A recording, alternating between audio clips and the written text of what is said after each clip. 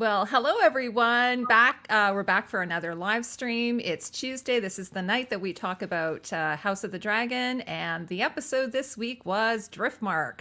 So, anyway, thank you so much for joining us, everyone who's coming in. And we have our regular panel this week. We're just waiting on Tatiana, but we have Rebecca is here. She's our regular girl. And our special guest this week is Tanya from 1,000 Eyes in One podcast. And I flubbed that. Sorry. That's okay. So, and then we'll wait for Tatiana to come in. And as soon as she gets here, she can just have her little say. But I thought we would give Tanya a little bit of love to start. Tanya, it's been so long since we've seen you, and I'm really glad you're here. And it's always such a blast when you're here, by the way. I love being here, and I'm so glad to see you guys too. It's been 1,000 moons. It feels like it, right? Yeah. So before we get started and get into the show, Tanya, why don't you just tell everyone a little bit about I can't talk. Tell everybody a bit about yourself, and I'll give you a little moment to do that. Okay, I'm Tanya from 1,000 Eyes in One podcast, who I record with Nikki. We are at 1000eyespodcast.com to look for past episodes. We cover House of the Dragon, Game of Thrones, most recently Wheel of Time. And we also have a book club called Wine on an Empty Stomach. Everything you can find at 1000eyespodcast.com. And I've done that. I've done Wine on an Empty Stomach, and I don't recommend it. Unless you're like really hard up for cash and you're like, okay, I only have a certain amount of, alcohol I can purchase. But I don't know. What about you, Rebecca? Have you ever had wine on an empty stomach? I'm sure you have. Well, funny, I had surgery on my ankle when I broke it years ago. And when the anesthesiologist came in, started talking to me, he's like, now, have you ever had wine on an empty stomach? And I was like, I'm a 30-year-old white woman. Yes, I have. She's had all the wine. She's had the Zinfandel. She's had the Merlot. She's had the Cabernets. Yeah. This was still like in my like $2 Chuck days, or coming out of $2 Chuck. So. I'm going to add Tatiana's coming in. Woo, she's coming in hot. There she is. She's coming in hot. Coming in hot, girl. Late, but never forgotten. No, of course not. No, we've only been like, we knew you were going to be here. Everyone knows Tatiana, but so Tatiana, you know Tanya, I think, right? I believe you guys have been on stream before. Yeah, together. awesome. Yeah, like once or twice. Hello. Hi. So Rebecca, I didn't let you introduce yourself. So why don't you go ahead and tell everybody about yourself? Hi, I'm Rebecca. I'm one of Heidi's usual co-host on this stream. I'm a film and television editor, mostly documentary and television work, but I'll have a lot to say on like some of the post-production, because I know there's a lot of chatter about this episode and how it looked. So hopefully I can give some insights to that. Yeah, that's why I love having you here, Rebecca, because we've talked about this before. Like, I'll be watching something and I'll be looking at something specific, and then she'll see something like, oh, I didn't even notice that. And I love that. But also, Rebecca has helped me to sort of see things a little bit in a different way too. So I'm learning from her constantly, and I love that. Now, without further ado, I want to introduce my gal pal, my little princess, my fellow queen, Tatiana Melendez. She has the backdrop of all backdrops. But I can't talk today, Tatiana, so let me introduce you, and you go ahead and tell everybody about yourself. Sure. Hello, my dear darlings. How are you? Here we are once again with me doing some weird-ass accent that makes no sense, but we will still go with it. I'm Tatiana Melendez. I am an actress / singer / costume designer / I don't know / something. Woman. Sure, I'm a Renaissance woman. And I am from Puerto Rico, born and bred. And I too have thoughts on this episode.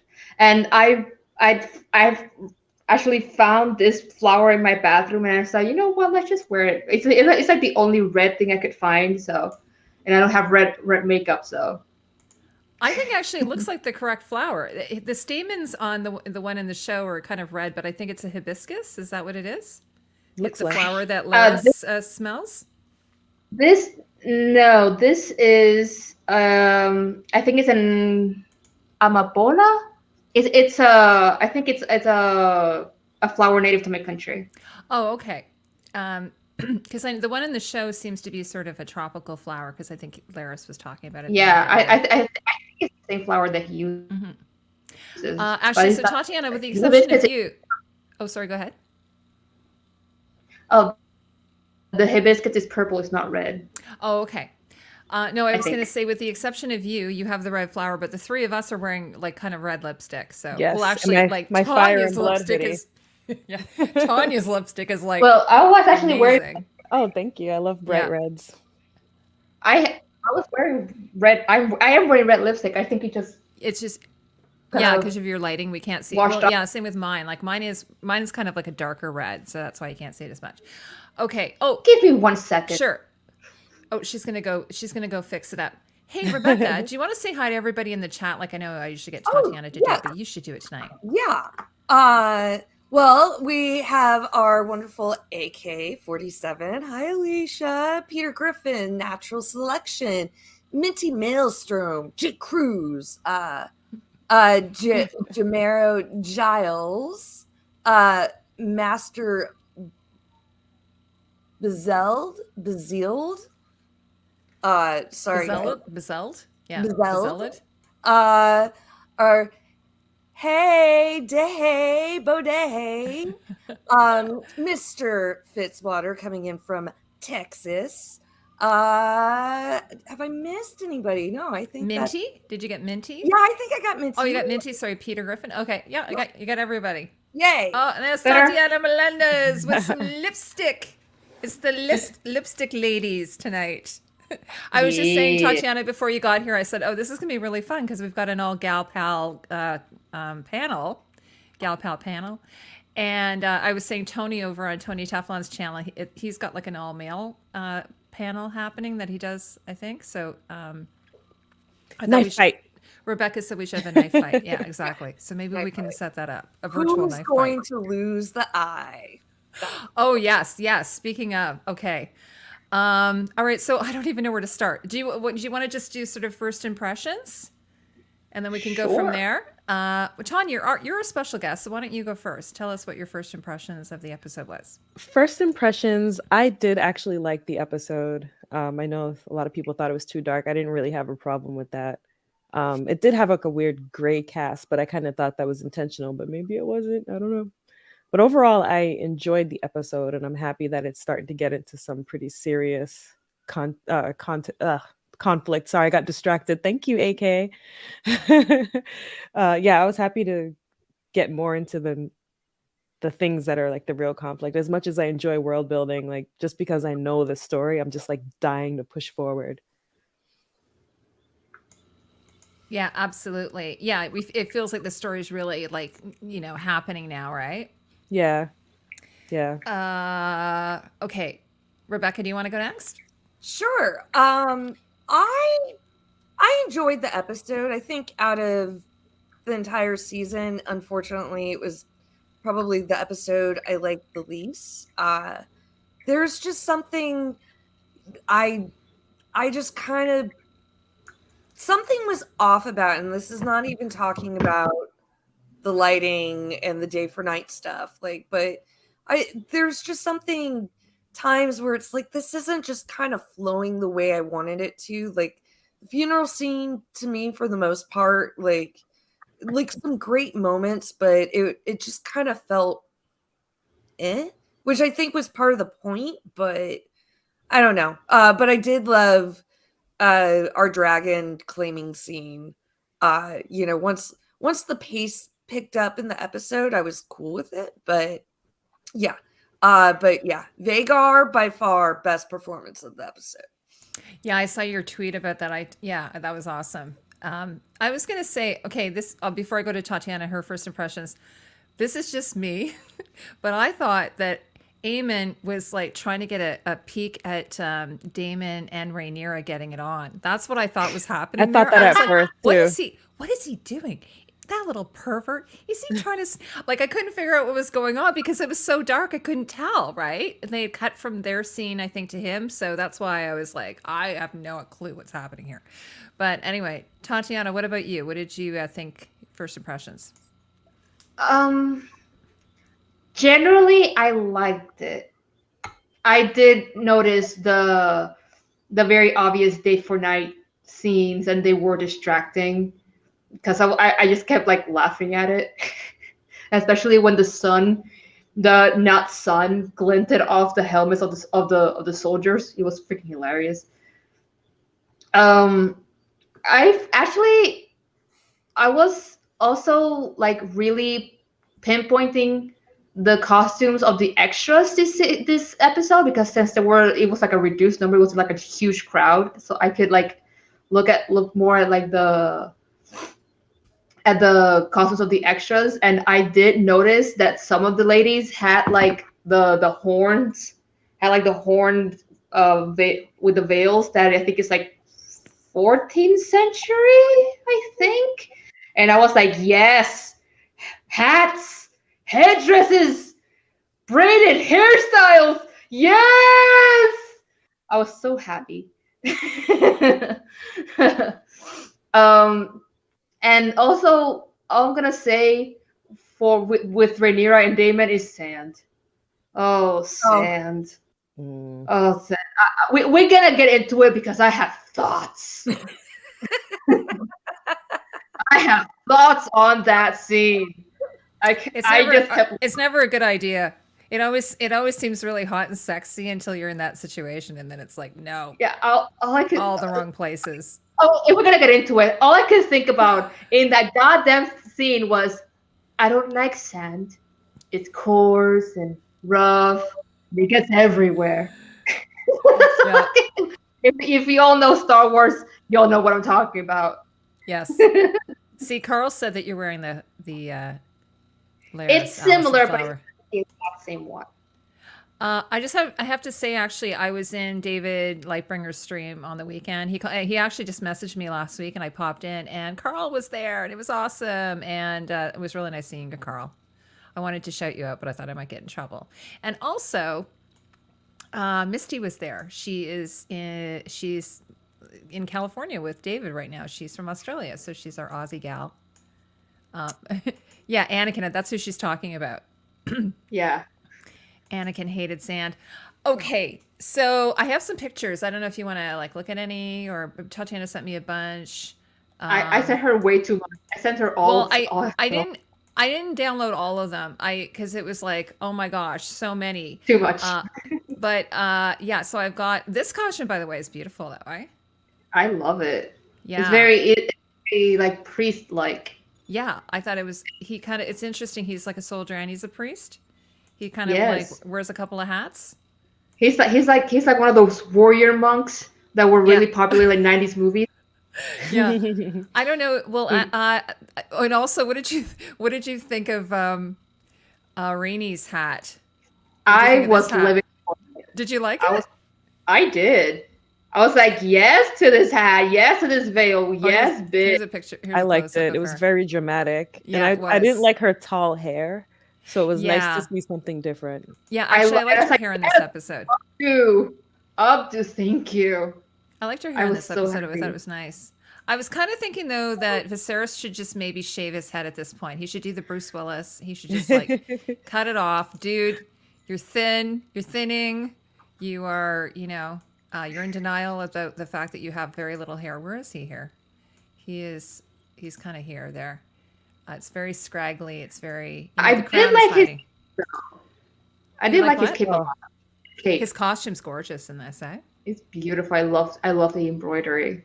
Yeah, and I think he needs to have a facial. He's got some scale there. He needs a little bit of moisturizer, a little bit of attention, maybe a facial. There's actually, I think there was a still. I don't know if you downloaded it or not. I think I sent it to you of Otto, and his hair is like flapping in the wind, and he looks like goddamn Albert Einstein. Crazy. It looks so bad. His hair always looks I don't know crazy. if I have one of him out. Is it outside? There's I think it's outside. That one. Look on No, his that's the face. best his hair has looked this whole season. I mean, yeah.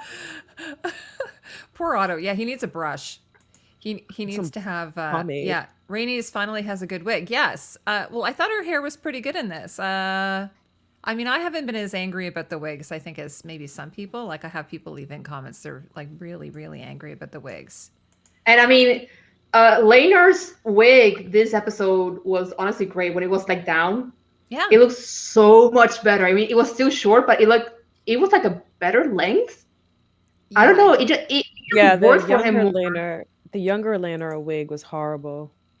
Yeah. I really hated it. It was like the hair was too tall. I don't know. It was just weird.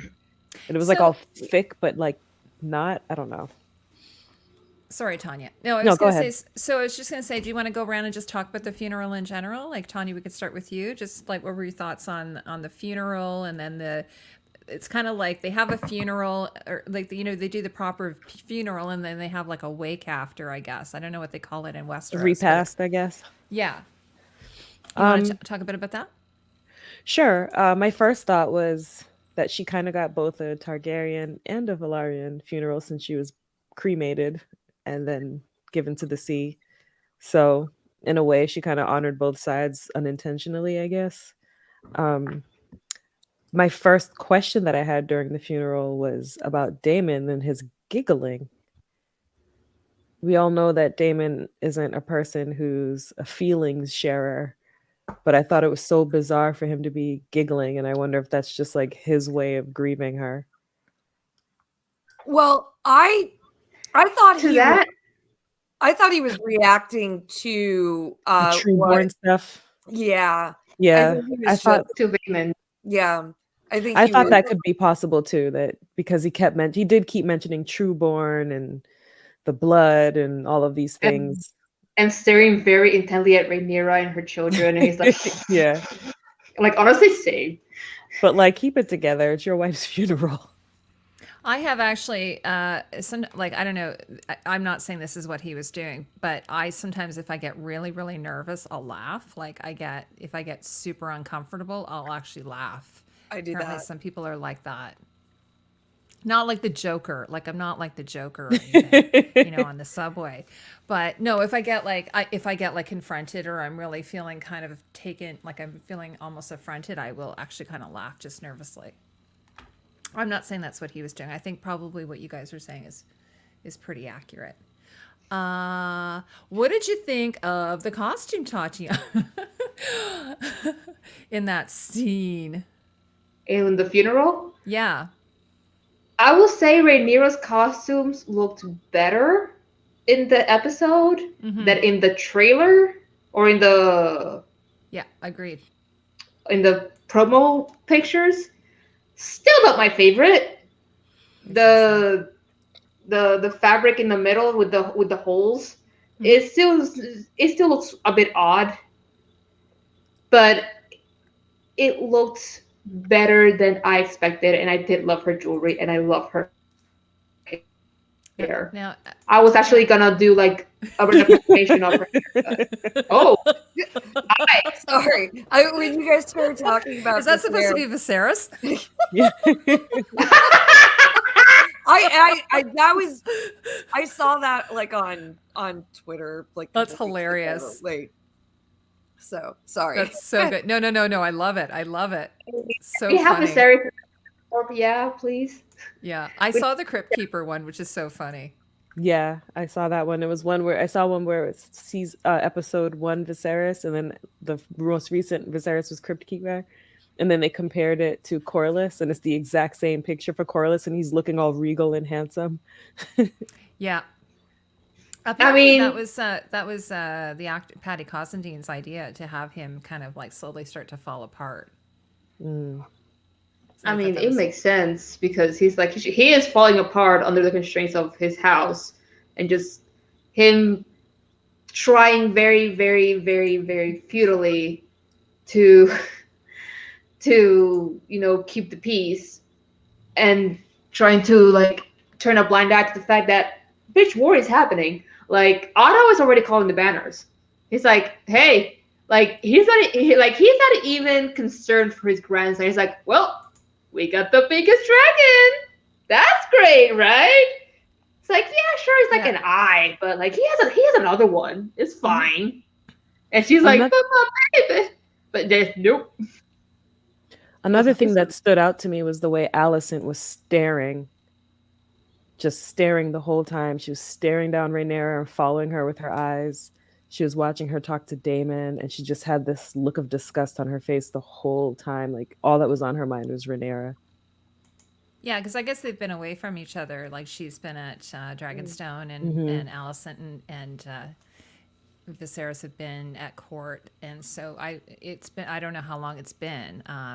It's been a while, I'm assuming. I don't know how old the baby is. I mean, how long did it take for Laenor to get Laenor's body from Pentos to Driftmark? It would be a while, maybe a few months, because it's by sea.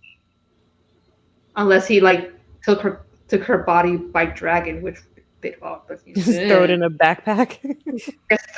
throw it like a saddlebag on top of Caraxes and just whoop.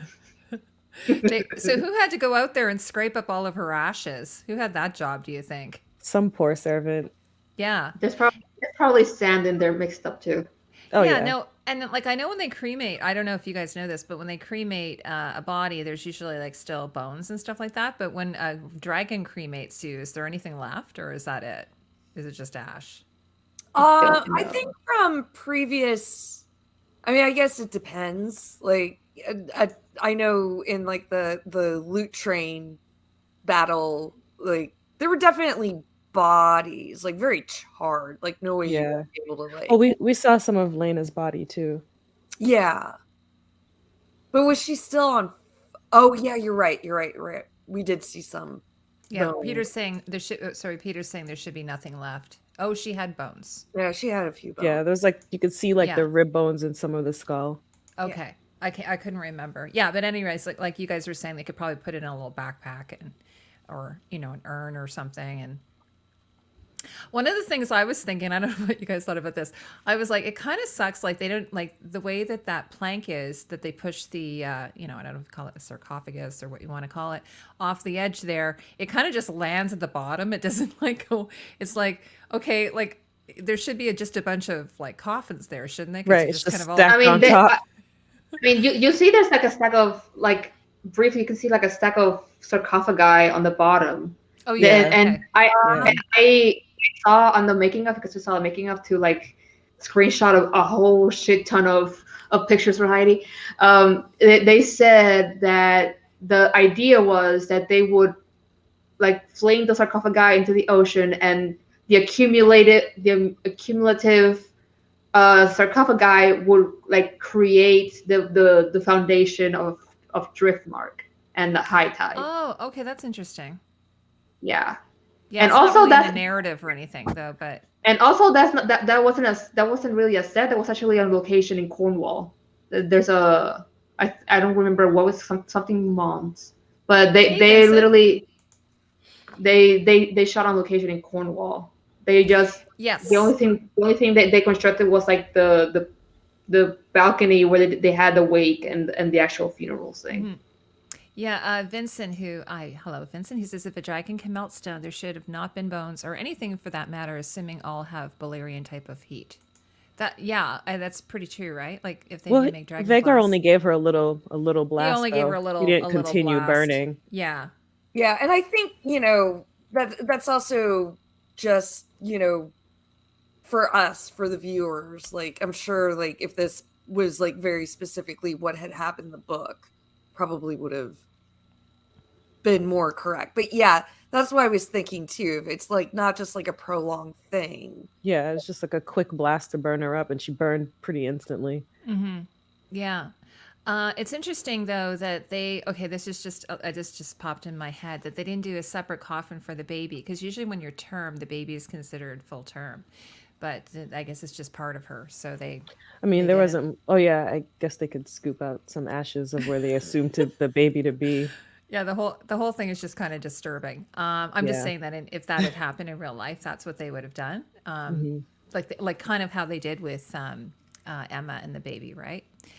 Yeah. So I don't know if anyone in the chat has a thought about that. So is there anything else? The one thing I was going to say, Tatiana, just because we were talking about funeral clothing and everything, traditionally in Westeros, black is the color of mourning. But did you notice a lot of people weren't wearing black?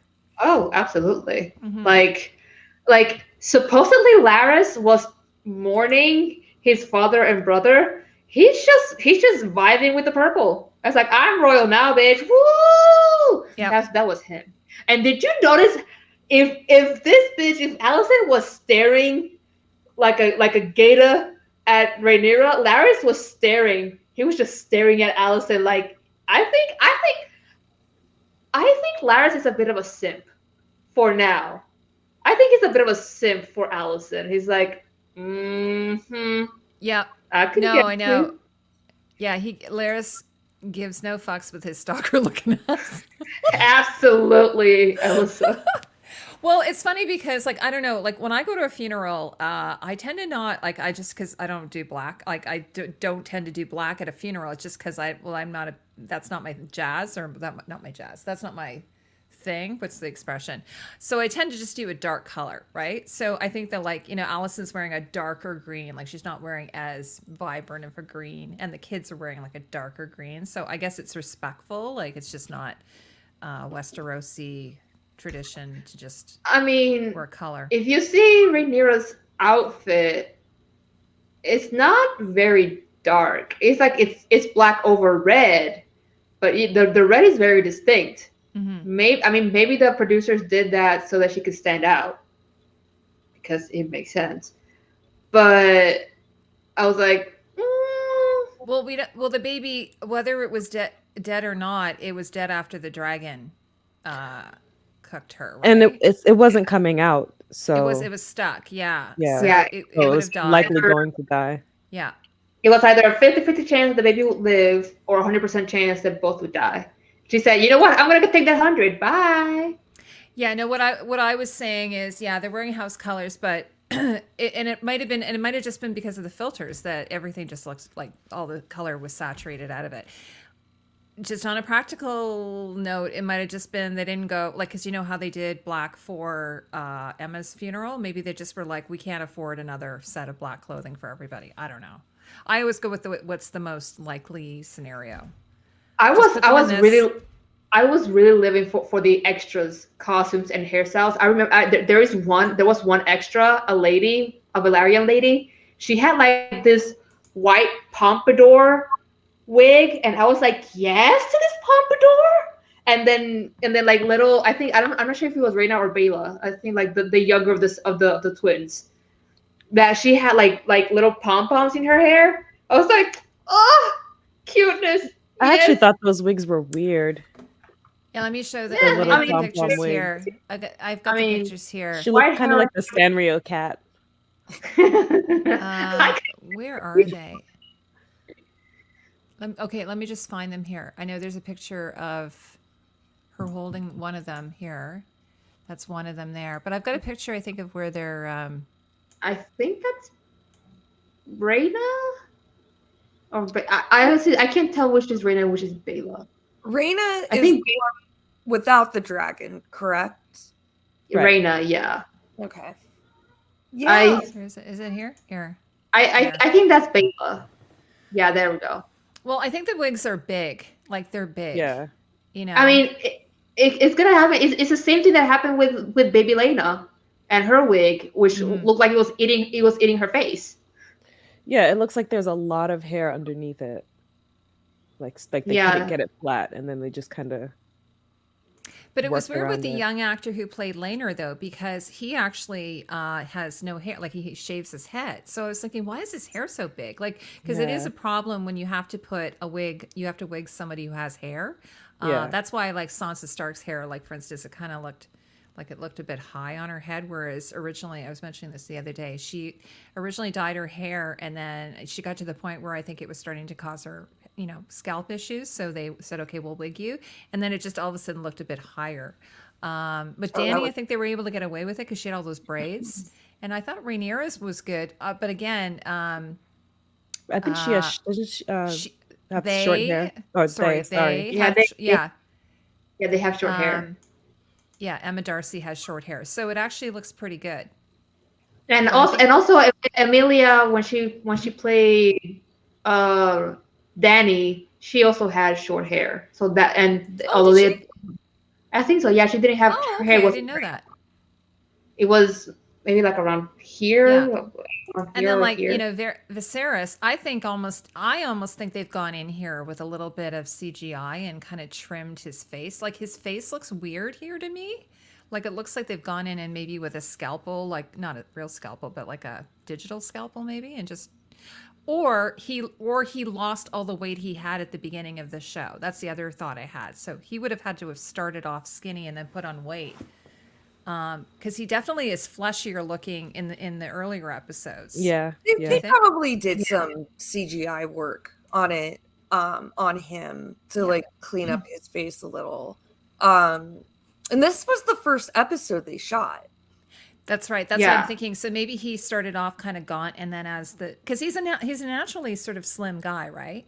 So maybe as when they went to then shoot the earlier episodes, he actually just ate a bit more, because it looks like he's got a little bit of a double chin, unless they just did that like a little chin I'm prosthetic. sure they probably put that on. Yeah, but and also here, like, he's definitely wearing like a bit of a bald pate, like obviously, and then with just the strands of hair on there. But I think they did a pretty good job of it. It looks pretty realistic. Yeah. What was everyone saying here in the chat? If you're just coming in, by the way, welcome.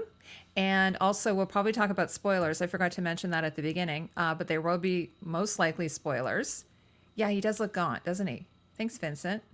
Nah, they shoot all out of order. They made a point of saying that in the behind the scenes, that this was the first episode. That's why it was sort of it was a little bit, he said it was great because it was a little bit awkward because the cast were just for the first time together.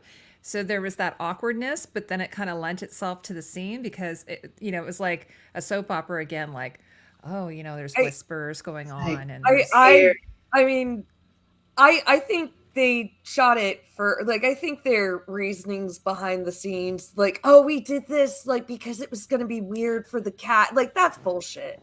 No, they did it because they had the location. Yeah, that's exactly like it was. I don't think he said that they did it on purpose. I think he just said it happened to turn out that way. It happened to turn out that way, that it was like. But I think that's them covering up, like, because I personally, I know I kind of said it, like, I really did not like the funeral scene. Like, there were like good moments, there were some sweet moments, but I thought it was slow. Like and I don't mind an uncomfortable tone, but it just didn't work for me. It's funny because, like, Miguel's first episode, and I think a lot of people kind of had a hard time getting on board with the first episode because it was so moody and it didn't feel like a Game of Thrones episode, and I loved it. Where this one, I just didn't think it was as successful. Like, I like, nothing really got me going until the Vagar scene. And I thought the funeral scene it just didn't land for me. There were a lot of little things in the funeral scene that I kind of liked. We saw what's his name, Aemond, look like he was going to comfort Jace and then kind of change his mind. That was like a small moment that I really liked.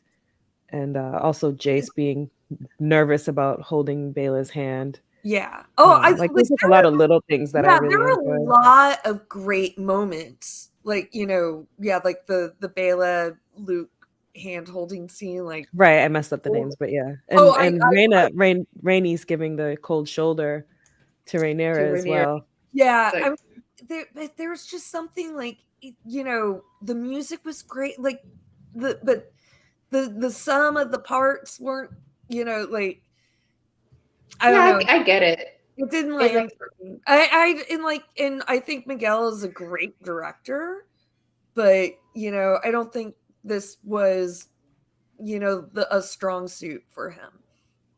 I still think 5 is my favorite. I think it's 5, and then maybe last week is my second favorite, and then this one would be probably lower on my list. I want to say Yeah. hello to 30 days. Hello, 30 days. And also I want Hi, to say hello, 30. And I also want to say hello to Carson Page. She said, "Hi, ladies, love this book show and the costume set design. Nice." And I don't know if We I do don't know, too. Cinnabartab, Amelia. Yeah, she said Amelia had short hair in season 8. I think she was doing a movie then or something. Oh, okay. She Probably. was, yeah. I know she had. I think she had long hair for when she did Maybe For You. Mm-hmm. She had long hair for that one. She was doing that while doing Game of Thrones. Who said 5 is their favorite? See, Imagination Realm and I are always on 5 the is same page. so far. Yeah. I like 5 is Rhaenyra's wedding, right? Yeah, Yes. to Laenor. Although yeah. I do, there are thinking back on it, especially after the ending of this episode. It does have its points of criticism, particularly with Laenor and Joffrey. And Vincent, that's so sweet. I mean that in the sense of going back to episode 5, that Oh, thank you. That's really kind. Thank you. Well, we're not Like- yelling at each other, right? Wait till like We can start it. Wait till we get a little later into the alcohol. give us some time. This is a word. What I was saying about Laenor is that in episode 5, they like hammered in that he's gay. That to the point where he felt like that was his sole personality trait, that he's gay. And that's it. And they did it so much. They literally hammered it in 3 times. First, when Rhaenyra and Laenor were talking on the beach. Then when Corlys and Rhaenys are talking about him inside the castle. And then again when he's with Joffrey on the beach. It's like, he's gay. Did I mention he's gay? He's really gay, you guys. Get it? He's gay. He's I like thought they were kind of. sorry, go ahead. Sorry, go ahead, you guys. Sorry. Also, in terms of Joffrey, it was even more because he does unfortunately go into the sad trope of bury your gays, because literally the only thing we know about him is that he's Laenor's sassy gay boyfriend. And then he dies, leaving Laenor with a life of pain, which is like, wow, groundbreaking. So that's why I was happy with what happened at the end of this episode. We'll get into it. But at the same time, and I think this is not so much a problem with the series, I think it's a problem with the source material, because I think that Martin has a bit of an issue writing gay characters that don't end up dying, or for some XY reason. And I think, sorry. No, what I was gonna say was I thought they were trying to show as much of his and Joffrey's relationship as they could in the amount of time that he was going to be in the episode. He's only in part of one episode, and if it shows, how in love they are, it helps you to understand why he would still be on his mind all these years later, to the point where he names his son after him. Yeah. Yeah, I mean, it makes sense, but like it would have helped if we learned something about Joffrey and Laenor that wasn't just their homosexuality. Like really, it's all like playfulness and stuff too when they're on the beach. Yeah, but I don't know. It does feel like Joffrey was fridged. He's a fridged character. The sole reason for his death is to make Laenor sad. Like, he did it because he brought it up, and he did like a very stupid thing, but it was so that he would die to make Laenor sad for the rest of his life. Well, and they changed it for the show. And that's And that's like a bigger problem. That's a problem that's bigger than the show, and it is a problem because it's a problem that happens all over media. And I know for a fact that like the LGBTQ community is often very frustrated with that, because it's not don't kill your gays, but it's like don't just portray them as solely gay. They're gay, and what else? That's I think that's a problem that, and I know that like a lot of people from the LGBT community have been criticizing the show for. And I think they did a better job with Loris Terrell in that regard. Like, I think that they fleshed out his character more. Is that what you're saying? Like, Loris, you feel that he, yeah. I think Loris and Renly both. And Renly, they were. I liked Loris and Loris. I thought Loris's character was better fleshed out reading the book than in the show. I felt actually the opposite, that in the show he didn't come off warrior-like at all, and that it was largely like, don't forget that Loris is gay. Exactly. But I don't know. I mean, I guess because I see Joffrey as I always knew he was going to, because I read the book, I always knew he was going to be a side character that's, I mean, he's, only briefly mentioned as Laenor's possible lover. So he actually got more in the show than he would have in the books. And like I said, I thought they were kind of just showing their relationship and, how they felt about each other. Him and Joffrey weren't a fling, like they loved each other, and it was cut short. Yeah, and also, I was just gonna say, Tatiana, they did change it in the show versus the books, because in the show he actually had time to spend with Joffrey before he passed away. Like, I don't know what kind of condition he was in, but whereas in this situation, he was actually, bludgeoned to death, like a really gruesome death, actually.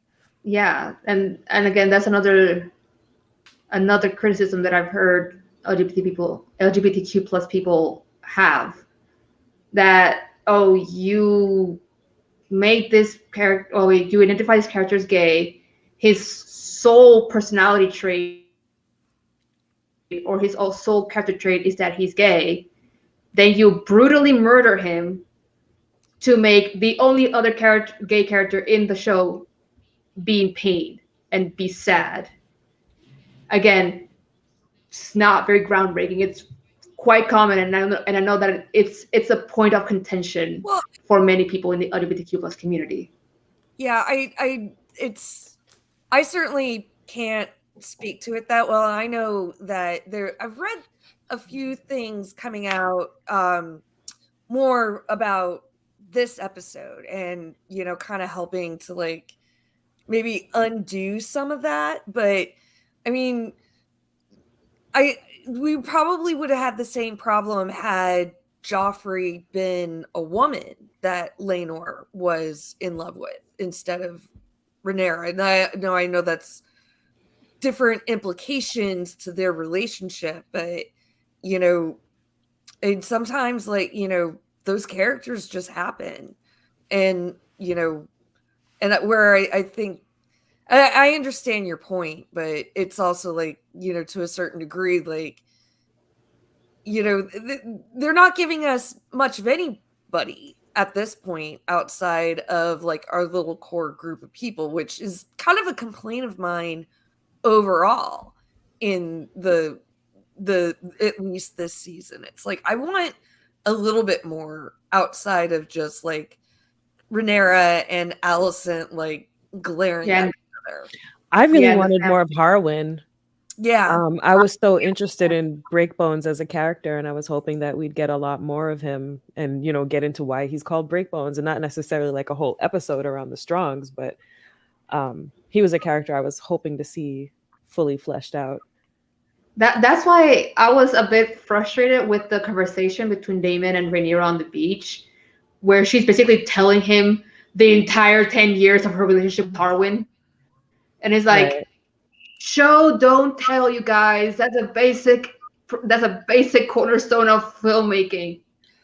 and so it was frustrating because it's like, oh, we tried to have kids and we couldn't because it was hard. Even though I say to that, I say, get a third, get a dude in there, get him like distract Laenor, and then you can, and then do my business, and then it's done.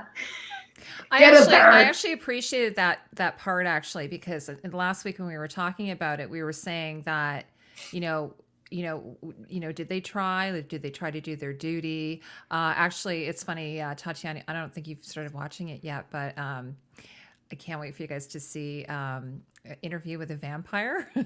Oh, I've seen so it. good. Oh, no, you mean the series? The TV show. Yes, the TV show. Can't wait for you to see it. That's really good. But yeah, no, but I did appreciate that they said that, but also like they're both kind of like, I mean, she wasn't completely innocent. And they weren't completely innocent, but they were still quite young, right? So they were like, okay, how do we, it's not like someone comes in. Like the one thing I love about if you guys have seen The Great is they actually have sexual coaches, that kind of come in and help. And I was thinking that would have been so funny if they'd had a sexual coach that would have come in to help produce an heir, and then have her pee on the wheat straw or whatever it was. Oh yeah. Hi, Lorelai. So you've seen The Great?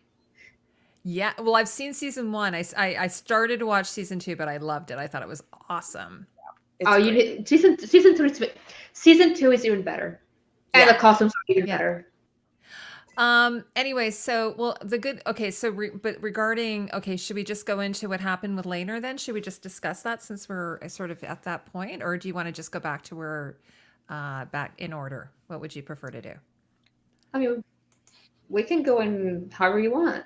You can go in order. Okay. We can. Okay. Well, so we talked about the wedding. We talked about, what did you guys, so there were a couple of little things that went on there. What did you think of Viserys saying to, Allison, I'm going to bed, Emma?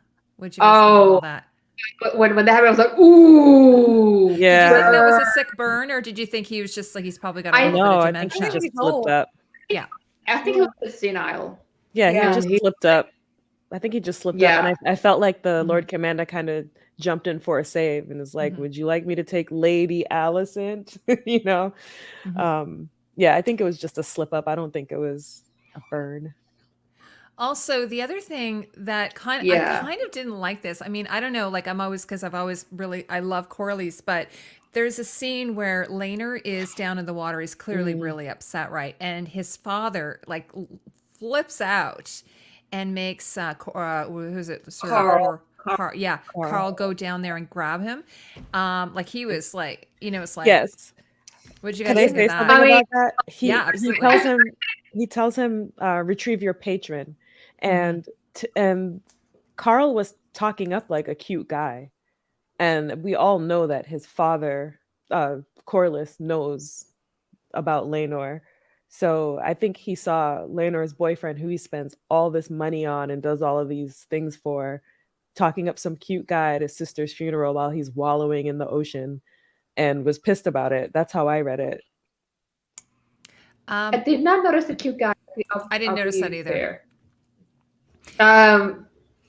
It wasn't. But it wasn't as much. It wasn't as much like how he was treating Carl. It was more the fact that he flipped out about his son, who was grieving. Yeah, he got angry as soon as he saw Laenor on the beach. I mean, honestly, I thought Laenor was going to like drown himself right there because he was so distraught, and he was like, and maybe that was Corlys masking concerned with anger because he was afraid for his son. But nah. I mean, this is also, I mean, again, like, I don't think, like I said last week, like I wish we had more time with these actors. Like, I mean, as much as I loved our two young Rhaenyra and Allison, I think we should have had 4 episodes with them and then started this time jump earlier, because to me, like, there's a bit of a jump, like with Laenor specifically, like him being totally distraught when his lover is brutally murdered right before his wedding, and to cut to 10 years later, and he is happy-go-lucky, seems to have not a care in the world, even though at some point it's like, well, these clearly aren't your children, to this beside himself grief. There's something there are too many jumps in there. I didn't feel it so much with Laenor. Didn't feel so much that he was happy-go-lucky after 10 years. I saw it more that he was trying to escape his lot in life. He was trying to his I don't see I'm maybe that's fair, but my point is more the big jumps where even if we had a little bit more time where it's oh, he's a drunk, which how many drunks can we have in this show? But if we showed he was a drunk, he had more there's a lot that in conversation, and it's oh, now he finally has his freedom. It's was that really a problem? Did he really not want these shackles, other than the fact that he obviously couldn't be with the person he wanted to be with? There was just a jump. And then Corliss, I mean, not everything's successful. I thought Corliss's reaction to his grief to be harsh, and it's what are you worried about, being embarrassed? He wasn't even making a spectacle of himself. No one was watching him, or if they were, I mean, everyone was sad, but that's how I kind of felt too. I could see I could see what someone was saying in the chat, it's his twin, so it's understandable why he would be distraught, and maybe even a little into his cups or whatever. But I just found that the fact that Corliss was embarrassed or something, it seemed like he was you're acting inappropriate at your sister's funeral, which is also his daughter's, but I mean, what they showed, yeah, maybe it was a little weird, but I didn't think it was grossly inappropriate.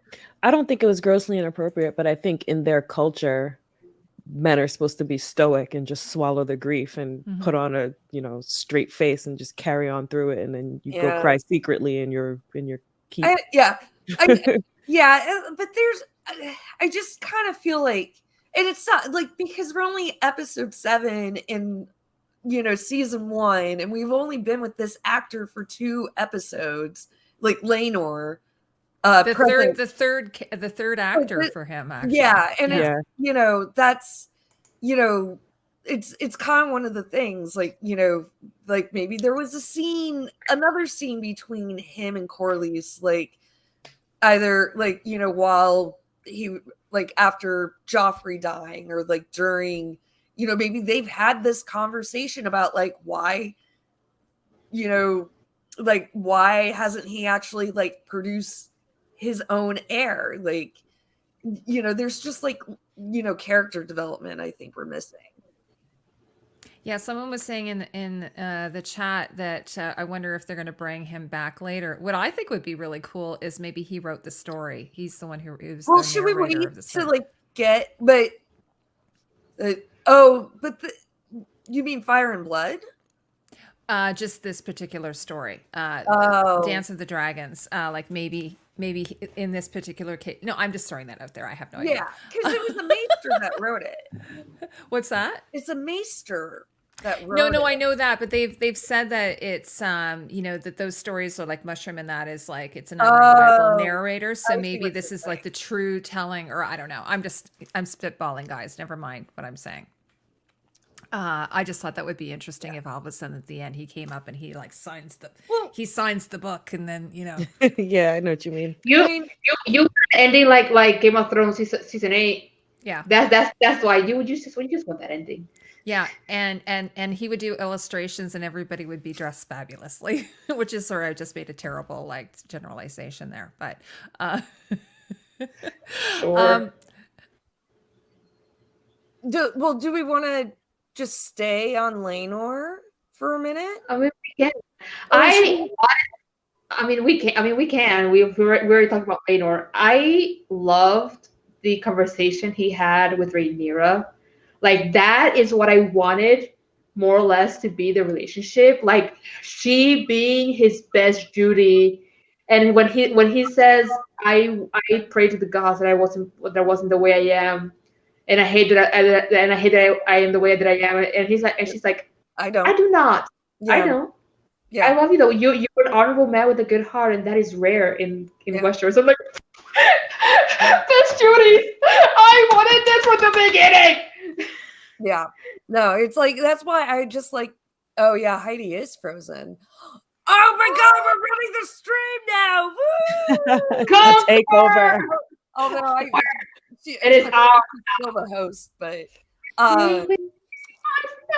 yeah, I wanted more of these guys. I wanted more of their relationship. I wanted, it would have been nice to at least see the first year. Yeah, that's why I said there needed to be a episode 5.5 between episode 5 and episode 6, where we see, like, I don't know, Laenor and Rhaenyra trying to have a child, her getting with Harwin somehow. Right. Yeah. And maybe end it with with the birth of Jace. And they realizing that no, this isn't Laenor's child. Yeah. I mean, that really, you're absolutely right. Like, they should have ended, like, there should have been one more episode where it ended, and it's like, this ain't your baby. Yeah, and you could have had like this big celebration. They were like planning this big celebration for the birth of the new baby prince. And they're like, oh, Laenor, like, you can see everybody like riffing on Laenor and like congratulating Laenor. And then it's born, and they're like, oh, shit. And then I think the time. Sorry, do you want me? I think I think if they had done the time jump within one episode, so like we get an episode that gets into the beginning of the marriage, of them failing to conceive, and her beginning a romance with Harwin, and then go to where the episode started, where she's finally having a baby, and it's this brown-haired baby, and then you find out that this is the third one. Yeah. And if they had done that within one episode, I think the time jump is a little bit less jarring. Yeah. Yeah, like half an hour with baby Rhaenyra, and then time jump to now. Right. And it's like, right. It's like, so annoying. Yeah. There was a mess thing. And you know the funny thing is, my dad and my stepmom, they say that the season is slow. That they feel the season is very slow, when I think it's really rushed. Well, yeah. The pacing of the season is all over the place. I mean, like, I'm assuming your folks aren't book readers. Yeah, no. I think that's part of the problem. Like, we know how rushed it is, like, because we know how much time's going by, but again, like, I can, trying to get to like the meat of the story. Yeah, because there's a lot of world building to do. With the same characters over and over and over, and I think it started like wearing on me like in the last episode. I know we've talked about it before, like, I mean, granted, I don't know where, we're not going to like throw Starks in the story, like, for no good reason, but like, where, like, why was like the very first, I felt like there could have been more with other characters, like even like a scene with Otto and Lionel Strong before Otto initially got kicked out. More stuff between like the secondary characters. That's why I feel like probably like non-book readers are going to complain about it potentially being slow, because we got a lot of repetitive shit. It was good. Hi. Oh, sorry guys, my computer, like, we lost internet for a moment there. Yeah, but you know what? I took the opportunity to go get a drink, so there you go. It worked out well. Am I the only one drinking water? No, I was drinking. I got drinking water. I've got these things now, like these, because Oh, vodka. Vodka soda. Oh, I Yeah. love canned cocktails. yeah, Yeah. it's really good. Because there was one night, Tanya, where I was just like, I had a bottle of vodka and I was just like pouring it, and then by the end of the stream, I was sloshed. So I thought, at least this is measured, you know? And they come in all these different great flavors. They come in like lemon and watermelon Oh, and double peach. fisting. I like it. Yeah, well, I haven't opened this one yet. I'm not that bad. I thought I'd just go grab a couple. Anyway, so now I'm going to get into the, because I don't have to be up early tomorrow, so I'm getting into the drinky poos. Drinky poos. That's AK is saying I should go get a real drink. what are you drinking? And I was just drinking water, but now I Oh, feel you're like I should drinking go get a water. real- I feel like I should go get a real drink. So You I'm gonna. should. Oh, I have that Targaryen scotch. Be right back. Oh, okay. Ooh. oh, ooh. Okay, Heidi, Um, her yuppie drinks. It was funny. I was trying to think of. I was saying to my husband the other day. I'm like, what's that? What's the name for people? They're kind of like, it's like dinks, but it's not dinks. Like it's something I couldn't remember. Like dinks are double income, no kids. So I couldn't remember Oh. the name for it. And then it's like yuppie. That's it, yuppie. I've never really considered myself a yuppie. If I was considered myself a, I don't know what I would I mean, consider myself. You have kids, so. Thanks, Carl. um, Carl is like my new friend now. We had a big fight when we first met. It was one of those like, you know, what is it in like those romance novels, like, you know, two people meet and Oh, like, hey, you- enemies to lovers, enemies to enemies friends. to lovers. That's Carl and I, right, Carl? Well, to friends. Yeah, to friends. Yeah, Yeah, because if he was lovers, Jack be would lov- have some. we'll have to be virtual lovers. Dad. Not in real life. No, he can hear me. I got the door open. And Tim says, Sir Tim, yes, I'm not drinking because I killed myself with White Claws a week ago, says Minty. Yeah. David told me what you were doing. He told me about it there, Minty. By the way, David's not going to have me back on the show because I started talking about placentas, and I think after that he was like, yeah. I love talking about placentas. Me too. I Yeah. know. Tanya, I wish we had you on when we were talking about all the birthing stories and stuff Oh, like that. I would have loved to. I love telling everybody all the messy shit about birth. I Yeah. text my pictures, text my friends pictures of my placentas. Aw, That that's is so so cool. sweet. You can send me pictures of your placenta anytime. one of my They look so cool. one of my first teachers in film school, It's she was like, just so you know, none of you are gonna shock me. I ate my own placenta. And we're like, got it. That was like our first day. That's awesome. I worked with a guy who ate his wife's placenta. He just like That's a broke good- it out at lunch. I don't know. I walked away. I Oh, was he like, broken out like he he- just had it like he ate the Tupperware. placenta like it was he took out the container. He was talking to someone else about it, and then he took out the container it was in, and that's when I was like, nope, I'm walking away from this. I don't know how it was prepared. Work or like where? Yeah, was it's at work in the break Oh my room. god! He was Okay, an that- anesthesiologist. You have to be I careful with that. Actually, I wouldn't. I mean, I think it's Yeah. not fine for within the family to do it, but I think you have to be careful with that because there's still, you Yeah, know, And like the fact that he brought it for lunch at work, I'm like, how like is it cooked like with onions or something? I've heard of people drying it and putting it in like a pill, yeah. but like I don't know. I didn't stick around to find out though. So sorry, I don't have more details. I was a I little think bit. we're horrifying Alicia. See, this is what you get on girl streams. or You get this type of chat. Oh, and the other thing that I said on, I came up with this idea on David's stream because we were talking about how Aegon has a bit of a kink, right? And he likes to, you know, jerk off out the window. And I had this idea that maybe the reason why he was doing that is because Alicent is such a helicopter mother that she might like have the, I don't know, the, what are they called? Servants or what have you, go through his sheets or something to check to see if there's anything in there. So maybe he thought, oh, I'll just go out the window and then my mom won't have any evidence of it. And then she barges in on him. I But thought that he was just being a creep and wanted to make Yeah, I it rain think on he the was small just- folk. I don't know. I just keep, I I like to come up with these headcanons and things. You know? Talking about Aegon, I love the scene of Otto and Aegon when he's just kicking his when he's just drunk off his ass on the Yeah, stairs. and Otto looks around first.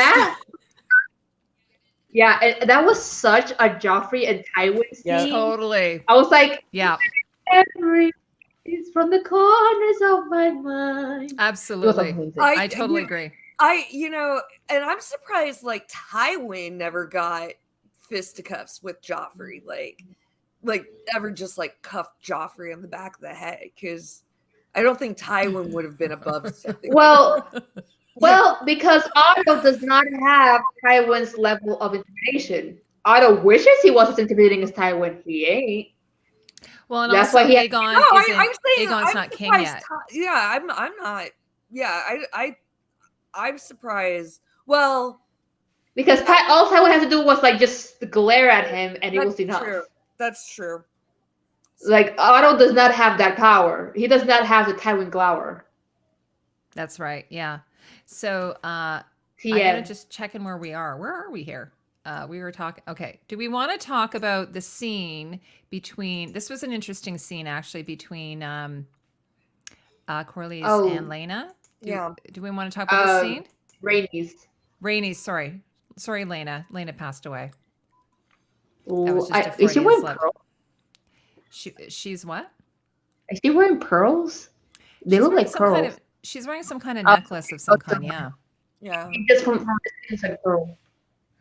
Which I'm surprised she hasn't worn, because I mean, hello, pearls, jewel of the sea. Absolutely. Right there. Yeah, you're right. Yeah. It's funny because I don't even remember in Game of Thrones ever seeing any pearls. Like I cannot think of any pearls in Game of Thrones. I don't think pearls have ever been used in Game of Thrones. Mm-hmm. Or hot tea. That's sad. Yes. I could just imagine her with just this gorgeous row of pearls. Like, so what did you guys think of But that scene between the two of them about her wanting to leave everything to the girls? I thought she made good points. You know, it is true what they're saying about Rhaenyra. It's not like people are lying. And her reminding him that it's his ambition to have someone on the throne, not hers. Because it has been him pushing it. Like she said, she gave up on that dream a generation ago. And it kind of shows you that although he's not acting the same way and being as underhanded, he and Otto have the same motivations. They want a seat with their name on the throne. Yeah.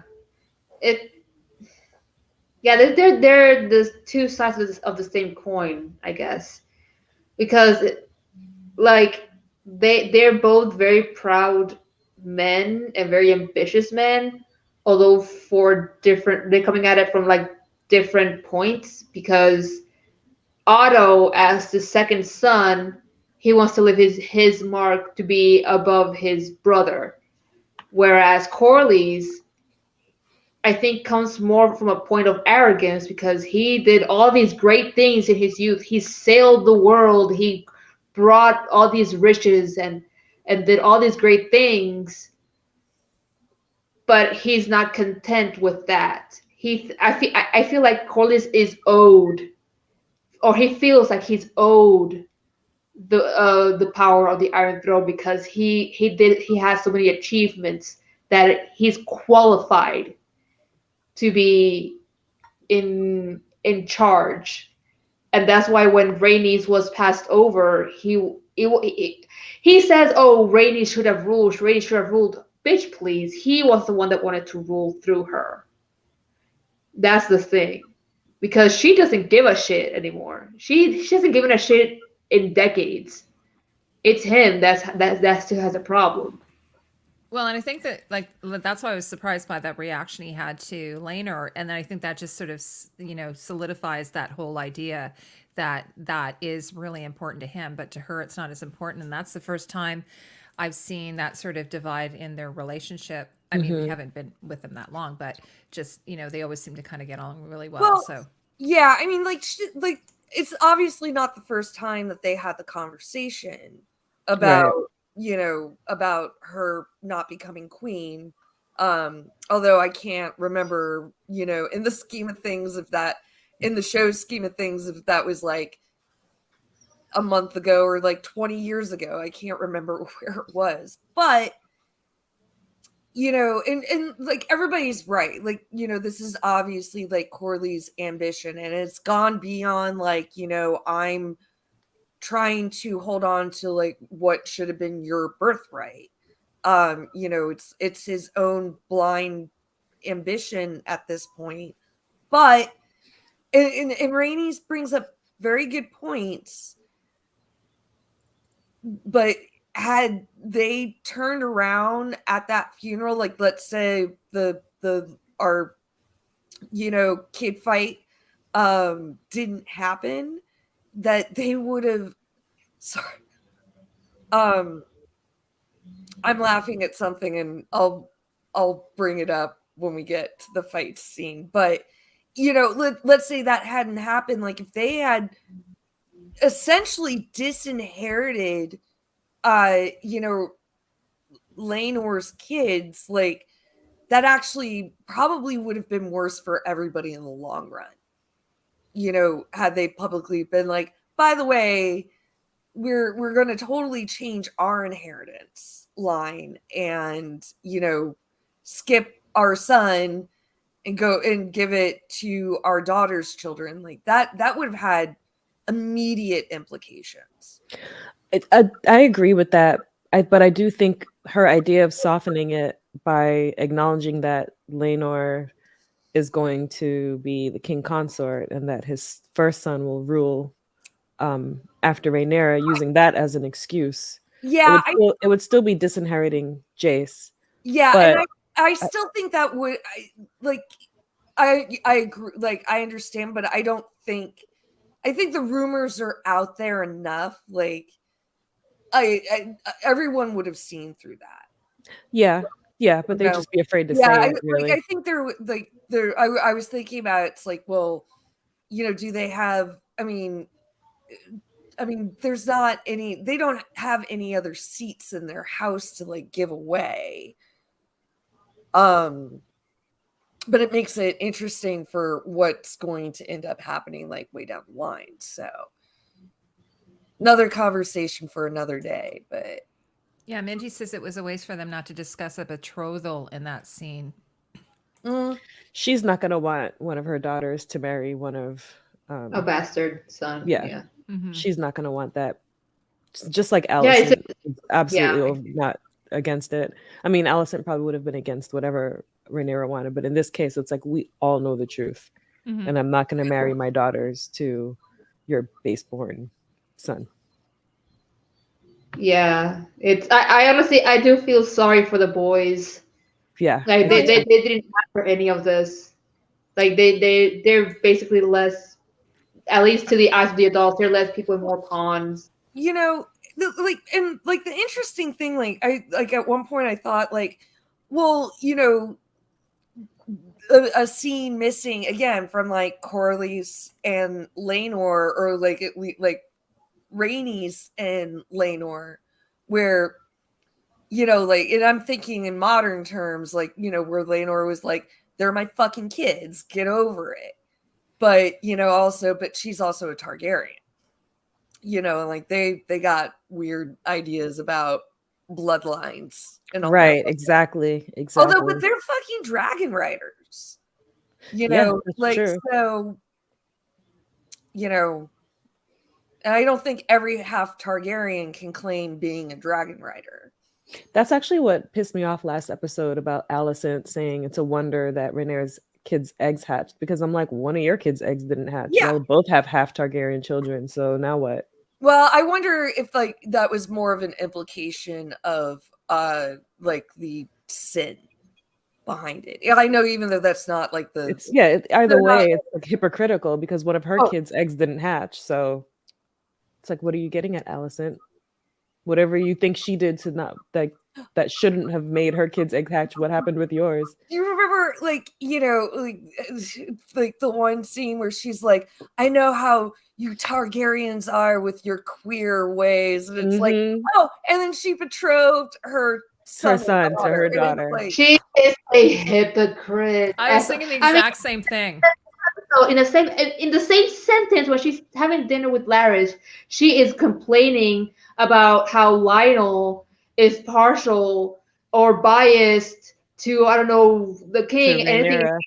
How she wanted Otto to be back. It's like, well, he wouldn't be partial. Yeah, but he will be partial to me. It's like hypocrisy. When I heard that line come out of Allison's mouth, I kept thinking there's a scene in Star Wars where one of the commanders is talking to Darth Vader, and he's like, "Oh, Lord Vader, you and your, what is it, your Vader ways or something, the Force." I can't remember what it's like, and he's like, and then he grabs him and strangles him. That's kind of how that line came across for me when Allison said it. Real quick, so Natural Selection said, I think Allison's daughter doesn't have a dragon either. No, she has Dreamfire. She has Dreamfire, and like when the Greens were leaving, there were 3 dragons that left. Right. So so that's like, although like they never specifically stated like that she has one. She has claimed Dreamfire. Now that's like, can we talk about her for a minute? Yes. Little patch face. I know. Little patch face, I love that. Lady Patch Face. Yes, Lady Patch Face. I love her. She's in her world. I would whatever she's taking, I want it. Because she's just chilling. She's just jamming to her own vibe. And goddamn Egon being like, ew. I mean, like, I get it, it's your sister, but like, we don't even have anything in common. And I did find it interesting how women said. Yeah, I find it interesting that Aemon says, "I would have done my duty if mother had betrothed me to her." Mm-hmm. I was like, to keep the bloodline pure. He's getting very Aryan there. Yeah, but that's what they do. I also thought of it as maybe he has like a fondness for his sister. Yeah, it's perhaps. like Aegon 4's or am I getting my Aegons? Like Aegon the Unworthy's brother. Oh yeah. I think he's Aegon. No, not Egg, but Aegon the Unworthy, like his brother. Yeah, no, I know. And like that whole I love triangle. Isn't his brother Daeron? Like the first Daeron the first? That was like this. No, hold on. Why? Like, I can't believe I don't remember any of this. Hold on. Very fond 30 days. Very fond. Also, like Aegon obviously has a bit of a wandering eye. Well, I mean, he's not married, so he doesn't have to have a wandering eye. But he has an eye for the servants. Yeah. The long legs. There was this whole talk about the long legs. Oh yeah, like I think he just wants to rebel. He's so sick of his mother just being all she is. And she just wants to rebel. He just wants to rebel. Maybe he wants to be more like his Uncle Daemon. Or his his uncle. Yeah. Sorry, these family trees become kind of circular with the Targaryens. No, you're right. Yeah. So all right, so Aegon the Fourth, the Unworthy, had had a younger brother, Aemon, no D, the Dragon Knight. And it definitely, like, their sister Nerys was what Aegon married. Oh, yeah. But like the whole thing was that Nerys and Aemon were in love with each other. Like, and then on top of it, he treated Nerys so poorly. Yeah. I mean, like, yeah, Aegon 2 is definitely like, could have been Aegon 4. But why? Basically. Yeah. I mean, like, very, like, they're very parallel. Like, I'm assuming based off that little conversation that they had is that Aemon is going to be, in love with Helena and her protector. Sorry, who's going to be in love with Helena? I missed that. Aemon. Oh, Aemon. Yeah, I think. Yeah. I think Aemon has a thing for Helena. Oh yeah. Yeah. Like I mean they're like the 2 quiet ones, so they have like much more in common than Aegon has with either of them. So it makes sense. Well, he hates both of them. He called one a twat and the other one a weirdo or something. Yeah. Yeah. And I'm kind of sad actually that the actress playing Aegon is going to be replaced next episode because I really love him. I liked him. David Tennant's son. He's such a It's not his son. Like, it's actually his adopted son, which is so weird because he looks like David I was Tennant. gonna say, I thought he looked like him. He does. Yeah. That's what's crazy. Huh. It's so weird, but I mean, good for him. Like he. I don't even know what I was gonna say, but I saw, but like I don't think that adult Aegon really looks similar to teenage Aegon. Agreed. Yeah, I thought the same. It's like, I mean, we can't always get like a gold star like they did with Millie and Emma, because that was great. But even Helena, that was perfect cast. I think the Helena actor is pretty good. Like, I think that, like, young, like, I guess we didn't have little Helena. We had baby Helena, but then we had like the Helena we have now. The adult Helena, I think, is pretty good. I think, but the Aegon is a little. His hair's short too. They've decided to do a short hair. I mean, like, just from the picture, and I realized that Aemon's so much taller than like, obviously they grew up, but it looks like that Aemon's the older brother. Aegon, the new Aegon is younger than teen Aegon. True. Yeah, I love. And then the actor is playing Aemond. He looks great. But I don't think he looks great. I don't think he looks like young Aemond, but he could. I suppose he could. But I love him.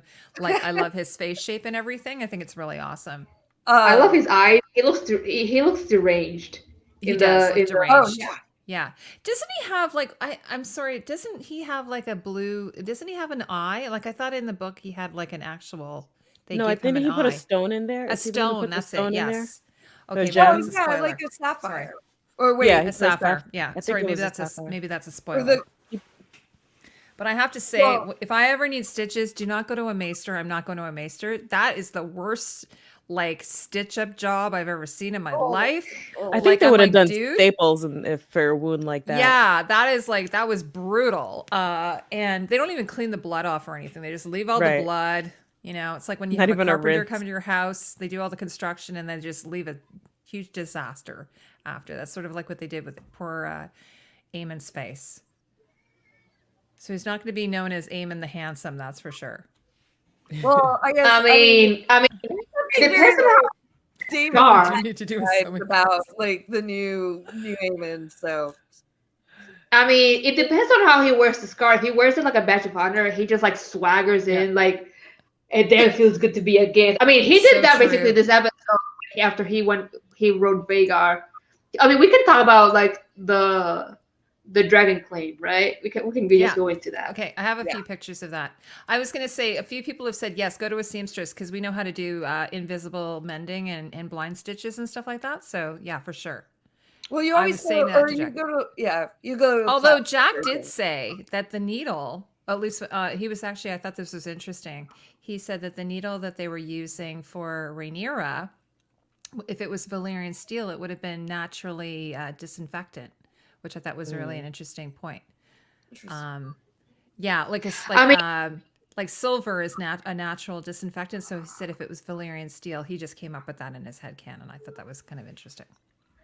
I mean, can we please talk about the knife and like Alicent cutting Rhaenyra and the knife having absolutely no blood?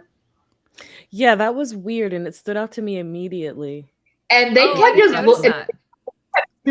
shooting at the bloodless knife. It was just like, and he has no blood, and he has no blood. Ugly ass face. Poor boy.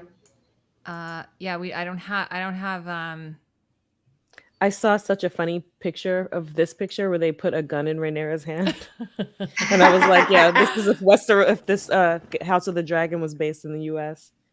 Rhaenyra would absolutely have a gun. I mean, it's funny because the actors, I think the actors who play, I think both Rhaenyra's and both Alicent's, they said that the director, he said, oh, like Alicent is like a Trump supporter and Rhaenyra is like punk rock.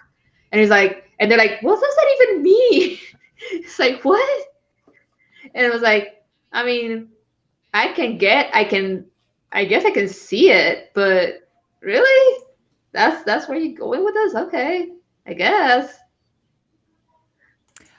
Minty, are you talking about the needle that was used for Rhaenyra, or are you talking about the needle that was used for Aemond? Because usually, like, I would have used one of those the curved needles. Like, that's what I would use. You know, the ones that you use for carpets. Like, they just kind of go. Yeah, They're yeah. kind of like a curved needle. That's what I would have used. Or to sew in tracks. Exactly. Yeah. Alicia's always taking a hot take. She goes, I don't feel sorry for him. The whole situation could have been avoided. What are you for talking about? Aemond? His eye for Aemond? Well, yeah, because he was a bit of a bitch.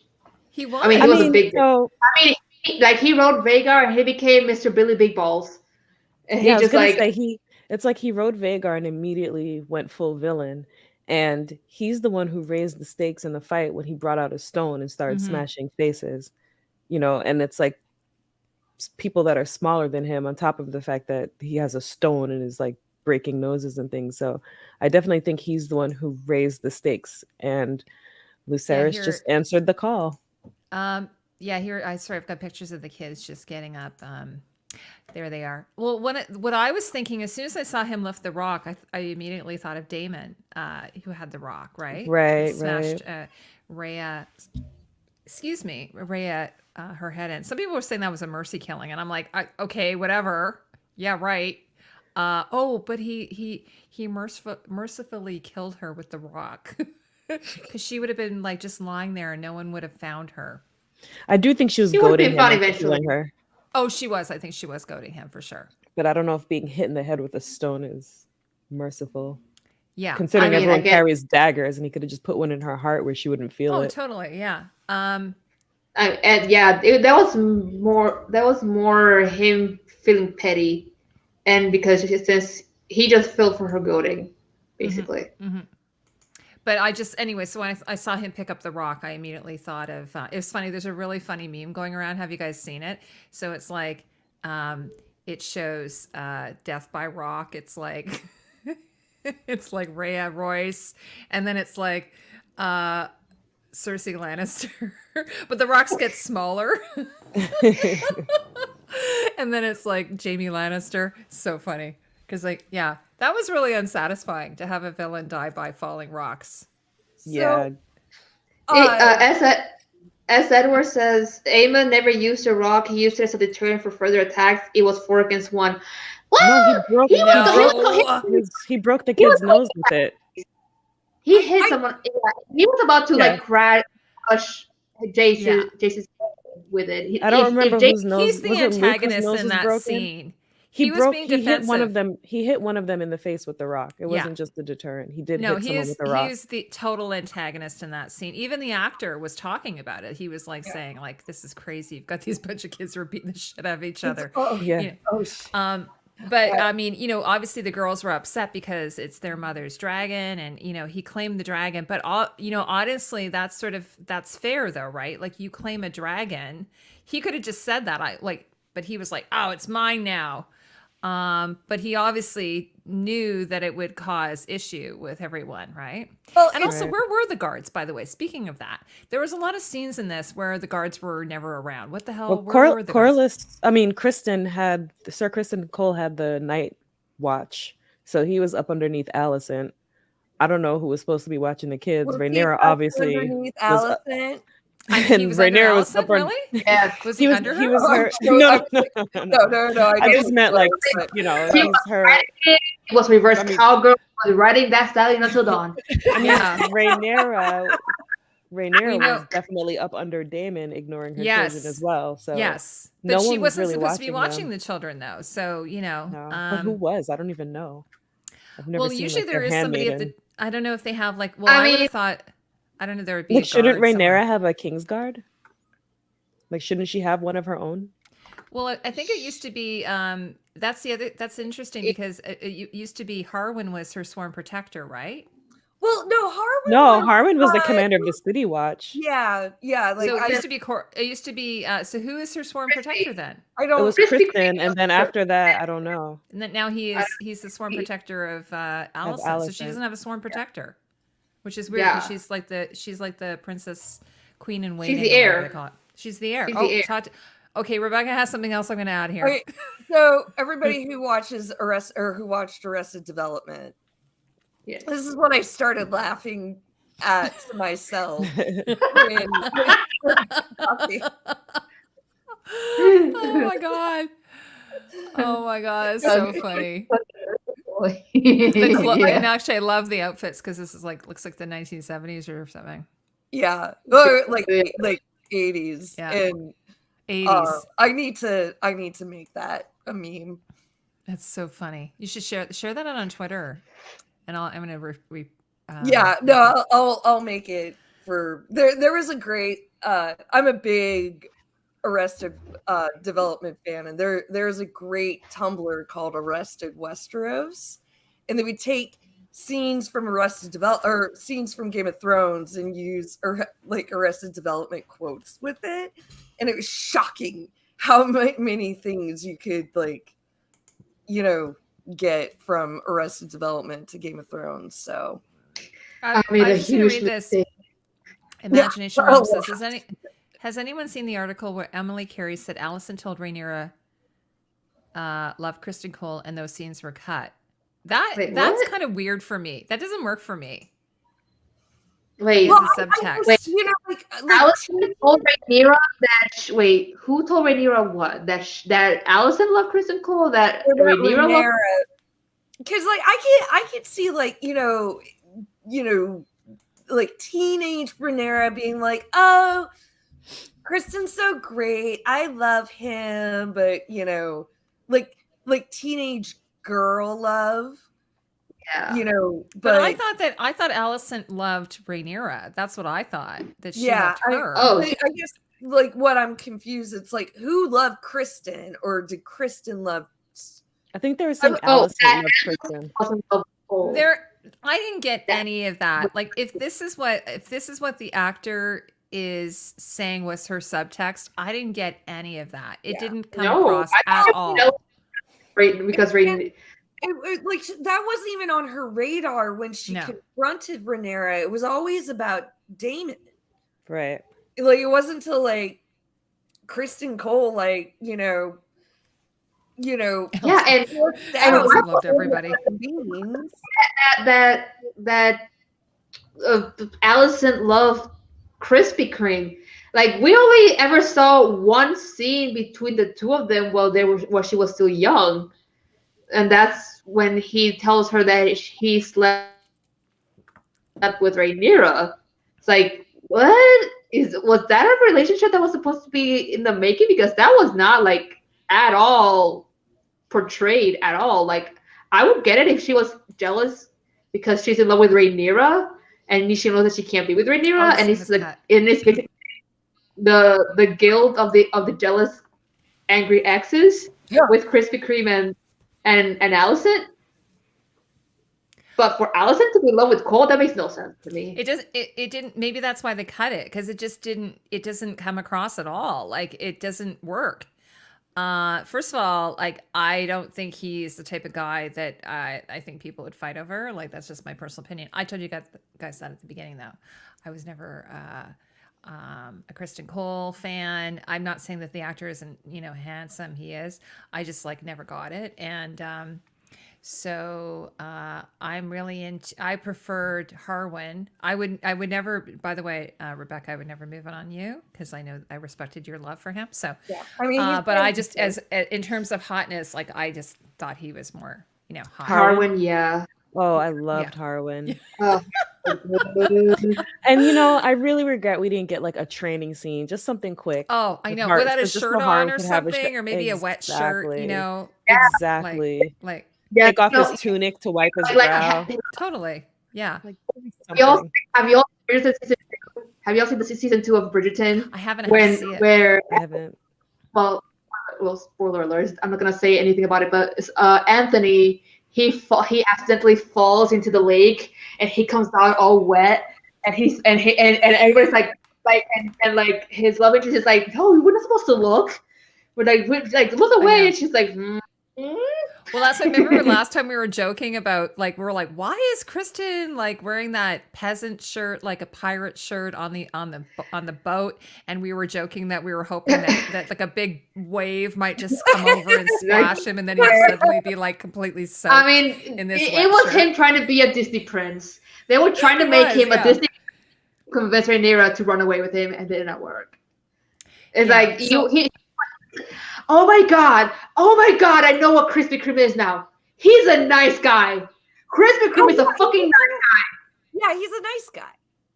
Oh, now I said no. Sorry, it took me 7 episodes, but I finally got it. He's a fucking nice guy. That's why he's off. Oh my god. And at last I see the light. Sorry. He's a nice guy. It's so funny. Like, you guys know I'm from Toronto, and Jordan Peterson's from Toronto. And I just saw this interview with him where he was talking about incels, and he started crying. Oh yeah.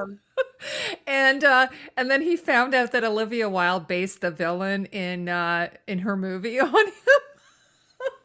And it was just so funny. I was like, I love it. Because like we kind of like, he's kind of like Justin Bieber. We kind of just go, here, you guys can have him, kind of.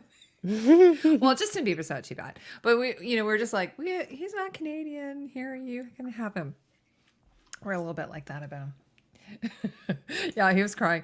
I don't know what's going on with that. That was weird. But that's kind of like what Kristen Cole reminds me of, and his cowlicks kind of irk me. I know the actor can't help that, but he's got these crazy cowlicks, and then he's like, they cut his hair, and I'm like, I hate your face. It's punchable. It's like one of those things for me. Yeah, I can see that. I think like adult. I think what they got right with adult Aegon is that his face looks very punchable. It's like when in the promo stills, you can see he's like, God, I want to punch your face. Yeah, it's really annoying.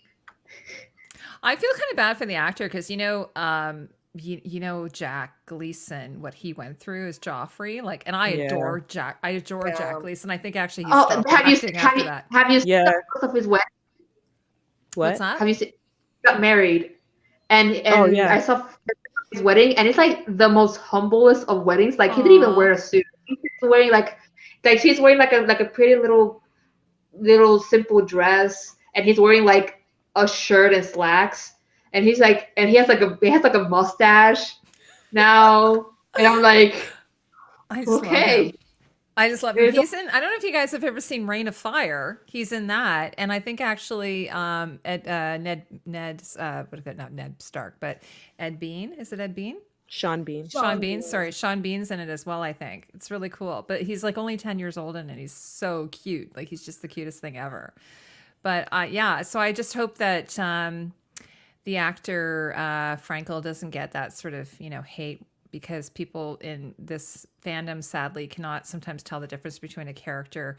Like there was a meme that went out around last week about people loving Damon or loving the actor Damon, and then someone said, but he killed his wife, and someone said, sorry, what? Like Matt Smith killed his wife? It was so funny because I'm just like, dude, like there's a difference between the character but also you can like a character, you can root for a character even if they do horrible things. Like I always use, like I talk to my kids about this all the time. We're always talking about Walter White, like always, because my son is watching Breaking Bad right now, and we're always talking about Walter White and why he's such a great character, because he's a really gray character. He's not like a black and white character. And I'm like, you can still root for somebody even if they do horrible acts. But that's how I've always felt about Book Cersei. She's terrible, but I love that character so much. I mean, show Cersei too up until the end, but I just loved how evil she is and how she thinks she's so smart. And as you get into other people's POVs, bookwise, I mean, you get into other people's POVs and how they're going over on her. And so Cersei is a character who's like not a good person, but a really, really good character that I like. She's one of my favorites. I have a little Cersei. Wait, can you see it? And Cersei Funko back here. Oh, I should hold up mine. I've got my Dany. Here's my. I have like the little cute one. Oh, I don't have. So cute. Oh, that is adorable. Like she's got like she looks so happy. She's got happy eyes. It's called Funko Dorbs. Oh, I love it. And then I've got my Danny. This one's a little heavy, but it's Danny in Dragonstone. Oh, that's cute. It's so cute. Eh? And also, like characters and hate the actors. For example, fucking Army Hammer. Like I despise him because he's a cannibal. As a human being. Yes, but I love Man from Uncle and him as Ilya as a Russian. Oh, I love so that good. portrayal. That was, and also, what's his name's in that too? It's such a great movie, Tatiana. Henry Cavill. Henry Cavill, Like, yeah. you have any idea how much I ship those two together? Like, I want him to have sexy, muscly man sex together. Yeah, I have a friend, and she there's two actors she loves. One of them is Armie Hammer, and then the other one is Crispin Glover, who are both kind of both of them are like kind of freak shows. Yeah, but Crispin Glover is not. I mean, no, he's not. He's not a rumored cannibal. But he owns, like, for instance, he owns like a gynecological chair. She went and visited him or whatever, so she's told me, like, yeah, he's a really interesting cat. And he's bought some of her artwork and stuff. He's like, kind of an interesting guy. Nice. Yeah. Yeah, but he's weird. But as far as I know, he's not like an abusive, horrible, cannibalistic. So yeah. I will say, because it's official, but I did a pilot for a show with Armie Hammer's wife, and it officially got picked up last week. Really? Oh, good for her. Wow. Well, no, it's not about her. Like, she's part of the cast. I know, but like, good for her for getting jobs. I didn't even know she was an actress. No, it's a reality show. Oh, it's a reality show. Okay. And yeah, I mean, she's the only one. She's the only one that's been making money in that marriage for a little bit. Well, it's the same. And I mean, then I interviewed. It's weird. I interviewed the costume designer of what's that Stephen King movie, and it was really weird because it had Alexander Skarsgård in it, and it had Whoopi Goldberg, and then it had Johnny Depp's ex-wife, Amber Heard, and she told me that she was just like the sweetest thing. She was just like a lovely person. Who, Amber Heard?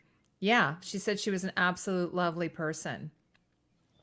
Well, so, I don't know. I mean, let's not go. It'll get We'll weird. not go there. It'll We'll get not go there, weird. guys. Sorry. No. We'll go back to the placenta chat. Exactly.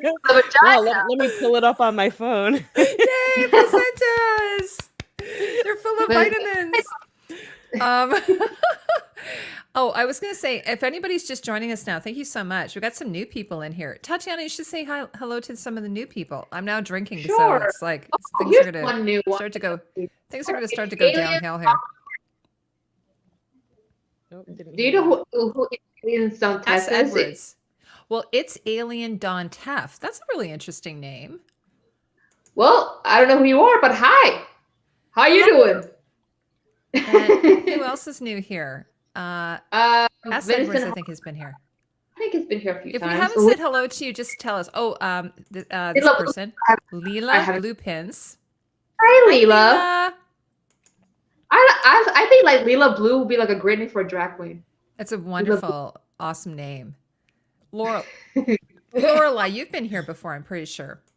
Oh, Lorelai, yeah, absolutely. Imagination, we know you. Blitzkrieg staffers, he's been here a few times. How you doing? What did I walk into? Placenta chat. Has Blitzkrieg? Oh yeah, Blitzkrieg. Yes. We're just talking about like like you do. Natural selection. He said the old guard.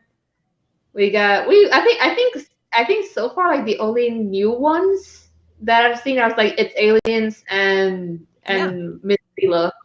It's only the two new ones. Hi, welcome to the madness. Exactly. We have cake.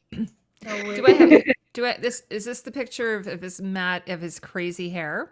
No. I don't He's have a outside picture. in it. I have to say that he does a great arched eyebrow, like he's not doing it here, but he does that really kind of I have to say, Risa Fans is the actor's name. Have you guys ever seen that movie that he's in with Hugh Grant, where is it they're roommates, and he's just completely crazy.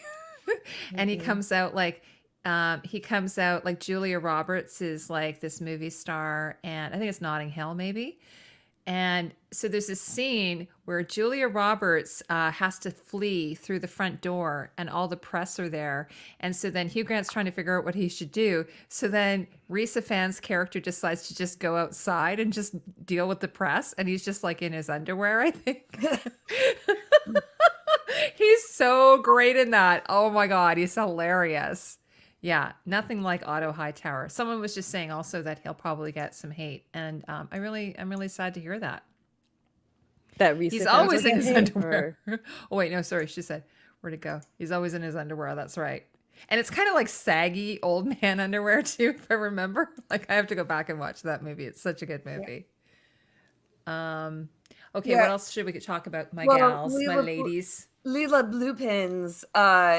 No, we have not seen Allison's brother since the tournament.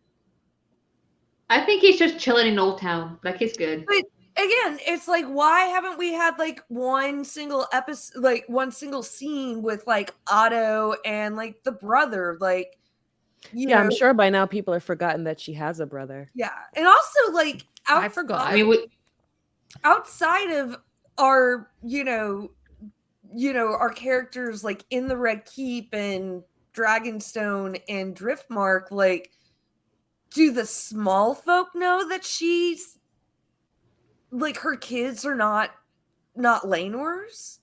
It's like there's things I want to know. Aegon said that everyone knows.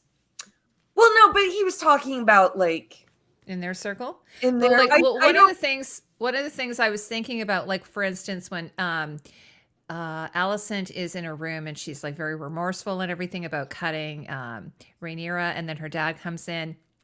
And I think she was really, really worried about not just what, the court would think, but just what everyone would think, because it would get out, right? Like I was mentioning it the other day, like tongues are a wagging, like, the tongues are wagging. It's very Peyton Place in Westeros.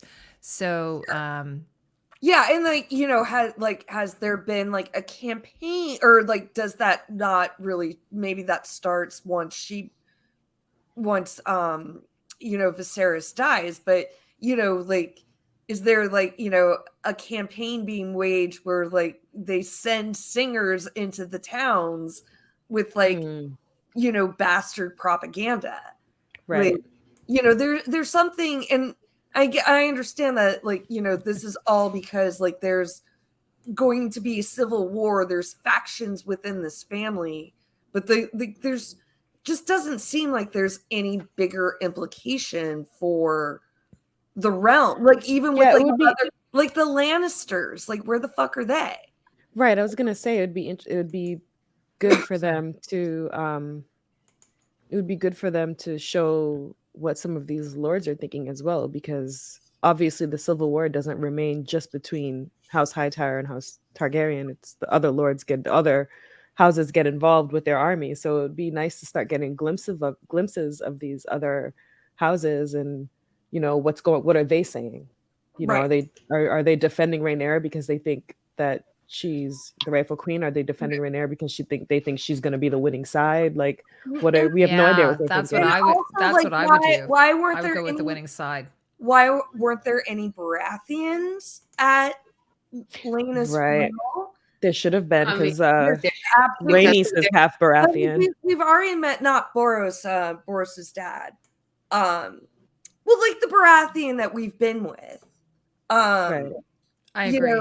With Vincent saying here. Vincent, I'll go in and I'll totally watch that. Produce Flea Bottom 90210. It would be so good. It's kind of like, have you guys seen? My husband's watching a show called Star Trek: The Lower Decks. Oh yeah. It's pretty funny. They could do it as an animated. Actually, that would be pretty funny as an animated. I was gonna say, who is it? This is a new person who said, Dro the Gooner said, oh, sorry, no, that's not the one I was looking for. He was saying, why didn't they auto recommend that, suggest the king consort, Mary. Sorry, his son marry Rhaenyra. and that was because he didn't want a woman to be ruler. I think someone else was Right. saying. I think that's basically it. That's basically it. He doesn't want Rhaenyra to be queen, even though it was his idea at first. Well, I think it went from, you know, he didn't want Daemon to be king. Right. It was anything but Daemon, and only left Rhaenyra. Anything but Trump. And then, you know, assumed that like once a son was born, that was going to be the end of the conversation. And then angled his daughter to becoming, you know, the queen. But oh my God, Carl, you cracked me up. Carl, I am. He stuck in a couple maple syrup jokes. So, Carl, we're gonna like start. I'm Canadian. I'm washing it. I'm washing my hair. Carl, this is my wild and crazy hair. Like, I guess I'm drinking now. But yeah, like the more I think about it, it's like we could be like a lot further along with like the political intrigue. And as much as I loved our baby Rhaenyra and baby Alicent, I think we spent too much time there. I'm sorry. I wanted a bit more time, but I wanted for me personally, at least another episode with it wouldn't have been with the babies. It would have been with the older cast. You're right. Yeah, I mean, like, yeah, it's you know, or I want 12 episodes. Yeah. Natural selection. I might have been known to put poutine in my hair. See, poutine makes more sense. Yeah, exactly. Than maple syrup. Maple syrup would be terrible to get out. It would just be, you know. And Minty agrees with you. Okay, gals, what should we talk about now? Alicent showing who she really is and why she's so jealous because she did all the things she was supposed to do, and her life is that. And Rhaenyra got to have an extended hot girl summer, and she's still living her best life instead of punishment coming down. Yeah, but she gets to wear this. I love that. I want one. Yes. I actually, my husband's comment for there's this one scene where is it if I can find the picture, he's like, why, like in the carriage, he's like, why don't they, my husband's always pointing these things out, why doesn't Viserys have a pillow? For God's sakes, give that poor man a pillow. In the carriage. So funny. True. Jack and I chat during our shows. We probably would drive other people crazy when we're watching a show, by the way. So I'm always asking questions, especially The Expanse. I'm like, what is going on here? I have no idea. Like, Alicia's here. That is my mother. At every point, whenever we watch like a movie or a TV show together, it's like, what's happening here? Why did she say that? What's happening? Yeah. It's like, Mom, just watch the goddamn show. But we do it to each other. We do it like we're kind of like we have this like synergy with our watching. So we get, you know, but we would drive probably other people crazy. I have a couple of friends I refuse to sit down and like I'll go to a movie with them because they won't talk during the movie, but like in a theater. But at home, absolutely not. We are never, you know. Can I respond to that? But you just put on the screen? Oh, what Alicent's life about Alicent's life being miserable because of her father. I totally agree. She's miserable because of her father and her having to do this duty because her father said so, and she takes it out on Rhaenyra because she's jealous that Rhaenyra doesn't have to follow any rules and her world hasn't fallen apart the way they tell you it's supposed to. Do you know who Alicent reminds me of? She reminds me of the goddess Hera, you know, goddess of marriage of Zeus's wife. Yeah. In the sense that he would fuck off with all the women. Some of them he rapes. And instead of like, because gods can't punish gods, they will punish the humans, even though they really didn't have much say in the matter. Right. That's kind of what Alicent gives vibes of. Honestly. Well, there was a great tweet that went out. I keep talking about Twitter. I don't know why I'm doing this, but there was a great tweet that went out. I think it was either last week or the week before. And it was saying about this relationship between Rhaenyra and Alicent, that really it's the patriarchy. It's the structure that's set up, right? That is causing these conflicts. You know, if Alicent hadn't been forced to marry, you know, if Rhaenyra didn't have to marry, I don't know, have offspring, I don't know, whatever you want to say. And also, Otto the whole time has been putting it in her head that your children's lives are in danger because of Rhaenyra.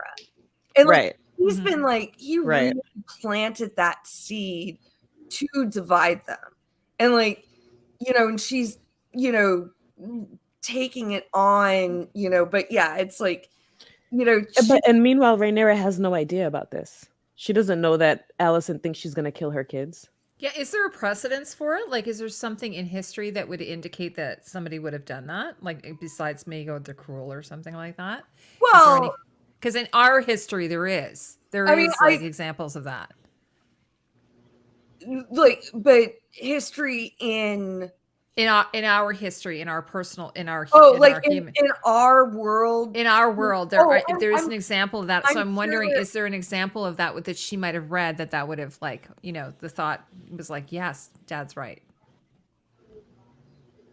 But in like their world. In their world, yes. Yeah, I mean, nothing that's like, coming to my mind. Like, but I mean, I think it's just like the dangerous business of, having too big of a family, like in royalty, like when you have too many sons, it's like, it's always bad when you have like too few offspring or too many offspring. But so I'm sure like there's some history in Essos where, someone killed off their half siblings just to ensure that they kept the throne. But thanks, Vanessa. Vanessa's here, by the way. I want to say, everybody, Vanessa's a wonderful friend of ours. She helped us make a bunch of videos with Tatiana, so I just want to do a shout out to her. But like Vanessa brings up, Maegor the Cruel killed Aegon. And those were brothers, but I think like very directly, like in their like very specific position where it was like an older sister. Well, I mean, obviously not in Westeros, I'm sure it's there. Right. My point was just that Rhaenyra isn't sitting at home thinking about killing her younger brothers, while Alicent is sitting at home thinking about Rhaenyra killing her sons. Yeah. Well, and that's her dad's doing. Yeah, that's paranoia. It's paranoia. Well, he's using that fear, right? He's using it. The basis for Alicent's whole Alicentness is paranoia and self-righteousness and jealousy. Mm-hmm. That's basically it. The other thing is they don't really like, I don't find that they're kind of digging in a bit like that the High Towers are fairly pious, fairly religious. They don't sort of dig into that as much. Like in the next episode, I noticed she's wearing the 7-pointed star, the Faith of the Seven or whatever. But I didn't find that, like, if they had her kind of be a little bit like of a pretty religious zealot, because I don't think Rhaenyra is as much of a religious zealot. No. So I think that would have worked for me in terms of her piousness, her performing her duty. She does at the beginning. It's like she tries and then at some point she's like, fuck it.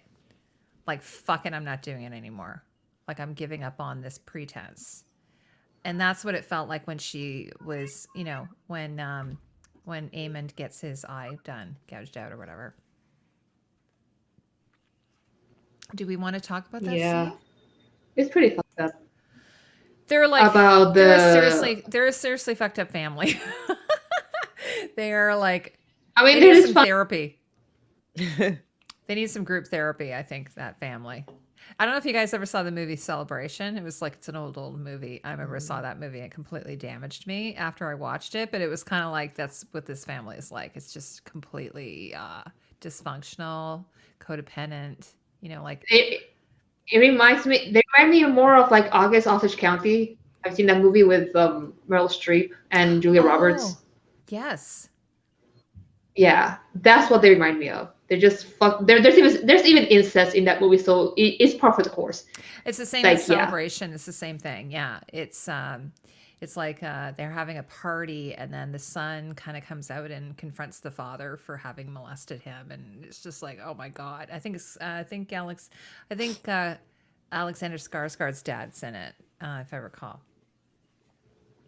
I want more info. Oh, should we talk about the Valyrian wedding? We want to leave that to the end, don't we? Oh, yeah. We're going to leave that to the end because I have thoughts on the costumes. Okay. I will say I almost just did one red stripe down my lip, but then I realized it would get messy while I talked, so I didn't do it. I was expecting you to maybe like fashion like some kind of headpiece there, Tanya. Like, my headphones get in the way. Yes, out of some like, I don't know. I was thinking you could take some like wire, like coat hangers or something. Out of coat hangers. It actually no wire hangers. Yeah, it reminded me. There's Rebecca. She's back. Is Penelope there? Is Penelope in the show? There she is. She has the wow, zoomies. she's very spunky tonight. She's got the zoomies big time. She's got the zoomies. Well, we were thinking of maybe leaving the wedding till the end. So yeah. I'm gonna look through the pictures to see where we're at, what we haven't discussed yet.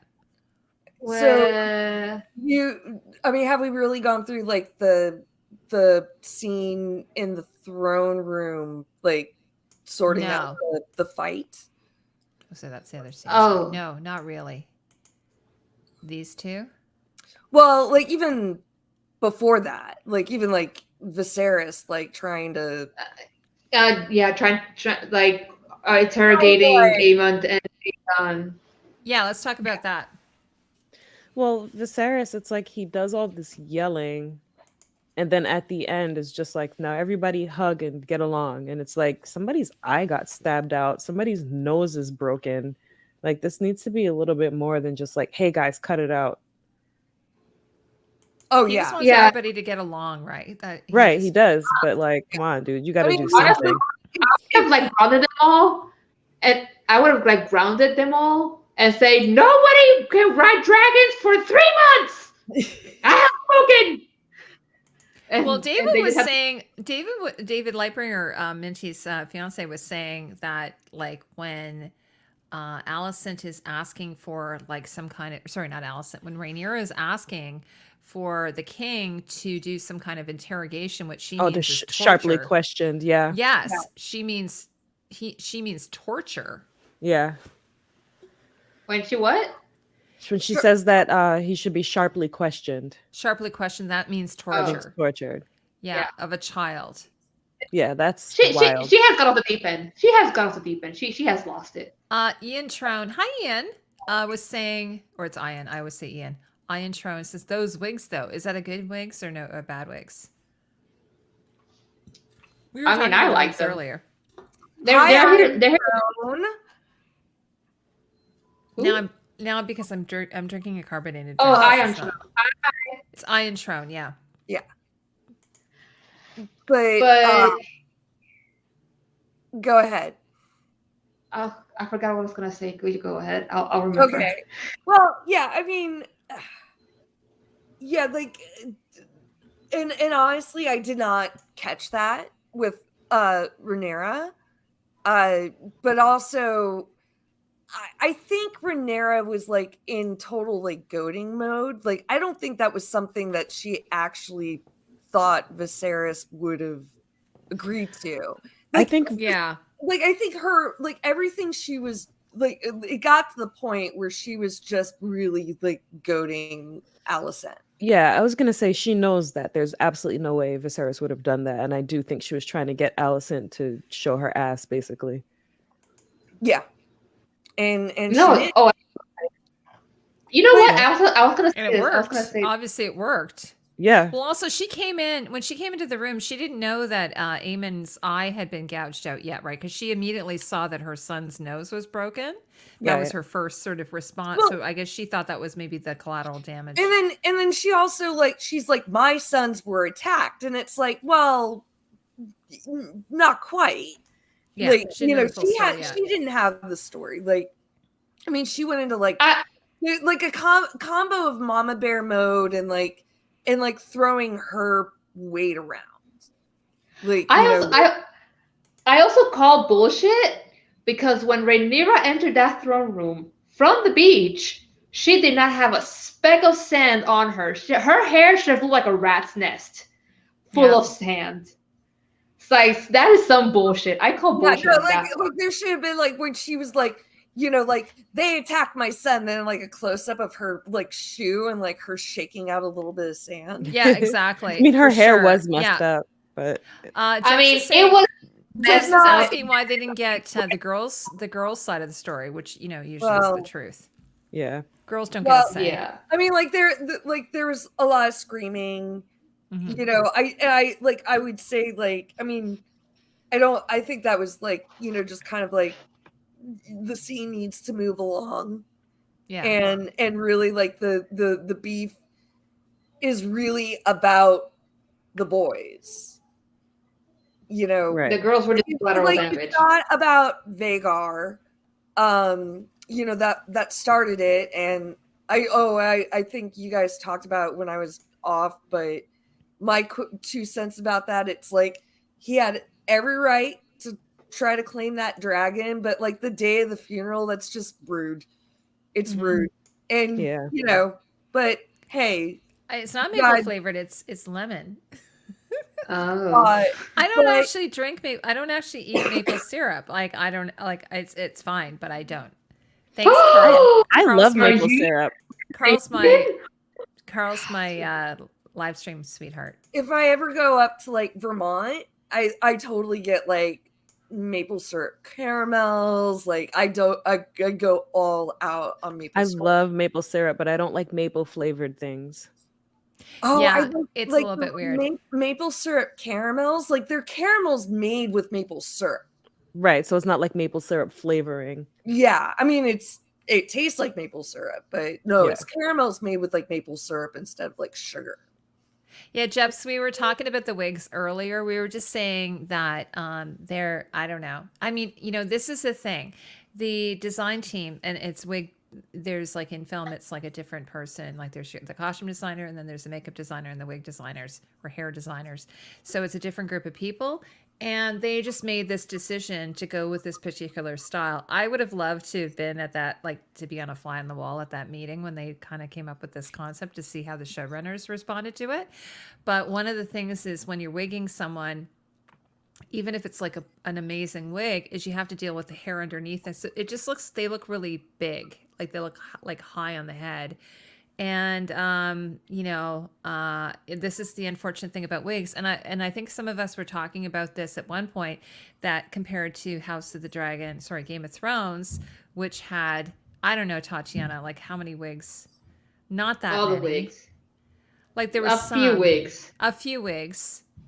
But, I mean, I think, I think someone said Catelyn had a wig and then obviously the main people, but we had a lot more natural hair in that show. So in this show, we have so many wigs. So it hasn't really bothered me too much, but I could totally see how it would piss people off. I wish that at least one of the twins, instead of having dreads, had like Laena's curly hair. Yeah, the curly hair is a much better option. That would have. I mean, again, with baby Laena, it looked like it was eating her head. But with like, I don't know, the older one, the taller sister, I think that's Bela. I think it's Bela. Bela. Maybe, yeah. With Bela, like the curly hair would have looked better on her, and maybe like totally leave the dress to Rhaena. Like baby Laena was so sweet. Like she was so cute, right? Like little Laena, I should say. She wasn't a baby because there was like. We had 3 Laenas. I actually liked. They kept a consistent sort of style for her, but the locks, I don't know. Like it's kind of hard. There's a few pictures I saw online where I think they were background players, where they just took some of the locks and then they did these weird, like I don't know. I didn't think it was flattering at all. But what I noticed is they have to put like hair like around here. Did you notice that, you guys? Like, yeah, it's like they did that with Dany. They just put a bit of hair around here just to make it look like, so you can't see the cap. But I mean, it's a challenge. It really is that they decided to do it that way. And they could have done a smooth style. I don't know. I don't know. They made that decision and now they're committed to it and they have to keep going, I guess, because they've it's canon now, I guess. So that's the only thing. It'd be interesting though if they got a different wig designer, how they would approach it though. And I do agree that it should, they should have had a person of color doing it.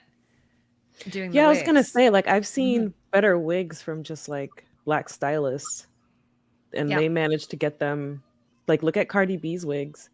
She has a lot of hair, and her wigs are always flat. They're always blended really nicely. Like, they could have just gotten a stylist. I don't know if do you hear my baby crying? Yes. Well, here's something.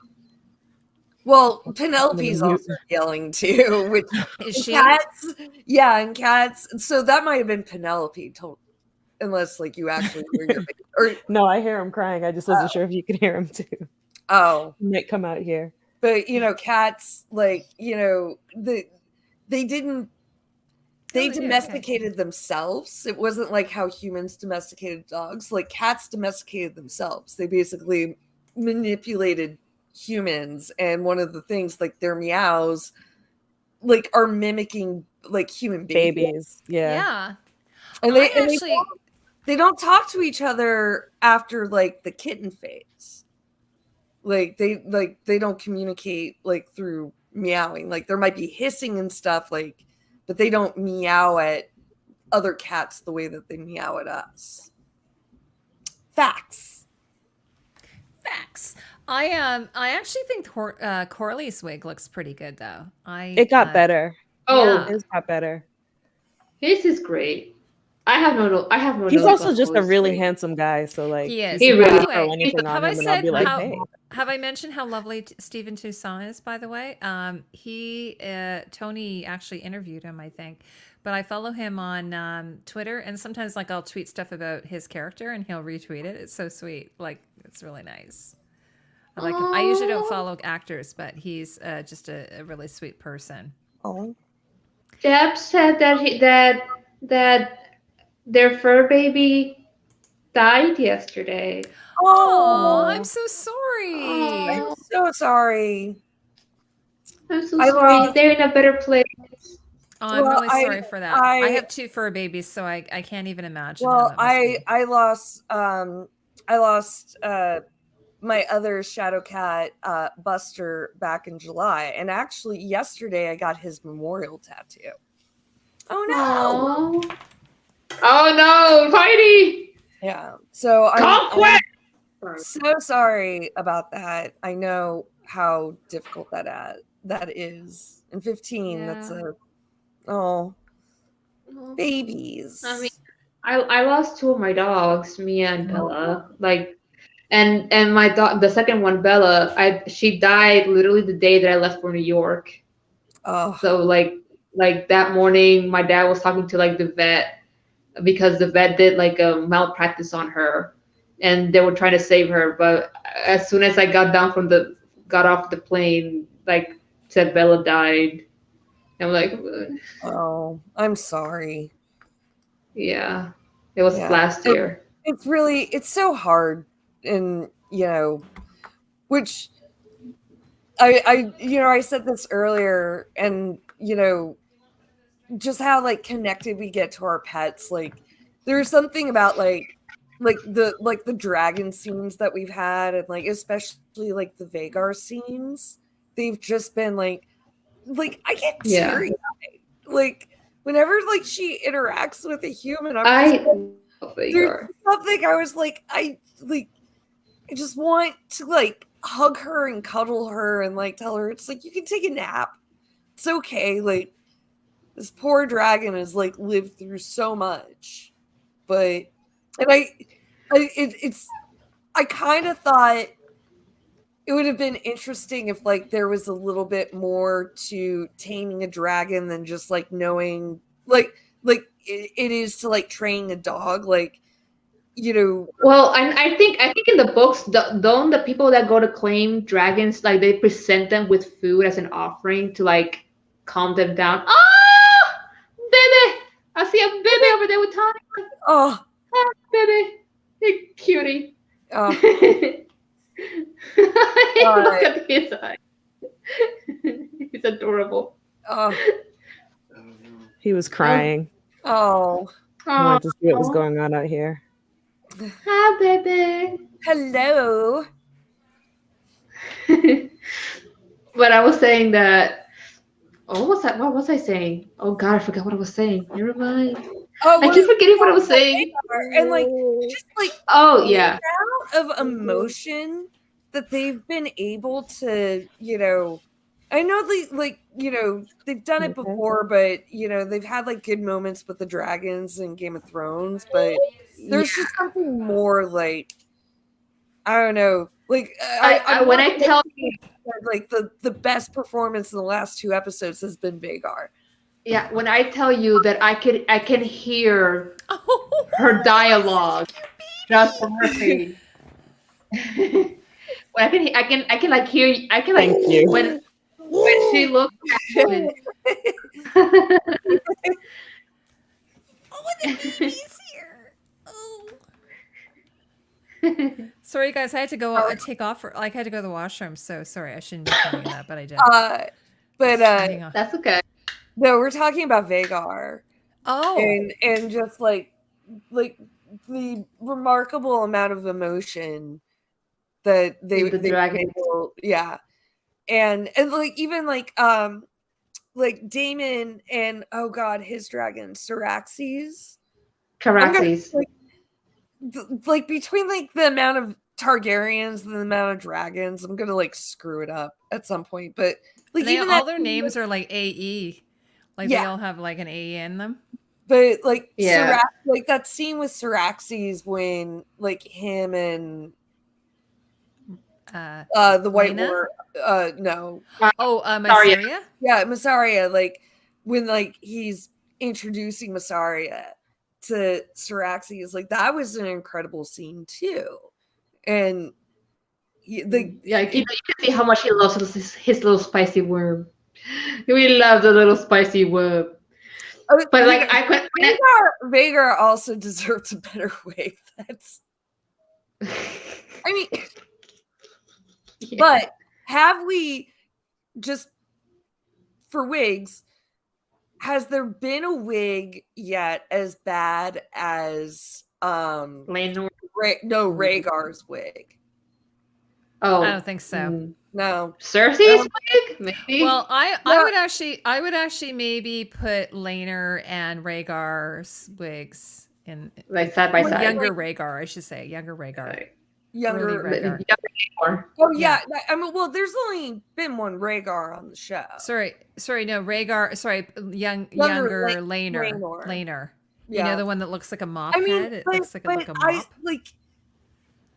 I don't even like, but the wigs, like maybe it's like unsuccessful as a wig, but I don't think it like took away from the character. Like when you saw Rhaegar and like that wet mop, like that was like I think what they did is that they dusted off Viserys's wig from season 1 and just popped it on the actor's head and called it not. But like didn't look bad on Viserys. I mean, it wasn't like it wasn't like I wouldn't go out with that guy. Like I like that was my long range joke. It's like I would never run off with that wig and like totally destroy my family and like the kingdom. That's not. I thought it worked. Harry Lloyd, I think. Yeah, it's like in that wig. On Harry Lloyd. Yeah, but if they use the same. Yeah, but that was when it was new. I also think Rhaegar. I don't think Rhaegar should have had short hair. Like that's my opinion. No, I felt like he should have had long hair. He should have had Damon hair. He didn't have long Legolas hair. Yeah, like he should have had Damon hair, or he should have had Dany's boyfriend, Dario 1.0 hair. But like yes, the one that's played by Ed Skeen. The first one, the Fabio. I called him the Fabio. It should be Fabio. I mean, he should have been. I love it. By the way, I love Ed Skeen. You know, he was kind of like he didn't know what had happened there. He got like kind of fired. Ed Skeen, I love him. He's so awesome. He's such a great actor. Yeah, he's got those funky, like those teeth. His teeth are kind of crazy. Like no, like I mean, like no, like Daria, like the next Dario was fine. Yeah, he was. But yeah. but like the first Dario, it's like, okay, I get it. Like Yeah. there's something about Yeah. big dumb hunks. Yeah. And how he shows up he shows up as she's having a bath and just dumps the heads on the floor. It's like, I know, he's like so you great. do. And you know, they just repurposed his costume. So when the other actor came in, they go, okay, here you go. Yes, Ed Skeen wore this, but we have to repurpose it for you. It's the exact same costume. This will make the transition like smoother if you wear the same exact clothes. Yeah. Dario should have been all hotness, not just smolder. Oh yeah. But it was a little bit like, yeah, it's one of those things that's really hard to nail down. Like, this is where I think Damon, like Matt Smith, does a really good job. Like he does a really good job. Like, I'm really impressed with him. And I have to say, like, I saw him on a couple of the Tonight Show type shows, and he's just super charming. He really is. So I can see why he's able to do I it. never understood why everyone like flipped out. I think it's just not what people pictured. Yeah, people know him best from Doctor Who, whose character is like the polar opposite to Damon, and as Prince Philip in The Crown. Yeah. Yeah. But I guess, like, to me, like you don't think Ed Skeen is sexy? Oh, he's totally sexy. He always plays villains though, but he's pretty. I think he's pretty sexy. But I guess I said this before. Like, to me, like, Matt Smith is exactly what a Targaryen looks like. Mm-hmm. And for me, I guess, like, I never pictured Damon being a like big hunky guy. Like, I never pictured him like Aegon the Conqueror. Like, I've like and like even like Blood Raven, like, you know, most like Targaryens I think of being like long and thin. Yes, me too. Like, true. Yeah. And I think that's one of the reasons why I wasn't as crazy. Like, I had someone they said when I kind of slightly criticized the actor who played Rhaegar, they were like, "Oh, costumeco, that's unbecoming of you." And I think it was just because I just expected him to be more like lanky, I guess. Well, for what I guess Rhaegar's description does sound like a little bit more on like the hunk side. Mm-hmm. Yeah. Because like one of the things, like I'm watching, like I told you guys, I'm watching Interview with a Vampire, and I found that the list, like, you know, because Grey Worm is in it, and he plays Louis, and he's amazing. And then they have this other actor who is really like muscular, and I was like, I don't know why, I never really thought of Lestat that way. Tanya's just listening to us, going, "What is going on here?" I just had a baby for like 5 minutes, so I got completely knocked out of what was going on. Oh, okay. So we're just rambling on here. This is what happens. No. So with Lestat, I thought he would be more. Here we are. I guess I thought Lestat would be more like, you know, Eric Northman kind of thing. I guess I just want everyone to be like Eric Northman. Yeah. So if Aegon had been, if Rhaegar had been like Eric Northman, like kind of that trapeze type, like very sort of muscular, like on the the Dorito, top, but then really slim, that would have been my scene. Yeah, but they should just or like they like there was something off about him visually, and like it's not like a criticism to like the man or the actor or like even his body, like it's just like there's something not quite right. I mean, even the way he was styled, like Rhaegar's supposed to be so gorgeous, and then he was styled like just any other white-haired person. It's so true. You know, it should have been something striking. Yeah, Timmy was great. I mean, like that's just like he was gorgeous, and like this guy, and don't get me wrong, the actor who plays Rhaegar is a handsome man. He is handsome, yeah. He wasn't styled like. He wasn't styled handsomely. Like, beautiful flowing hair or something to give us that like idea why everyone, other than being the crown prince, but like why people like literally this beautiful man. Literally, Lyanna literally like stole the show. She like surpassed him in that scene, Lyanna, and it was supposed to be like reversed. Like Lyanna is supposed to be like pretty, but she's just supposed to be like this grand beauty. Yeah. Whereas I worked on Queen of the Damned, by the way, that movie. You You met Aisha? Well, no, it's not her name. No, I didn't. I was oh working god. in I was in like deep background, but I did a day on it. I did a day on Queen of the Damned. It Oh, was just blood, like blood everywhere, like blood. That's all it was that sure. we did. That's all Yeah. you remember. Just blood. Yeah. It was just blood everywhere, like fake blood, but blood. Lanky, bad teeth, awkward crab boy. Exactly. Don't forget the body condom. Well, let's go back to like getting Carl's taking like, notes. the crab feeder. It was exactly like what the crab feeder should be. And I'm Yeah. sorry, like By the way, did you see his weapon? I posted it on Twitter. He had a really great weapon. It was crab feeder? the crab feeder. It looked like something, like a tool. It's a weapon, but it looked like a hammer. But No, it looked like a it's a tool hammer. you would use, when you are cracking like crab legs. Yeah. It looked like a tool like that Yeah.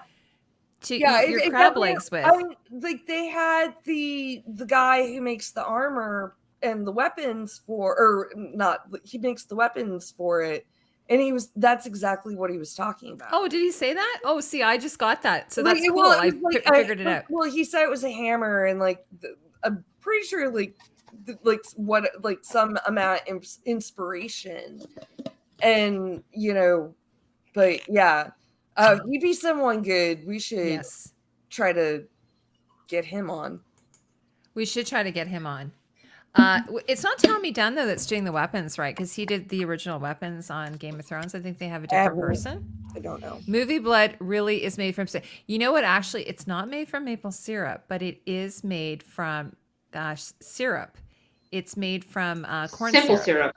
Simple Corn syrup, syrup. exactly. So Yeah. it is sticky, but it was one of the things. But what happened on this movie that I did? Oh my god, it was so awful. So the wardrobe people on this show, they decided to put Tide into the fake blood, and the reason for that is that when you put Tide in it, or a liquid detergent, it will then be able to be washed out. Like this sort of a trick of wardrobe. But the idea is you don't ever want it next to somebody's skin. So one of the guys on the show got a chemical burn from the Tide because it was sitting next to his skin and it wasn't diluted or anything. And I was like, who the fuck decided to put Tide in the blood mixture? So normally, yeah, so we used to do that. That was like a wardrobe trick that you put detergent in, but like Tide, a lot of people are allergic to it. So when I worked in Jesus. theater and film, I never used Tide. I always used like Sunlight or something. But anyway, that was kind of crazy. Jesus. Multiple. Yeah. Sometimes you eat with Sure. it. Sometimes you need to do some killing. Well, yeah, because they show at one point like he's hammering the guy, right? Like he's hammering the guy to the post. Yeah. So Yeah. yeah, and then later when he's hungry, he can just use it. And then I found a picture of the mask, and it's someone's saying it's like he found it washed up to the shore, but it's obviously a harpy mask. Well, or it's whatever, like right? it's like part Sons of the Harpy, and then like Yeah. some like other weird. Yeah. That's me. And I'm like the science gal here with it. So don't ever use Tide. By the way, I found out something this last week. I should tell you guys. This is really interesting. This is just from one of my clients. You should never eat flour raw. Oh yeah. And Tanya, I never knew this, but you should never make Play-Doh for children out of flour because it is full of pathogens apparently. And if the kids put their hands in their mouths, they can get really sick. And I'm like, oh my God, like I grew up using homemade Play-Doh for like years. Oh and my years and God. years. I don't even allow Play-Doh unless Nikki's here because she likes to play with it with them because Yeah. I refuse. I tried it once and then was cleaning Play-Doh out the carpet Yeah. for ages. So But so now I think Play-Doh that you buy, the commercial one is okay, but like if you do the homemade and then also right. obviously No, raw I'll cookie never dough, make homemade. which was funny because I was like, oh, I always thought, you don't eat raw cookie dough because it has eggs in it. They go, That's no, what I it's the thought, too. flour. Yeah, it's flour. So anyway, so that's just my little Heidi the science guy. Careful with Nye. flour. Heidi Nye, the science gal today. Gal. Yes, and never eat yellow snow. It's not lemon? Oh, it's not No. lemon. I mean, it's Okay. bitter. It's not lemon. Yeah. Oh, hey, Mike. It's acidic. It ain't lemon. Mike Hi, is here. Mike. Okay, so where are we at? See, I've lost track. You guys are gonna have to run the show now because I'm on my third drink, and now I'm. Oh, this one is I'm I'm on my back to second. watermelon again. You're back to watermelon. Nice. How is Yes. lemon? Is lemon water? Which is better, watermelon? I like the watermelon one. Yeah. It's sugar free though. Like it's a sugar free drink, but it's actually really good. So I'm not trying to advertise for these guys, but I'm on my second because you guys are a bad influence. Yeah, we're very bad. I'm But the good girl here. I have like my I'm still on water. Targaryen glass. I'm still having my little smidgen of water, so. I have like my little Targaryen glass. yeah, Oh, it's just My house it's like, as soon Targaryen. as you're cooking. Oh, beautiful.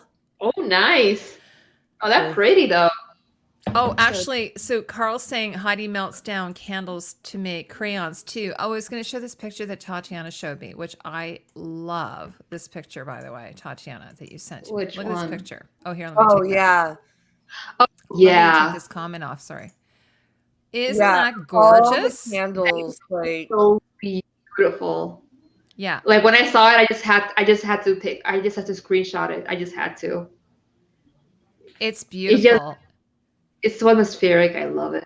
Yeah, Yeah. it's so beautiful. Like, anyway, they did such a gorgeous job on that, and you don't even see a lot of it, right? In the yeah, no, like Yeah.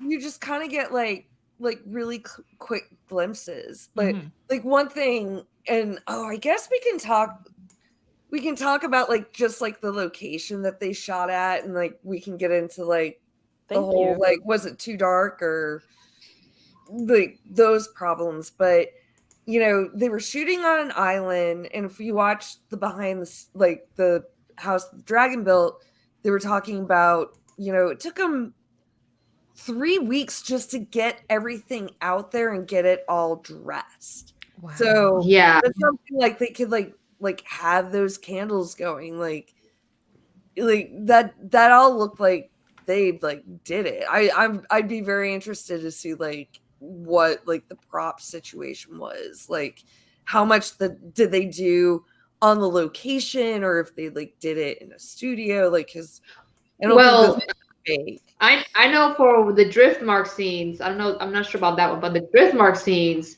they said because the island they were shooting at, they had a very small window of time to like run the trucks over. Yeah, that's why it took 3 weeks to like get it out.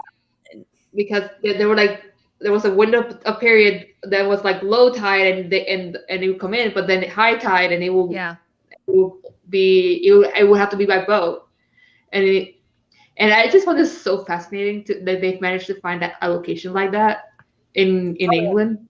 So cool. Yeah. I actually, one of my fellow YouTubers, he's from Cornwall, and he's out. Sometimes he does these, you know, he'll just go down to the water and just, hey guys, I'm going to do a little video here. And it's just like, it's so stunning. But I was going to say in Toronto, they could have come here, because what we do in Toronto is we like to take all of our landfill, you know, and like, you know, like if you do a demo on a building, you just knock down the building and you end up with all these concrete slabs and stuff. And so the thing to do here in Toronto is just to take a bunch of those and then throw them into the water by the breakwater. So we have a like, so you go down to the water and it's just a bunch of like slabs of concrete. So I mean, we could have easily have recreated this, like, you know, with just our concrete slabs. So they could have come here and done it. They didn't need to have this beautiful picturesque scene here with these beautiful stones. They could have just come here and used the concrete slabs and aggregate leftover bits with, and sometimes there's even like guy wire, or, you know, like, what do they call it? Like, you know, the frames that the steel frames that they use. And I'll be my son, don't step on that. We'll have to get you a tetanus shot. You know, it's that kind of thing. The beauty of Toronto. Yay. But yeah, I mean, like everything there looked great until we get to like the very obvious like day for night stuff. I know we won't get like some people are like, oh, change your settings or whatever. Like, yeah, I don't have that problem with my television because it's actually pretty old, and it's before all that crap. So, I mean, I said this before we got on the stream. Like, ultimately, I was like, it's bad day for night. That, you know, it's that's hard to get right and not make it look weird. Like, look at it here. I mean, Yeah. I think this is supposed to be like dusk or something. Yeah, no, That's what I kept assuming was like all these Well- things were happening at dusk. well, there's dusk, and then, but like you see the one shot where like the sun very specifically goes behind the castle. Yeah, So, which that's is right. after this. Like, and then you see this, like, you know, and we know Yeah, this was no, shot during the day, right? But like, where did you get that shot? Is that from, like- Tatiana? Yeah. Oh, yeah.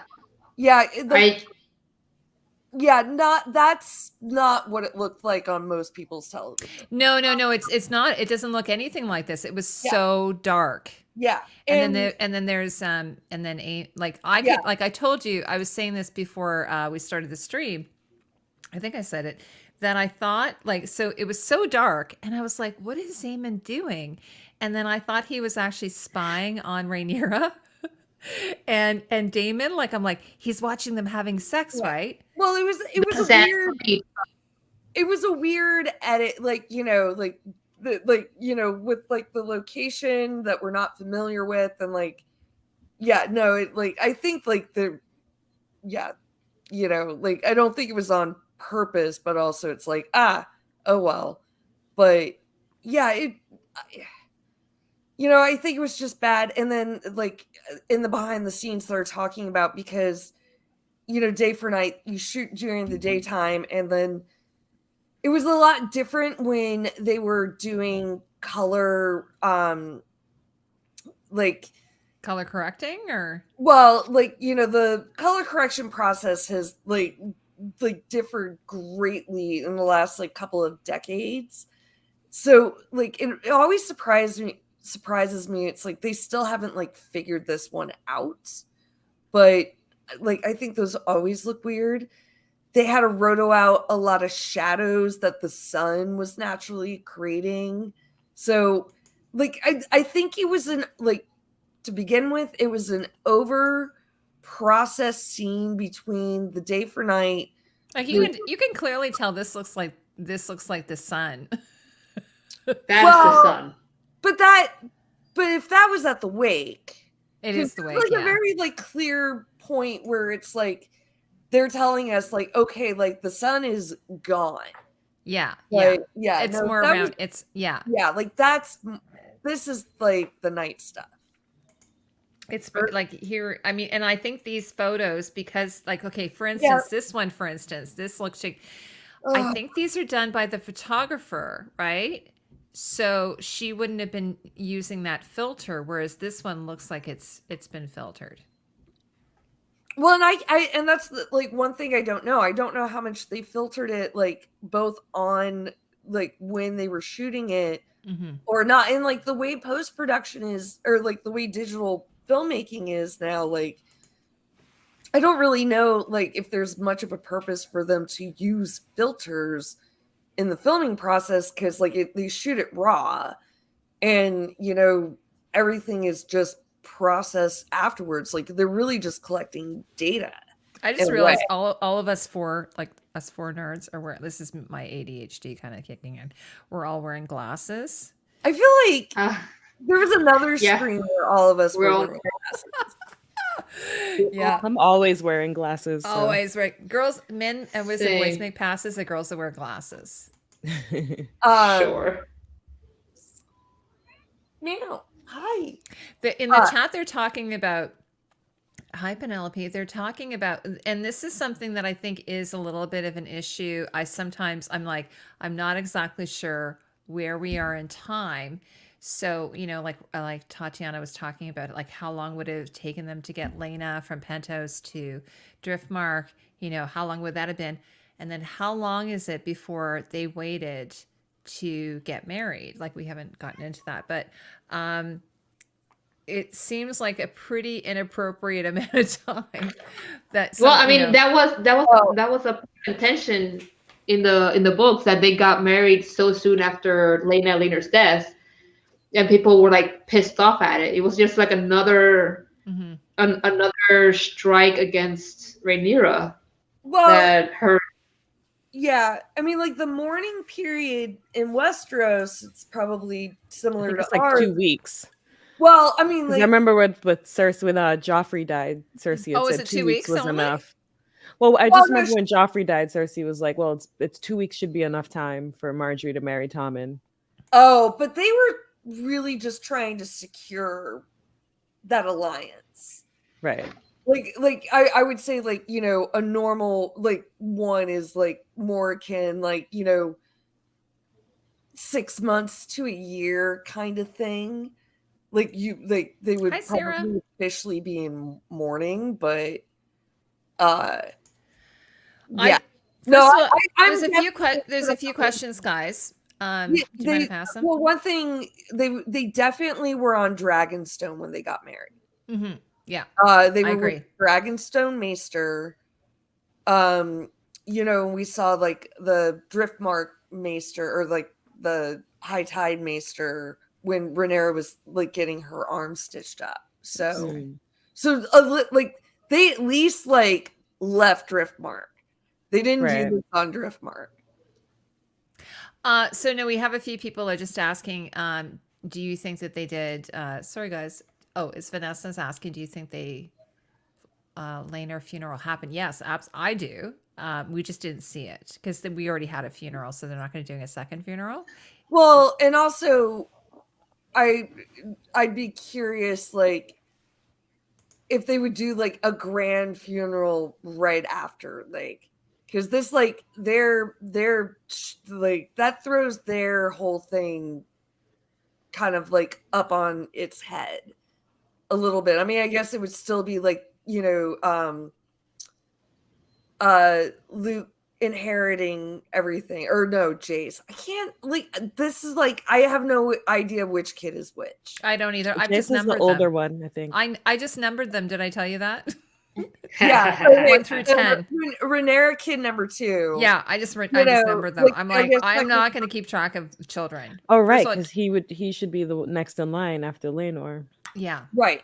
But like, so it's going to be even and he more... said he doesn't want it. He doesn't want it. Yeah, and it's like, because that means he's like a kid, so they're not going to listen to that. He's Jon Snow. He doesn't want it. Well, I mean, like, still around. Ooh, can we get into like bigger spoilers yet? Or wait, can I just ask real quick, who is the rando that Daemon killed, and is nobody missing him? Yeah. Oh, he's something. He's a body double for Laenor. He's a body double for. I think he's the body double for Laenor. No, I meant like within like the castle. I think he's a like... servant, isn't he? Oh, he's a servant. Yeah, he's just a servant. Although, like, because I watched it the first time. I watched it at like 7 a.m. on Monday because I went to a concert on Sunday, so I missed it. I watched it super early, and I totally missed that shot. Like, I must have, like, you know, been like, where's my coffee? And so, I mean, I understood like the whole implication at the end of the day that, you know, they faked the death. But then I was like, well, maybe he just like, he took a prisoner out of a cell. Like, you know, maybe he like took a bad guy. And yeah. Like, oh, yeah. no, or one like, of, yeah. One of the, like, ran up on this like poor kid. And with Rhaenys, that was the thing that Nikki and I talked about when we recorded yesterday, about like putting Rhaenys through this again, and how I that would be the thing that weighed on me if I were trying to fake my death, especially so soon after my sibling has died, and in such a horrible way at that. So, but someone was saying that I guess they had to have a real reaction from her in order for it to be sold, and then they probably would tell her. I mean, I'm guessing that they're going to get word to them what happened. Although we're gonna have like another time jump, so like you know, things that should have been said 5 years ago are gonna get said. It's like quantum leap. Like, we just keep jumping into a new time realm. But without, like, we jump into a new time realm, but not really many things have changed other than like kids get older. Yeah, I think that's the main reason for it, is that we need to age up these kids so they can start I was really comparing fighting. it to like Tanya was comparing it to like soap operas. I don't know if you ever watch soap operas. You'd be watching a soap opera and the character would have a child, and then suddenly you would go back again the next episode and the child would be like a teenager. Or all of a sudden like the character is played by a different actor. Or it's played by a different actor. Yeah. Yes, exactly. Classic. Wait, Yeah. my mom's soap opera was Santa Barbara. Oh yeah, Santa Barbara. And you know who used to be on that was what's his name? Oh, sorry, she was in The Princess Bride. Robin. Yeah. Robin Wright? Robin Wright Penn, yeah. She Oh. was in The Princess she was She's in not- Santa she's Barbara. She's not married to that dickhead anymore. No. Sorry, it's just Robin Wright now. Yeah. No, so yeah, totally. And then the other thing I would hear is like, so the actor, like, so for instance, you'd be an actor on a soap and then they'd say, oh, by the way, you're not like coming back. Cause you know, they would shoot weekly, right? So they'd be like, okay. And then they would just write them out and then bring in a new, usually it's if they wanted to change the direction of the character. Or if you remember, who brought up no wire hangers earlier? Oh, that was me. Like where Joan Crawford, like, she played. She took her daughter's spot. Her daughter, who is like 21, younger than her, like took over her role. Like her she was in the hospital. Yeah, like for like an episode or something. Like I think it was for like 3 episodes. Because like she was like sick or in the hospital or something like that. She I think she got into an accident and ended up in the hospital and she couldn't be in the but they put her character in the hospital as well. So I mean, after the disaster that was Joan Crawford as 21-year-old Christina, they wrote her out until she was better. I mean, my sister won't use wire hangers, by the way. She only will use wooden hangers. I like wooden or velvet. Yeah, she'll only use those. There are a couple. I have wire hangers. There are a couple things that I use wire hangers for because sometimes like the wood ones just don't. Mm-hmm. They don't fit right, but like I'm not going to judge you. There are like many things that I'm not judging you. A wire hanger. It's funny because I don't know if it was you, Tatiana. I did a post with Mommy Dearest on Mother's Day. Was it you, Tatiana? Really? No, I don't think it was you because you probably knew that I was joking. But I did a post with Mommy Dearest on Mother's Day, and someone's like, "Do you know what this movie's about?" And I'm like, "No, I remember that." Yeah, no, I'm like, of course I know what it's about. That's what the joke is. I'm just teasing you guys.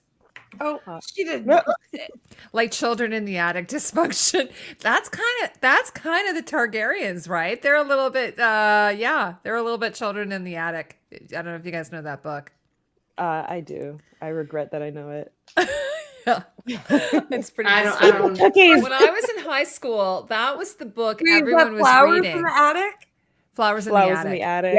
Yeah. V.A. I watched Andrews. the new movie, like the the new one, and it was just ew. I'm sure it's terrible. I don't remember it, so probably. Flowers in the Attic. Is it Children in the Attic? Flowers in the Attic. Yes. There was a book. Like I had a girl. My friend in high school, middle school. She used to always have a book. Like she'd be pretending like she was studying, and she'd always have a book inside of her like binder or something. And I was like, Susan, you're gonna get in so much trouble. Like I was always like, Susan, stop reading. You're gonna get in trouble. But she was like Flowers in the Attic. She was always reading these trashy novels. But it was pretty trashy, but it was kind of fun, I think. But yeah, careful about the donuts. But that's kind of the Targaryens, right? Like they're a little bit Flowers in the Attic. Yeah. So we're talking about wire hangers. We're talking about Flowers in the Attic. What else? I don't know. I lost the thread a long time ago. Yeah, I'm in my cups now, so you know. Okay. Oh yeah. So I mean, Tanya's gonna have to be in charge. Tanya, you're in charge. Oh, I want. Right. You're the adult in the room now, Tanya. Wait, what's that, Tatiana? I honestly wished, because like Allison Laris killed Lionel so that Otto could come back as hand. I honestly wish, I know it was gonna happen, but I honestly wish that that Viserys like caught on to what Allison was putting down to like trying to make him bring back Otto, and instead of making Otto the hand, to make Corlys the hand, just to just punch Allison in a little bit. I know he was never gonna do that, but like I kind of wish he did. That would have been fun. It would have been I the love it smarter if they what is it they call it? They subvert our expectations. Like actually, I did find that a little bit with the Laenor thing. I was actually like, I thought he was gonna die, and I felt me awful too. that it would be because I mean in the books that's what we're told is that he died in a quarrel with his alleged lover. Well, I mean, like, but publicly, like, right, that's what I mean. Like that's what we're told, and the like, you know, like that's what we were told, and so that's what I was expecting to happen. And then I was really disappointed in Rhaenyra because I was like, "Are you really gonna have him killed after you guys had that heart to heart?" Yeah, that's what I thought too. That is definitely a scene like when you watch it the second time, like it's obvious. It's very obvious. Well, no, I thought at first, this is what I thought before I knew what had happened, that she says you're a very kind person, you're a good-hearted person. And then I thought, I kind of bought into the idea that she was like, I can't do this with you. You're just, you're too kind-hearted. I did kind of buy into the idea that she would get rid of him. I did. Yeah. Oh, yeah. Yeah. Like, and even like initially there's that sinking feeling. It's like, no. And it's like, all right. Cause not to get into the whole, obviously like we have like a lot of controversy on Twitter where everyone's like either really pro Rhaenyra or really pro Alicent. Like no one has ever done anything wrong. And the other one is the most evil fucking bitch that are like on the face of the earth. Yeah. But and I don't feel that way, but there was also a little bit like, oh, I'm gonna hate you now, Rhaenyra. And like disappointment. Yeah, I was a little bit worried that they were gonna do a bit of a ping-ponging, like, Alicent's gonna do a horrible thing. Rhaenyra's going to do a horrible thing. I was worried they were going to do a little bit, and I was glad to see, as much as I wasn't as crazy about this episode, I was glad to see that they pulled Alicent back a little bit, because she was like, I think we were talking about the last episode, Rebecca, that we were worried that they were going to be doing her as, that evil stepmother. Yeah, like evil Disney Alicent. villain, Alicent, yeah. And then was it you I was talking about this with? I'm pretty sure it was you. That, that she was going to be just sort of this archetype of an evil Disney stepmother villain kind of thing. Yeah. No. I think probably we talked about that. But I don't know, like even when I was like, oh, she's going to do this like very disappointing thing. It always felt like there was a lot of like regret and pain in it, and doesn't make it right, doesn't make it better, but like it wasn't a callous, cold-blooded thing. But then, but it was great. Like that first time watching it, like when he runs out and like and I'm sure it takes everyone just like a few seconds to realize like, oh shit, because like without the hair, just like that slight it looks like Carl's just escaping. I didn't know. Yeah, exactly. It takes a little bit longer to register. Like it took me a while. It did because first of all, because they've cut his hair. Exactly. Like it's like they cut his hair and like the wide shot, but it's like that split second, and like you turn the it took me a while, and it was like, oh god, and like the fact that was the last shot of the episode, like I thought was great.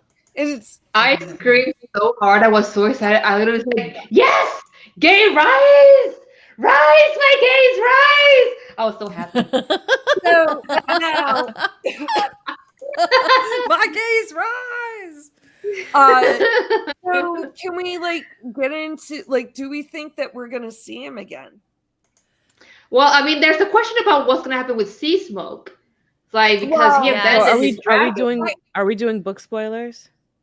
Yeah, I think so. I mean, we've been on for 3 hours. I think we're at the point. Yeah, I'm probably gonna have to go soon. Yeah.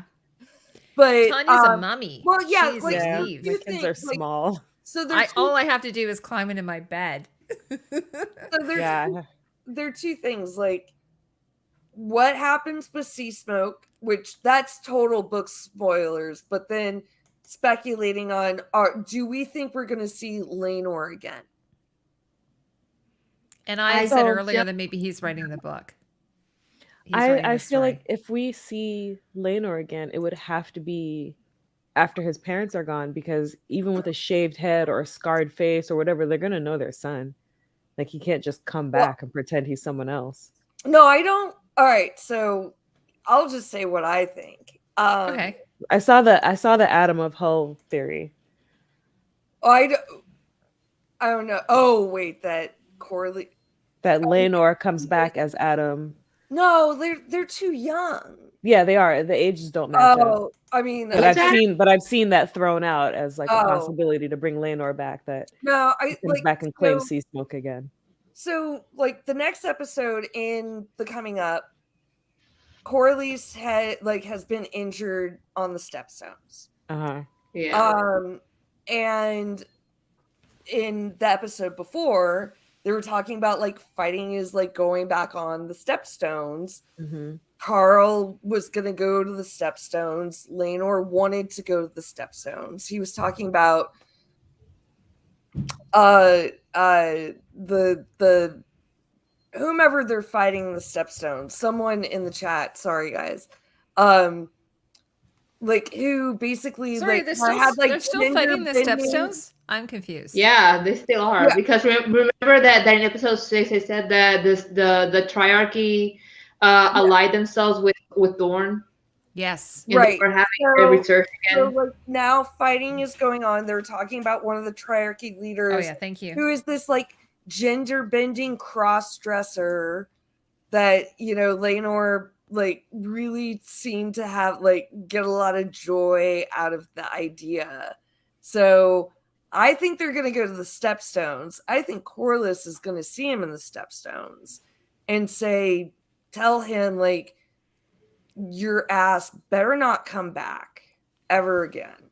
And then like, I do think, and then going more into spoilers, like, oh, well, I mean, what do you think, Tatiana or Heidi? Like, I have no idea. I have no idea. I would like him to not come back. I just want him to have like a happy ending with his boy in Essos, live a good old life.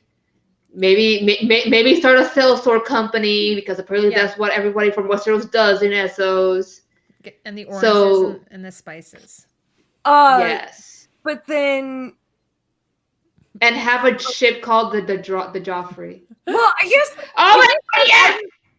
Absolutely. Crossover flag means Patty. Yes, absolutely. I want there to be a Blackbeard. That is the other spin-off show. Totally. It is and 90210. A plot version of Our Flag Means Death. And then the flea bottom 90210. Oh my God! Great ideas. We should email Heidi, please. Between Vincent and Patty, like, yes. I am now your agent. Like, totally. We're going, like, if I had the choice between like Flea Bottom 90210 and our what is it, like, Our Dragon Means Death, like, yeah. Nikki and I are planning a really cool small folk episode that is going to require like a lot of work, and I kind of want to tell you what it is, but I kind of want to tell you offline. Yeah. Okay, you can tell us offline. Okay. I'll be right back. Okay. I'm going to have to go soon though. Yeah, and then we have to let Tanya go. Okay, hold on, I'll be right back. Well, Tanya, do you want to give us any final, well, like, Laenor, Sea Smoke, like, what do you I don't think Laenor's coming back. I think it would take away from this arc if he came back to Westeros and got involved again in Westerosi politics when he was fighting so hard to get away from it. So I would think it's better if Laenor does not come back and is not found either. Even though that sucks for Rhaenys and Corlys and the rest of the family, I think it would be better if we just never see or hear from him again. But I guess one thing that I feel like they're going to be made aware of something, because in spoiler territory, like they're like, if they really believe like Rhaenyra had like something to do with Laenor's death, like they would never join Blacks, right? So like there's something like, I feel like they have to smooth something over with them, and with Rhaenys in particular. Yeah, because I think Rhaenys, she down the line, I think she allies herself with Rhaenyra. She's on Rhaenyra's side, but Rhaenys right now, she don't like Rhaenyra very much. Yeah, she currently is looking her. I mean, unless like I think have every right to do something differently. I honestly absolutely think I'm glad they are. I would rather it not follow the story exactly, because then that, for me as a book reader, it's going to be really boring. In fact, I actually, once I found out the show was being made, I avoided rereading the Dance of the Dragons, because I wanted to like kind of forget some of it, because I want to be able to watch the show for the show and just enjoy it, and not constantly, I mean, obviously I like comparing book to show and thinking about what changes were made, but I don't want to constantly be comparing the plot of the book to the plot of the show and getting caught up so much in that when the show is its own thing. Like I think of it like comic books, like it's this universe and then there's this universe and we're currently in this universe. Yeah. George says that oftentimes. Yeah, I think that Rhaenyra might tell Rhaenys that Laenor survived to get her on her side, just to tell her like from mother to mother, because she would she understands what it would be like to lose a child, especially, well, spoilers. But I think that would make sense. Like, again, but I don't. Rhaenys. Yeah, I was going to say it makes sense, but it will only be like don't tell Corlys your son is alive.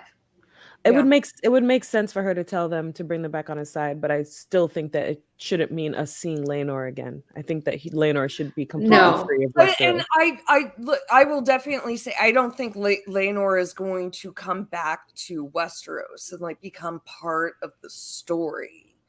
Like whether or not, like, just wondering if we're gonna get like a glimpse at some point, like even if it's just like so like we kind of know where he like landed and like fill in the gaps, like just speculation. I personally think that she's going to tell Rhaenys. I think she has to. Yeah. Although Rhaenys would be very angry. Oh, she's going to be really angry. I think after mourning. I think I'm very excited for good scenes between Rhaenys and Rhaenyra moving forward. Like I don't think we're gonna get a lot, but we have to get a couple, because like I don't think Rhaenys is going to like the fact that she's going to be on the black side, but like there's no way she's gonna be team green though. Right. No. Right. So it's more so anti-green than pro. Well, I mean, especially with granddaughters on Team Black. Well, yeah. Like, I know like Corlys is gonna do it. Her granddaughters are there. Like, I think she's like, I'm only here for my granddaughters, and like, fuck you, all motherfuckers. Like, fuck you, fuck you, fuck you. You're cool. Fuck you. Right. Yeah. I already know there's a scene where I'm gonna like be able to make that meme. So you should. Yes, it could even be Spider-Man pointing. No, you. No, you. No, you. No, it's gonna be like very much from oh god, Half-Baked. Okay, well, tag me when you do it, and then I will share it. Oh yeah. Yeah, it's Is this really... when I hit the wrap it up B button? I know. Okay, so Tanya's got to go Since we're 'cause she's a talking, mom and she's got other things to do besides be on this, like, drunken I know my kids are webinar with hungry and they're us. harassing me. So Aw. Tanya, why don't you tell everybody? Tanya, I'm pretty sure I put your description or your like links and stuff in the chat, but why don't you tell everybody where they can find you? So we are Thousand Eyes on One podcast. You can find links to our past episodes at thousandeyespodcast.com, and you can follow us on social media, Thousand Eyes ONE on I was gonna say on Targaryen, but on Twitter, and A Thousand Eyes on One on Instagram. And for our speculative fiction book club, it is Wine on an Empty Stomach on Instagram, and our next book is The Gilded Ones by Namina Forna. Tanya, I want to thank you so much for coming on. And like, I really want to do like, maybe if Wheel of Time comes back, we can do that. Ooh, yeah. Or Witcher. Or The Witcher. Yes, The Witcher.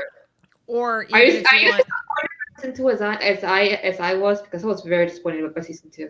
with what? I The liked Witcher? season 2. With the season 2 of Witcher. The other I liked it. I thought it was okay.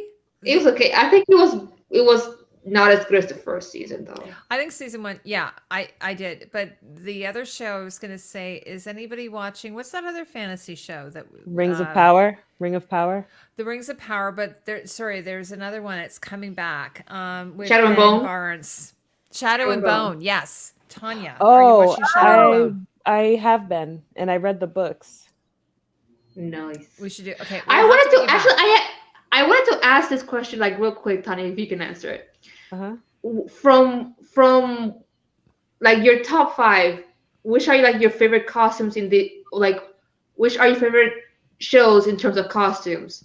House of the Dragon, Game of Thrones, Shadow and Bone, Rings of Power, and The Witcher. Like order them in like your favorite costumes. Oh, Well, that's so hard. I haven't watched Rings of Power yet.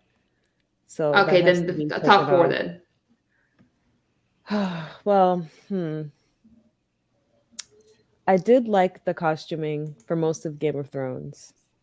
So I might have to put that at the top. Chips, I did watch The Expanse. Sorry. I also really liked Wheel of Time's costumes, especially for Me the too. different Ajas. So actually, maybe Wheel of Time, then Game of Thrones. See, but I like Henry Cavill's thighs. So that makes Who it does? tough. Oh my Really God, tough I know. question. I need to like give this some thought. They like Yeah. it's like they spray painted his costume on him or something. Seriously. Well, I heard that he kept breaking the seams. That makes sense. Have you guys seen like the dog on? I think it's a dog that's on TikTok that's like in love with Henry Cavill. No. Oh my god! Like whenever they're watching The Witcher and like then like when he was on screen, the dog would just like stare. Anybody else like run away and stare and and then just like, well, is it The Witcher or is it Henry Cavill? And she played like Superman. And he like stared and like Yes. people For me, it's specifically The Witcher. But The like, dog. people have been sitting this dog like pillows with like Henry Cavill's face on it, like, blankets with like, and this dog like. He looks good. He looks good though. And then they're doing another Enola Holmes. And my husband's like, "Are you gonna watch Enola Holmes?" I'm like, I don't know. Like it was okay, but then I'm like, Henry Cavill's hair, he's got it. Like they haven't like put any product in it, so it's just kind of crazy. Like he's just got this crazy, excellent hair. But I'll give it a try. I don't know what you guys thought of the original Enola Holmes. I thought it was like I didn't watch it. It I was, watched thought- it, but I you don't mean- really I remember thought- a lot of it. It was I- okay. Like you mean the cute movie little Enola girl Holmes? from Yeah. yeah. Oh, the cute yeah, little I girl liked from it. Stranger Things. I liked it. It was fun. Like, I don't think Carrie Kelly's gorgeous and everything, but like, I liked her, 30 and I days liked- since you watch it. I liked her, and I liked her like love interest. I liked their chemistry together. It was good. Yeah, I thought it was Other okay. than that, I it just was wasn't like super. I wasn't super crazy about it. I thought Yeah, it was like it was kind of it's probably more good young fun. adult or something. Yeah, it's YA. It's YA, yeah. But Henry Cavill, like and like Tatiana was talking about earlier about the Man from U.N.C.L.E. Amazing. Oh, I remember so that. good. Yeah. Again, I want Ilya and Napoleon to have good, sexy, rough sex together because they they're will so sexy really- together. Oh my god! I mean, don't Yeah. get me wrong. I love Alicia Vikander. She was great, but she gives me Yes. she gives me she gives me like type of character like she's an old man. She's just good. She's just good being her. She just off doing her own thing, getting all her lovers, and you just leave Ilya and Napoleon together. It's fine. Yeah. By the way, you guys have to see Irma Vep. If you haven't seen Irma Vep, it's such a great show. Oh. With Alicia Vikander.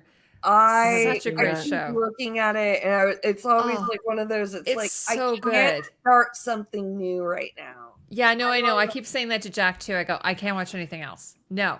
Yeah. But he got me watching it because we had I think it's on HBO. We got HBO for House of the Dragon, and so we watched it. We just binged it, and it is so good, and she's so amazing, Alicia Vikander, and the whole cast is good. I recently watched What We Do in the Shadows TV series. I finally at long last watched it. I love that show. I will say this. I prefer Our Flight Means Death because Our Flight Means Death, I am obsessed to this day. I still freaking read Steady Hands fan fiction because I am in the goddamn maelstrom that is Izzy Hands, Steve Bonnet, and goddamn Edward Teach. Someone save me from that maelstrom. But it's so good. It's such good things. Oh my god, it's so good. But I did enjoy. I do enjoy What We Do in the Shadows. I love Nadja and Laszlo. Yeah. I mean, they are the best. I love all of Nadja's costumes, like all of them. I have to see it. I've only seen the original movie. I haven't seen the new show. The 5th episode of the 1st season, I will blow your mind. I screech. I'm not gonna spoil it, but I screeched so hard in excitement by episode season 1. There is a hat. I'll find the picture later, but like in the news, the opening, like the double like red sequence top hats. I haven't seen it, but it was nominated for best costume. Apparently, it was really good. Yeah, because it's good. Watch it. Like we have to Nandor let go of Tanya though. Tanya's like going, "Oh my god, you guys." Yes. Like, by the way, my class is empty. Just be like, shut up. I gotta go. Okay. Go fly free, my love. Thank you so much, Tanya. Tanya, we're thinking of doing at the very end of the season, we're thinking of doing like a jubilee, like a big spandangled, like what do they call that, Rebecca? Like a big spectacular, like your 24-hour stream. Yeah, no, not 24 hours. No, where everyone comes back, everyone that was on during the season, and we all get together, and then we all like yell over each other, kind of thing. Cool. Can I wear a wig? You can do whatever. Absolutely. You want. It's gonna be on Halloween, actually. I think, right? Yeah, I think so. Did you see my like rando Targaryen cosplay? No. I saw one of yours. I saw something. For our please send me a public picture. access television video that we did. Oh no! No, please send a picture to me. Okay. Yeah, she needs to come back again for sure. Tanya's welcome anytime. Thank you. I would love to. I have so much fun with you guys, and I really miss Tanya, we love you. So, thank you so much, and thank you for Rebecca. You and I need to see each other. Like now. No, seriously. Yeah, we'll talk. Need to. And also, I want to thank Rebecca for introducing us because we love you. You're so awesome. Thank you. I love you guys. So thanks for having me, and I'll tell you about beautiful family. What we're planning. Oh, thank you. Yeah, you guys got to see the baby. I'm not breastfeeding anymore, so that's great. I pumped the milk live on a stream. Okay, so I'll let you know about the finale spectacular. I'm going to call it spectacular. Yes, spectacular. Yeah, let me know. We'll workshop the names in the realm. All right, guys. Corley's. They want a baby. They want the baby to have a wig. Corley's. If I can find a small enough wig for his head, I'll try. That'd be so funny. I'll check all the Halloween stores. Yes, he might hate you at the end. Drunk Zoom. Yeah, we'll do it. We'll have to do it on a Friday night though, because otherwise it would just be a little bit ridiculous. All right, guys. Happy Yom Kippur. Thanks you so much, Tanya. Bye. Bye. Bye. Oh, she's fun. She's awesome. She's great. Yeah, so Carl was saying when we do the spectacular, which I'm totally gonna call it that. Yeah, no, that's a good one, Carl. We're a 20-person drunk Zoom call. I've done those Yes. actually. I've done those drunk Zoom calls during She's COVID. done Zoom calls for 24 hours, so. Yeah, I did. But I know I've also done not YouTube, but I've done like drunk Zoom calls. Like we did this during COVID. I don't know if you guys did this, but we would just get on like a drinking like Zoom call with a bunch of friends. Like like happy hour. It was like, yo, it's Monday night. I have a happy hour. Oh, it's Tuesday night. I have a happy exactly. hour. Okay. All right, my lovelies. So what else should we talk about? Well, I wanted to say that I could actually, when Amond like went to claim Vagar, I could literally hear her like internal monologue just from her facial expressions.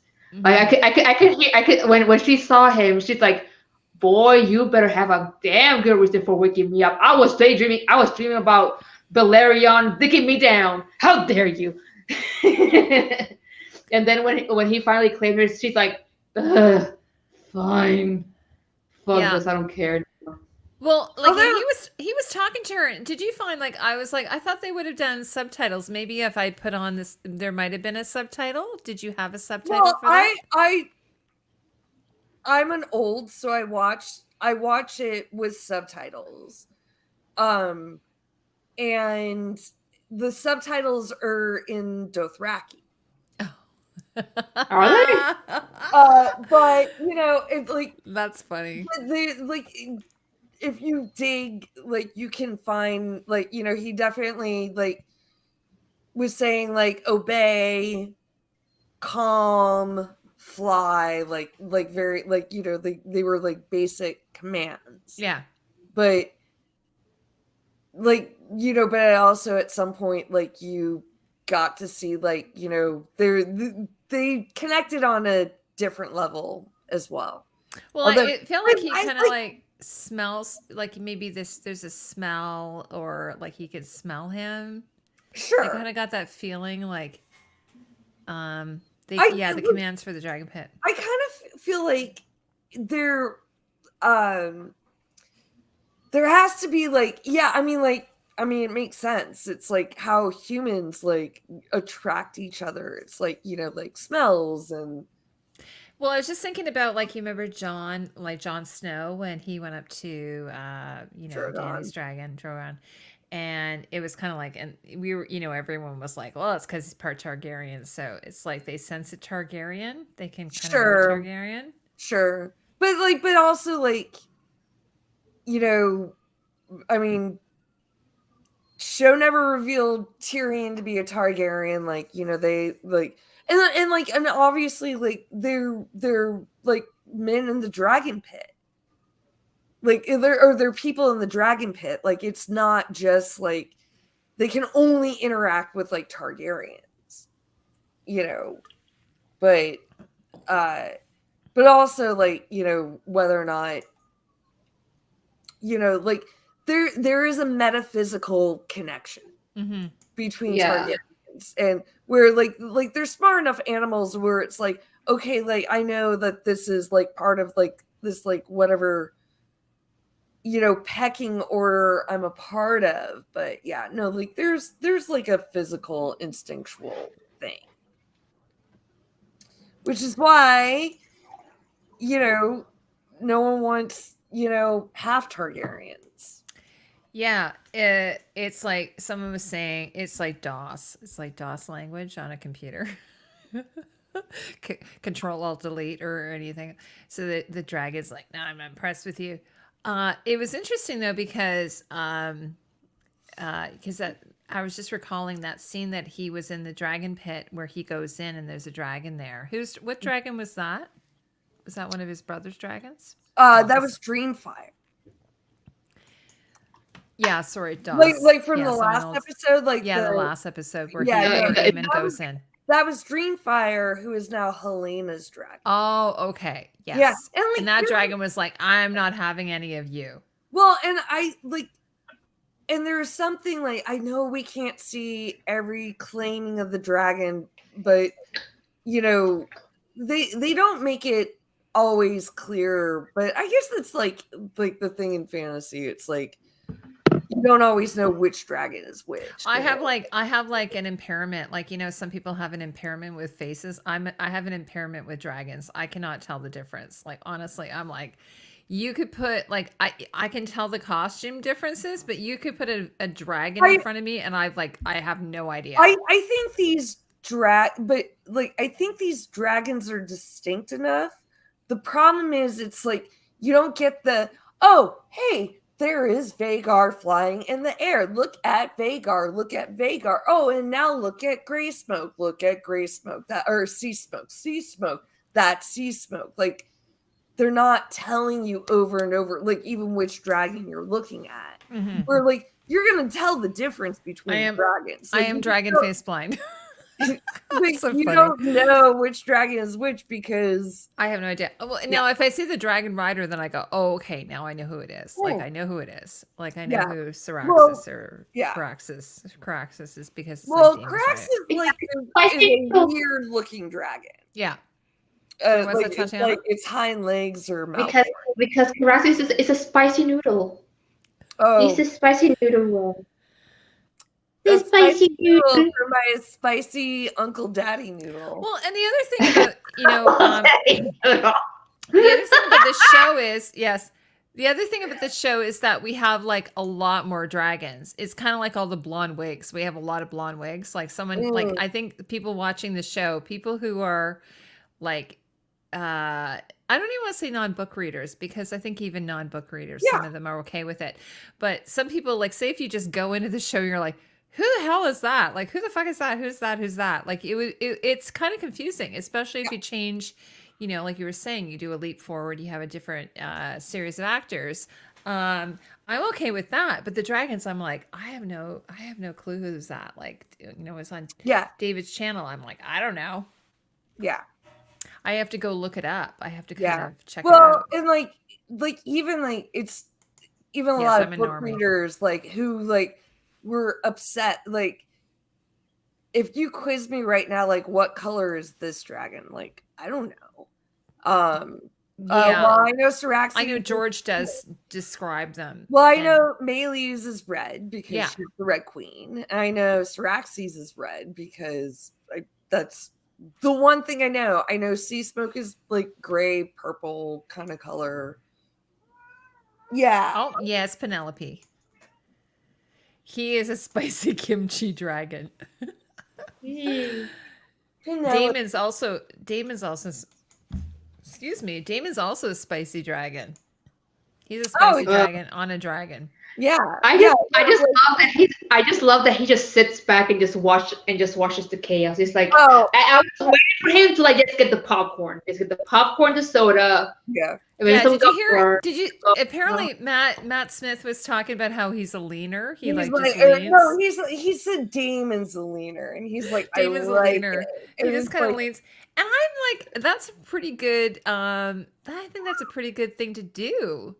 Because it's like, I'm not going to get into the fight. Although, did you notice as soon as like Krispy Kreme went to, he was in there. Yeah, no. Well, that was like, again, another thing. It's like, why haven't I seen the scene with Westerling and Krispy Cole? Krispy Kreme.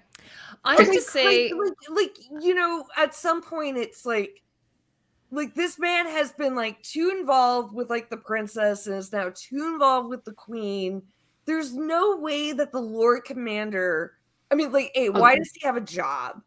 Especially after he can't even he can't even break up a boy fight. Like, he can't even protect the princess. He's supposed to be on night watch and he did nothing. I mean, I think he's the worst. He's just the worst. Like when he's like, the Knight's Guard never had to protect princes against princes. It's like, fuck you, motherfucker. Like, little kids fight all the time. And also bullshit that they didn't have to break up fucking brother against brother. What about Maegor and Aenys? Aegon's kids. You think the King's Guard didn't have to break that up, bitch? Please. Honestly, there's I'm history. actually, There's I precedent. feel kind of like Henry Westerling. Is it like Graham Harold. McTavish? Harold. Yeah. Harold Graham Westerling. McTavish.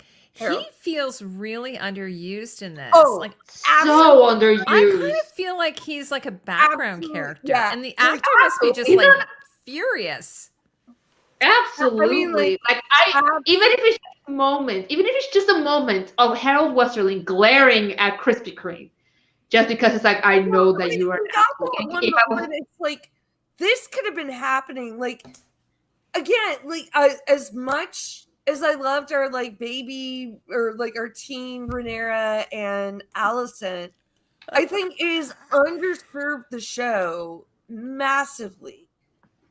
It was funny because there were all these pictures of Harold Westerling, like just in the last episode, like all these pictures, like a picture of him, a picture. Because and I'm he like, had, but like, for what one- purpose? He's not doing anything. Well, And but like, he actually spoke. oh, he did at least, yes. Yeah, he said, but one line. but Harold, but like Graham McTavish is such a great actor. Like if in Outlander, like for instance, like or he was amazing in Outlander. In Outlander, or even in what do you call it? Where he plays like in Lucifer, for instance. I haven't seen that one. He's so great, and then here he's so underutilized, and I'm kind of like going, "Are we waiting for him to do something?" I mean, it's like, but it's like it's the problem, and like I know everyone loves the show, and I'm enjoying the show. I love watching it. I'm just like, like there's so much more happening, and and like even like right now, like everyone on Twitter is like either like like so team Renee. Like I don't even think it's greens and blacks. It's like Rhaenyra and Allison, and like so many people are taking the wrong lessons from the show, but it's also like but the show is like really like setting it up. It's either like you like it's one or the other, because like that's all the show is right now. I mean, it's not. I'm being very extreme in the example, but it's like I said, it's like I want like we had like one scene with the Strongs, and it wasn't even like it had like nothing to do with Larys. And it's like, why the fuck is this motherfucker the way he is? In real life, is Graham a big GOT fan? I didn't know that. And like how was he like, undermining his family before, and it wasn't working out, and so you said, fuck it, I gotta kill them. Like, and use the opportunity to, like there's so much more. Like there's so much more to this story. And like but it's really good at the same time. I still feel that it could have been like I think if they could have pull it out a little bit. One episode. I mean, aren't there 9 episodes? Aren't there 9 episodes this season? Because I saw a list and it says it was up to 9 episodes. There's it's 10 because I saw a list of the episodes and it said it went up to 9. Not it 10. Did, I think it did, and then they added a 10, because I remember when I went to go, organize these live streams, and I was like, wait a second, no, there's another one. Whereas like Lord of the Rings is only 8, which is really short. Like it's weird, like when you think about it, in the old days, they used to do like say something like 24 episodes. They would do 24 episodes. And now they may not have been an hour. Well, some of these are more than an hour. Yeah, I don't even think in I think Sharon. Like Sharon has Luke Skywalker, by the way, which I really dig that. So I know from Twin Peaks. Mm-hmm. Yeah, no, you're right. Like, I mean, like it might not have been 24, but it was like around 20 for like hour dramas, and like back in like the 80s and 90s, like. That's still a 46-minute show, or like, where now like an hour drama is probably like on network is probably like only 41 minutes. Well, and I will say like that doesn't sound like a big difference, but it is. No, I was saying it's really weird. Like Jack and I have been watching, what is it? The lawyer MCU universe. Oh, She-Hulk. She-Hulk. Oh, It's not the greatest show. It's so I've heard it's pretty bad. It's okay, but it's not. To be honest with you, it's not the worst thing I've ever seen. Okay, fair. It's not the worst thing. It's okay. But like, it's so weird because I'm watching it and I'm like, oh my God, these are only like 25 minutes, 26 minutes. They're super short. Now, because there's no commercials, it's not as bad. Like, but I'm thinking, I said to Jack, oh my God, remember in the old days when we used to watch a TV show, would it be a half hour? There'd be commercials. So it probably would have only have been really like 20, 25 minutes. Like, that's crazy. Like Charlie's Angels, for instance, as an example. Although it might have been an hour show. That's what I was saying. Like probably in the 70s, like Charlie's Angels probably would have been about like 47, 48 minutes. Or maybe even longer. Yeah, it's not the worst show. Like Tatiana, there's this one scene in She-Hulk you would really appreciate where she goes to this like it's campy, right? It's kind of campy. She goes to this guy and he's from I don't know if you guys have seen The Flight Attendant, which is so good. It's really fun. The flight attendant. Is it with Kaylee Kuko or whatever? And he's one of her fellow flight attendants. But anyways, he plays like this kind of like costume, kind of like Edna mode, kind of thing. Where he like costumes all these superheroes in the MC universe, and he has a secret studio you have to get in. You have to get an appointment and everything, and somehow She-Hulk gets in there. They get her in there, and then he creates like an outfit for her, and but I don't know. It's sort of like campy, just sort of silly. I don't know. I wasn't taking it too seriously, but yeah. So it just in the old days, we were just saying that they used to do these longer, seasons, and now everything is down to Game of Thrones. Kind of established, I think, that 10 episode, 1 hour each. I mean, that's pretty much. I think because the 24 episode thing is more the American way. The 10 episode is more like, I think, the British way. Yes. And like we're slowly adopting more of the British way because I think it's because of streaming. Because like she said, like the 24 episode season, episodes will be like 45 minutes at most, like with Supernatural and other stuff. Yeah. Oh, yeah. That's the one I was trying to think of. It was Supernatural because I think they did quite a few episodes per season or what have you. Like, Tatiana or Shadowcat. I was listening the whole time. Like they're different models. Like there's like the network TV model, but then like the cable model like was like very clear. Well, I guess it depends on like what the budget. It was like the HBO. Pretty much like even like the Sopranos, like their longest season was like a 13 episodes. So they started doing but it was like very like prestige kind of things that got a shorter series where like low budget things like kind of like sci-fi channels got like still kind of kept with like the like network standard, but now we're slowly like getting into the other standard, but that have it like to allocate like bigger budgets. And I think like people would rather watch, especially like hour-long shows. Like I'd rather watch just like 10 of those instead of like trying to keep up with like 20 something. Like, I have to say though, like sometimes like say something like, I don't know if it's Barry. I don't know if Barry's a half hour. There's another one I watched that's a half an hour. Barry's a half hour. Oh, Barry's a half hour. So I'll be like, I got to go to bed, but you know what? I could squeeze this half hour in, for Barry. Yeah. Or Ted Lasso or something. And even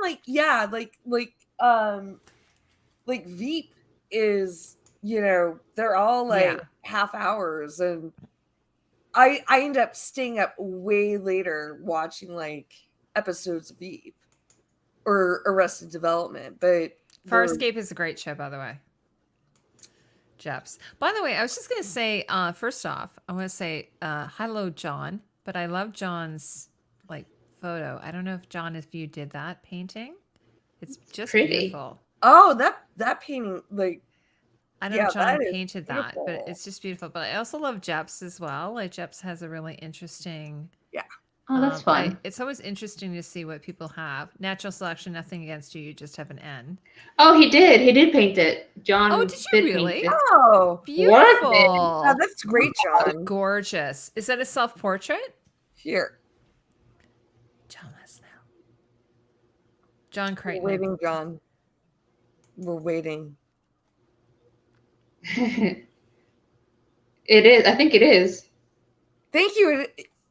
Thank you. It's Thank you. It's It's in gouache. I painted from Pinterest. Oh, never mind. okay, but it's Nice. beautiful. Like, No, it's not. It's not. gorgeous. It reminds me of something.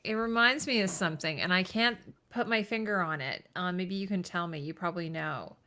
I love your. It's a beautiful style. Anyway, Yeah. gorgeous. Yeah. And it's really nice you're here. John, John, you, Carl?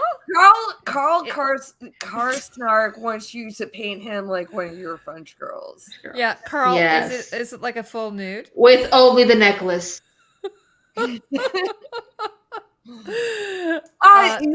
Definitely some Klimt. Klimt, exactly. Yes, Yeah, and I love the definitely colors. some I love the Klimt vibes, colors. but it's like It's just gorgeous. androgynous Audrey Hepburn. Ooh, Klimt, I like it. Yeah. I Kind of painted him natural. like a French girl. Laugh out loud. That's awesome. I love it. Yeah, I love Klimt as well. Yeah. Actually, and John, I don't know if you've seen not interview with the drag, but was it With what's it vampire? called? No, sorry, Bram Stoker's Dracula. The designer on that was inspired by Klimt. So, Oh, yes. So you mean much. it? yeah. Like her You mean dress. Yuka? There's one scene where Dracula is wearing kind of like a gold outfit, and I was gonna say Ewan McGregor, who's the Keanu actor. Reeves. Not Keanu Reeves, the guy who plays Dracula. Who's the guy who plays Dracula? Oh, Gary Oldman. Gary Oldman. There's a scene where Gary Oldman wears kind of like a gold outfit, and that was inspired by Klimt. Another design that was inspired by Klimt, Brandy's Cinderella. Cinderella was Brandy and Whitney Houston. Have you not seen that movie? The Cinderella, the 1996 TV movie Cinderella with Brandy and Whitney Houston. And oh, I gotta see that. You haven't seen, bitch! No. You haven't seen it? Oh my God, Whitney Houston's in Cinderella with Brandy? I have to see that. You Fairy Godmother, she's fucking amazing. I gotta see that. Bitch, girl. 90s Cinderella? It's in fucking Disney Plus. You get a Disney Plus account and you watch that movie or we are not friends anymore. How you guys know that I love Whitney Houston. I love her. Bitch.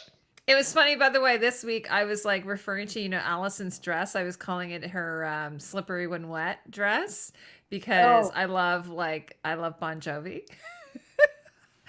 But also she's kind of slippery, she's a little bit slippery. No, I mean but bitch. It looked like total 80s hair pleather, it did, I know. But high end pleather. High end. It's cloth. Yeah, it's this cloth fabric. It's it looked great, but it definitely had that it was like wet look. She looks yeah, like she's kind of slippery when wet. Music video vibe to it, and then she's got the long hair. Her hair is long and curly and flowing. What do you think about her? I have no idea what you're talking about right now, just so you know. Oh, we're talking about Allison. In that green, slippery when wet, wet look kind of gown she's wearing. Which, funny enough, looks staley. Here, I got it here. But it didn't look like she's wearing it here, but she's got scales. It looks more like snake. It's kind of snake-like. It is. Yeah, it's like a snack. A serpent. She's kind of a snake. Yeah. I mean, she has become a snake. Like, which I Sneaky. don't. There. See how shiny it is? It's so shiny. It's so I shiny. mean, someone asked me, okay, this is terrible. Someone asked me, I think it was on David's live stream, if she was pregnant. And I'm like, no, she's not pregnant. She's not wearing stays. She's not wearing any kind of foundation garment. She's just wearing I didn't get to tell you that. Wait. Go back to that picture. Oh, which one? Go back to that picture. That one. Look at Otto's hair. Look at Otto's hair. That's the picture I'm talking about. Look at his hair. God. I will. It's so awesome. I love it. I will give him like there might be a little bit of wind. But girl. But what is what's going on with his right eye? His right eye looks totally wonky. It's like he looks insane. Otto looks insane. I can't. I will attest. Like when you're going through like when I'm pulling stills, I can't tell you how much, like, especially if people are talking or like how often like a still of you looks fucking wonky. Like, you guys are so old. Like, how old are you people? Deb or Dan? Oh my God, you guys are like, how old are you? Are you like from the 1940s? No, you saw Oh Brother Where Art Thou? Oh yeah, Oh Brother Where Art Thou? Exactly. That's where Dapper Dan. Yeah. Yes, she's not wearing. Oh yes, Otto needs some maple syrup. But no, it was so funny because I don't know if you guys saw Tatiana. Did you see earlier in the week? Did you see earlier in the week they had pictures of Olivia? What's the actress's name who plays Allison? Oh, is it Olivia? Olivia Cook? No. Olivia Cook. She did this spread like this. She photo did shoot. like Savage Fenty. Yes. And she's wearing like a bustier, and then there's another one where she's wearing like a mesh. Shoot. She's wearing like God. And I was like, I said to David, I'm like, okay, why couldn't she have worn that bustier underneath her gown? Because she's just like wearing like a modern, bra or something under this thing. Like, look at her. Like, I mean, it's hot, and then look at it. It's just like she's not. Or today, like Rihanna like tweeted like Team Green. Oh, did she really? Yeah, because I mean, Allison was yes, that lime green. Yeah, and she should have worn this under the gown.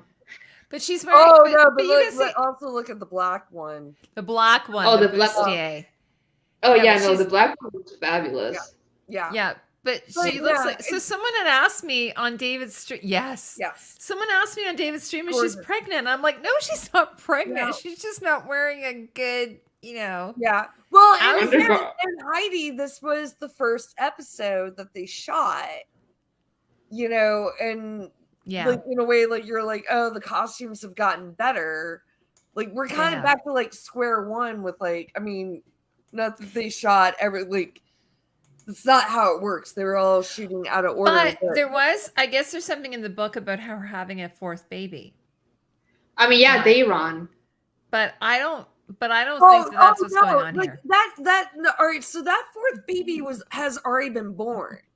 And I'm really confused about that because they're apparently someone said like he is going to be there.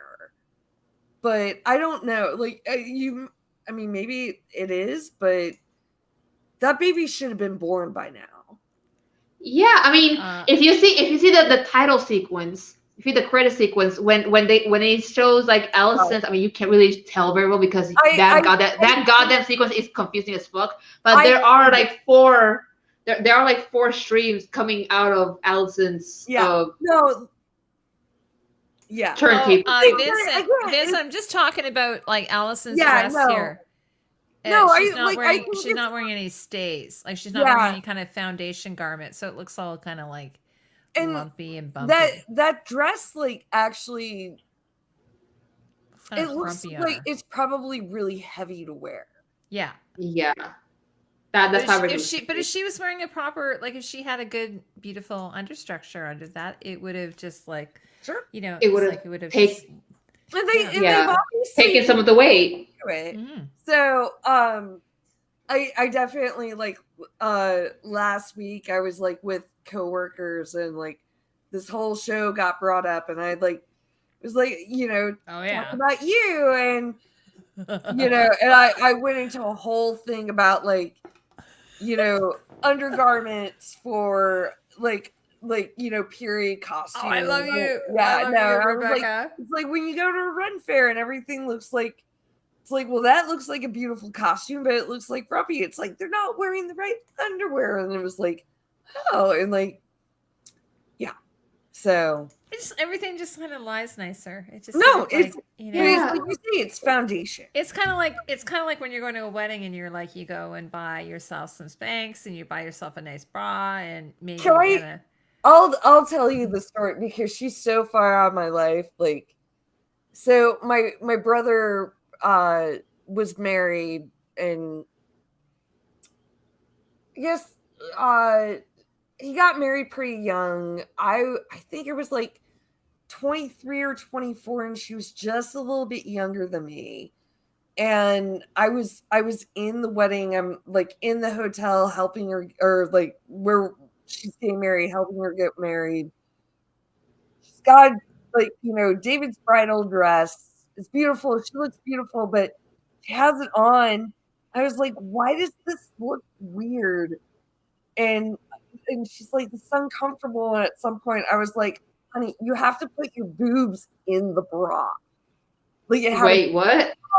And she didn't know, like, it's like I don't have an underwire on, but it's like if the underwire was like here. You have to lift. You have to lift. No, they not teach her how to lift the boob? No. Oh, that's no! I used to do bra fittings. Little baby girl from South Carolina. Yeah. No. Yeah. Well, when I graduated from university, my girlfriend opened up a bra boutique. So I would go work there. And one of the things that they would teach you is like, you gotta like lift. You gotta lift yourself. Yeah, out, you know, make sure. Yeah, and you don't want the wires.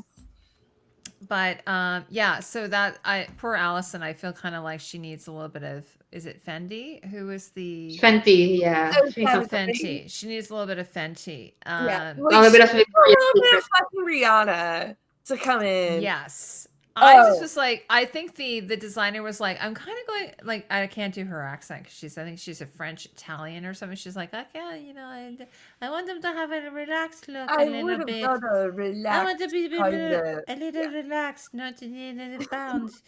And so, but I kind of like, no, it has to be. No, it has to be. Because I mean, and I argued on one of my videos, and people can argue with me and be angry with me about it. But I was like, it's a patriarchy. Like, we should have, like, you know, it's a patriarchal system. And shouldn't we have some kind of like patriarchal restrictive like garments on these people rather than letting it all be like, well, I mean, like the whole, I honestly, I do hate like people equating corsets with the patriarchy. It's like, well, yeah, I agree. Like even like we were talking about like Rhaenyra's punk rock, and it's like, yeah, no, she's like, she's a princess. I mean, she's a princess.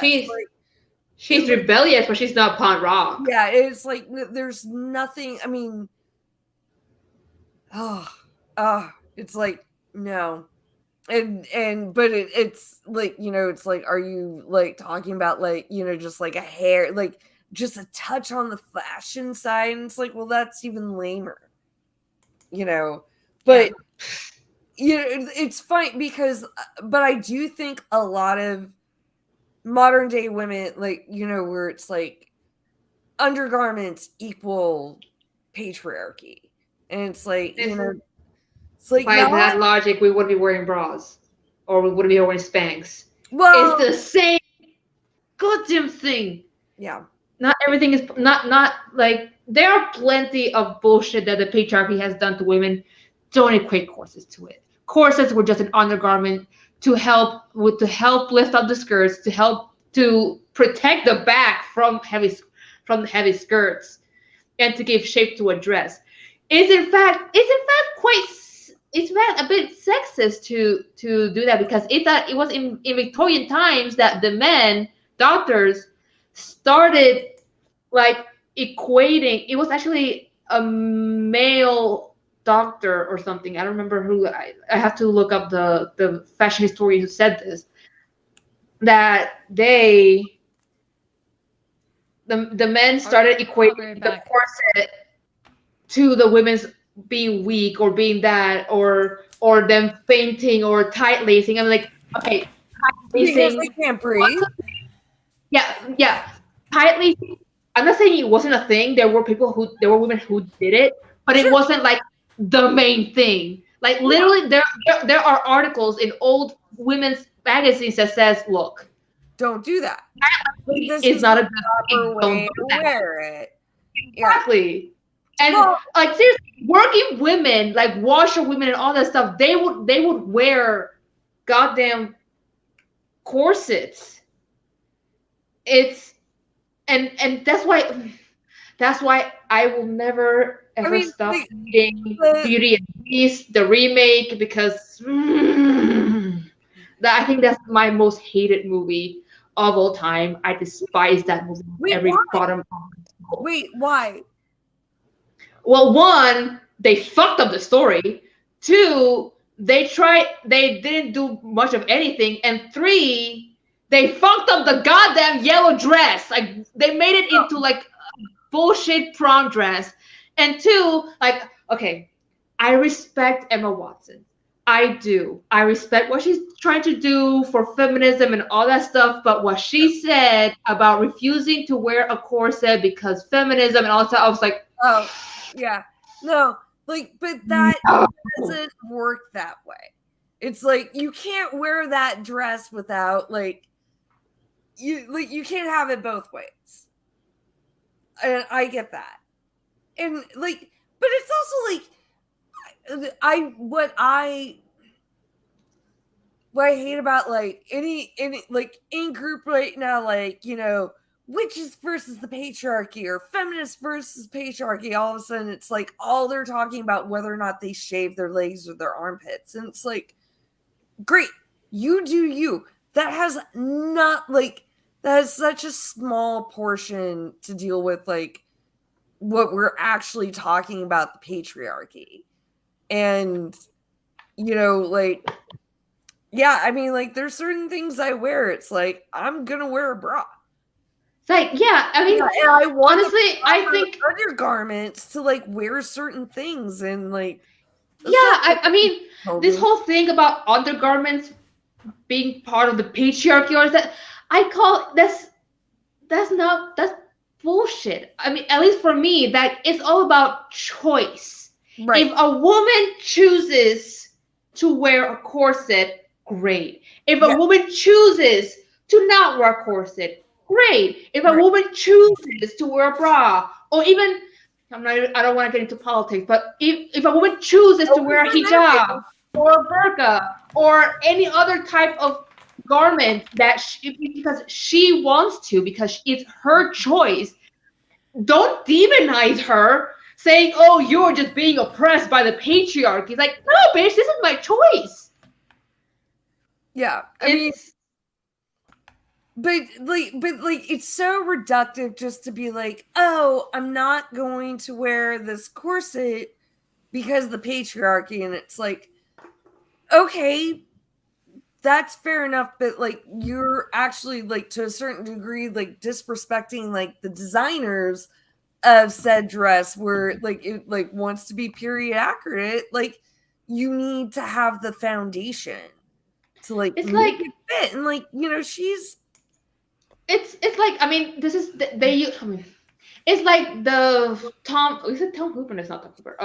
The Keira Knightley Pride and Prejudice, right? I mean, it's a whole entire different era of costumes they're using, but the costume designer said, I wanted to make it more relaxed. I wanted, because to like mark the difference between like Caroline Bingley and Elizabeth Bennet, But even then, she knew she needed the undergarments. She knew that there had to be structure for the garments, even if it's relaxed. Yeah. It's It's mind-boggling. Like, how do you say, like, there are clearly, times like some of these actresses are just wearing like strapless bras, which are horrible. Like, I like strapless bras are like the bane of my existence. Oh, girl, as a flashy woman, I concur. Well, I mean, that's what I was saying about Rhaenyra. Like when Rhaenyra was wearing that one, she's wearing a strapless bra. And I was like, you can't wear a strapless. Well, first of all, if you're wearing like a dress that's not strapless, you should always wear a bra with straps, because it's never going to give you the lift that a regular bra gives you, because it'll just like the band is holding you. Don't wear a bra. Or don't wear a bra. But they're also like dresses. It's like they're dresses. They can build the structure into the gown. They can build it into the gown. Well, yeah. Well, you heard me say about like my former sister-in-law, who like didn't realize like there was a bra built into her. Yes. Yeah. And like she just like let it, and it's like. By the way, are they still married? No. Oh. Oh no! I'm sorry to hear that. No. Seriously. She's not even like my. I didn't get married until I was 38. I was like an old maid by the time I got married. And then I had Graydon at like 41. Like that's like old. Like work you nowadays bitch. It's not that old. Nowadays it's not that old. My mom had us by decade. My mom had my big sister at 21. Then she had me at 30. And then she had my little sister at 42. Wow. So, wow, that's amazing. Yeah. That's interesting. Interesting. Yeah, all girls. It's a lot of estrogen in this household. A lot of estrogen. Oh, I have to what's your sign? My sign? Pisces. And what are your sister's signs? My big sister's a Scorpio and my little sister's an Aquarius. Ooh. And my mom is a Taurus. Oh. And then my dad and my stepmom are both Pisces because they were born on the same day, years apart. Years apart, like 5 years apart, but they have the same birthday. A lot of water, and then Aquarius is like the air sign that everyone thinks is the water sign. Yeah. Yes. Yeah. It's true. So in my family, I have like 4 women who are Libras born in the same week. It's me on the 26th, my aunt on the 28th, my niece on the 23rd, or on the 3rd, October 2nd, and my cousin on the 3rd. And it's like, damn, like the Libra ladies, and we're all crazy, but like we're very different, but we're the same. It's like do y'all get like one big birthday, or do you all just like go one by one for each birthday? Well, I mean, we're not all together, but so my like we don't all live in the same city. And yeah. But my aunt and I, like, we're on the same like big birthday year. Like we did like a trip for my 40th and her 70th. So we're on like that cycle. And my aunt didn't have kids, so there's a little bit like we very much like enjoy the fact that our birthdays are so close to each other. But it's also like we're so massively different, but we're so massively the same. It's very. I feel like I'm like that with my best friend. He's like a week older than me. Like I'm on the 25th and he's on the 19th. He's like right there on the cusp of Pisces and Aquarius. And I say that we're like I say I'm like him but female like I'm the female version of him, and he's like the male version of me, but we're both very different at the same time. You definitely have a lot of your like secondary signs the same. Like the chances that like your Mercury and your Venus and your Mars are like this, like the same. Yeah, I think I'm probably Mercury actually. Well, oh no, like yeah, but your moon and your rising are going to be totally different because that changes. Like, so like we can have another Astro talk later. No, I was just laughing because Natural says that I'm blitzed. Which I am kind of. So, hey, should we talk about before we go? Should we talk about Vagar is a Libra? Like, put that up by Mike Boy. Vagar is a Libra. Yeah, it's Libra. Okay. Absolutely. I'm here for it. I'm a Libra. Everyone can still say, you know, say happy birthday to me again. Happy birthday! Well, like Vincent Harper said, tarot Becks has been awakened. It's like we haven't even talked about tarot. We just talked about astrology. Yes. But I'm too drunk for tarot right now. No, I know. But I was saying we should talk a little bit about okay, the wedding. What do you guys want to talk about it? Oh yes, the wedding. This. Can I tell you how fucking happy I was to finally see some goddamn Asian inspired anything with the Targaryens? I was so fucking happy. I nearly screeched in happiness. Oh my god, yes. Oh, it was so good. I loved it. I loved all of it. And the headdress. An orgasm here. Oh, yes. I need a cigarette right now.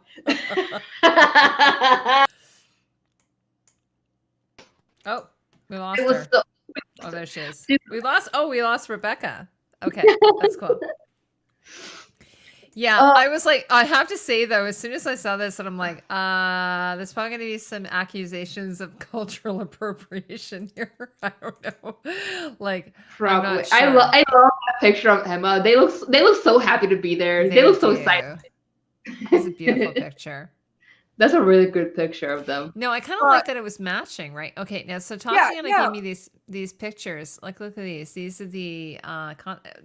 Where'd you get these pictures from, by the way? It wasn't the behind the scene. It was behind the episode. I tried finding that video. I couldn't find it. Of the making of the episode. Okay, so then this is like the bottom. So it's kind of like that ombre kind of. Yeah, because we were talking about it's kind of a old Valyrian sort of, I'm assuming. Well, they that's said like those robes are supposed to be like thousands of years old. Mm-hmm. Yeah, that they come from like old Valyria type thing, or at least that they're inspired by old Valyria. Maybe they had it like like they said like that those robes are supposed to be thousands of years old, not inspired, but that doesn't make sense. But that's what they said. No, I believe you. But I'm just saying like fabric rots. That's all I'm saying. Well, maybe they're like dragon cloth, so it survives better. I don't know. I guess so. Yeah, I mean, I'll have to watch that video though. I couldn't find it. I went to look for it. No, like if you go into like the episode extras, like it's like the house the dragon built. And they talk about it. One of the things I really liked, by the way, was watching the behind the scenes watching Interview with a Vampire. They have the behind the scenes right in the video, like right in the episode. So you don't have to go find it after. They just end it with it. And they had a whole like behind the scenes. Okay. No, so they have two for House of the Dragon. They have like the short, like 5-minute one. Okay. But then they have like the longer, like 25. Where do you find that? Yeah, it's on HBO Max. It's in the content of the episode in HBO Max. So like if you like go to like the House of the Dragon homepage, you go to the episode, like you just have to like go down and it's like, like to extras. I think it's because I'm in Canada. I'm watching it on like Crave. Oh, you're not It's watching not. it through Yeah, that. it's not like No, I you have to. need HBO Max. Yeah, so I have to try and like go on incognito or something. But Because yes, that piece I looks ancient Chinese. Yes, it's definitely. I was trying to figure it out. Tatiana, what did you think? Like, I was like, it looks. I was like, at first I thought maybe it's Tibetan or something like that. But from what the costume designer said in the making of, she said that she was inspired by the dragon keepers of the dragon pit and just made that like more elevated into like, and she said it was like more of a kimono style, Japanese kimono style costume, and like I can see it with like the obi and the sleeves and the like I can totally see it. Well, I was like, this is what's really weird. Okay, I'm gonna throw this out here. So the costume designer said she didn't watch House of the Dragon. No, and I honestly don't believe that. Like, she might not have at the beginning when she was hired, but she must have watched it. She might not have watched the show, but she has like all the reference to it. Because like, I know the showrunner said they wanted it to feel like it was in the same world. Because when I'm looking at this, I'm going, well, this is definitely like, Daenerys Targaryen. I mean, we have a lot, and then obviously we have the Lannisters and the Targaryens have a lot of common, crossover. But like, I mean, like the kimono style, like for King's Landing at the beginning of Game of Thrones. And like you see like Sansa incorporating it into her wardrobe. Yes. But did you see that? I have to think about that. Like, did you see kimono stuff on like from Dany's? Yes. Well, it's Mongolian. Yeah. I mean, it's like, Mongolian. Well, I know. Oh, actually, no. It's but it was. It's. I think Varys was the one that had like the Mongolian type. Oh yeah, Varys. But Danny like, Danny had Varys had like it like did the yes but Danny had a definite like right over left kind of with her. Well, yeah, but that was not just for her. It was also for like Cersei and Marjorie too. No, hers was somebody. I think it's Philippine. I have to double check. Sorry guys, I'm a little wasted. So it had there was definite like there was a definite. I can't remember what the culture was. There was an inspiration. There was a culture there. I just can't remember, Tatiana. Sorry. Like it's in. I have to look up my notes. But there was a definite inspiration. It was actually one of my viewers who pointed it out, and I'm like, oh yeah. And I went and looked at it, and I'm like, yes, for sure. Yes. So it's an Eastern. It's some type of Eastern culture. Yeah. At any rate, like the only thing I would have liked, it doesn't ruin the costume. But the only thing I would have liked would have been if they had like the cobra shoulders. That's like the only thing, because I in my head canon, the cobra shoulders come from Old Valyria, and that was a fashion statement that was spread throughout all of Essos. That's why you see it in different cities along on Essos, and also the Targaryens should have had it. Yeah, well, I mean, the idea with you guys are all completely correct with the, you guys are completely like correct with Star Wars. Yeah, yeah, because it's based off of, the character. What did they call it? Sorry, you guys can explain it. It's based off of, like the hero's journey. Yes, the hero's journey, and the Japanese movies Kurosawa. Sorry, Kurosawa. Yeah. So so definitely the I can't remember the name of it. The Seven Samurai. The Seven Samurai, exactly. So there's a lot of similarities there, I think, as well. Oh, did you between. know? Did you know that A Bug's Life was also inspired by the Seven Samurai? Really? Oh my If God! you Really? if there's a video, I think it's called Cold Crash videos. I'm not sure, but they compare Seven Samurai with The Bug's Life, and it's like Yeah. almost completely Yeah. eerily Oh, similar. but like Seven Samurai, like definitely follows like The the hero hero journey. journey, like trope, like from like all like Like steps like through it. yeah. Well, one of the And things, like I and noticed with the kimonos worn in King's Landing, they wore it them opposite.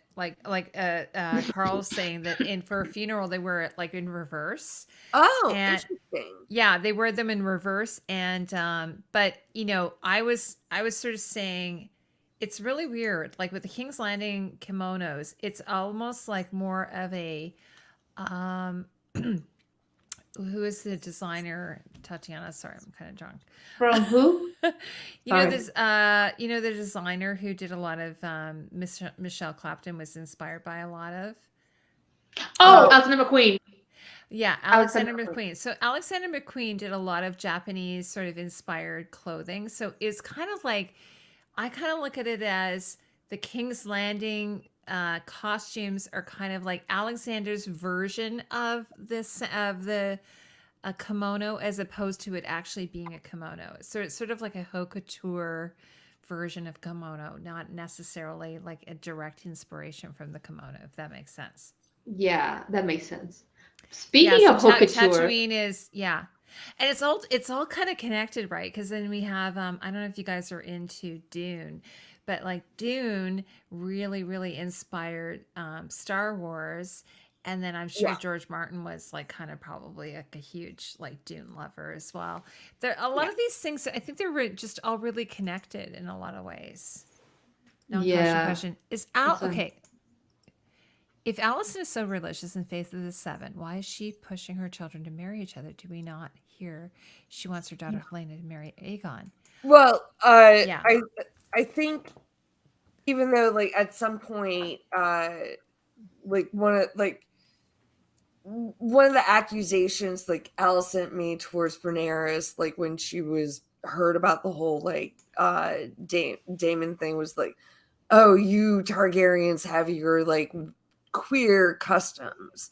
Um Hmm. and they have not gone into this, but clearly like she has betrothed her child or like her kids to each other, but I think that's like more just like kind of like sticking it into it's like, well, my children, they might not be pure Targaryen, but we're going to keep it pure where like your children are not as pure as you say they are. Like it's a weird hypocritical thing on her part where it's like, and it's so interesting, like again, why don't we know, like what you brought up earlier, it's like she's from Old Town, like, and Old Town is so connected to the Seven and the Maesters, and it's like she's Hmm. so pious, and Oh, but by the way, I just want to say hi to Oaktown Girl because she just kind of came in at the end. Like we're like, she's like, oh my god, Uptown girl, you guys you are still living live. in What's a happening here? Yeah. world, and now Oaktown you're living by Girl, the we've been Elmwood living in. Sky.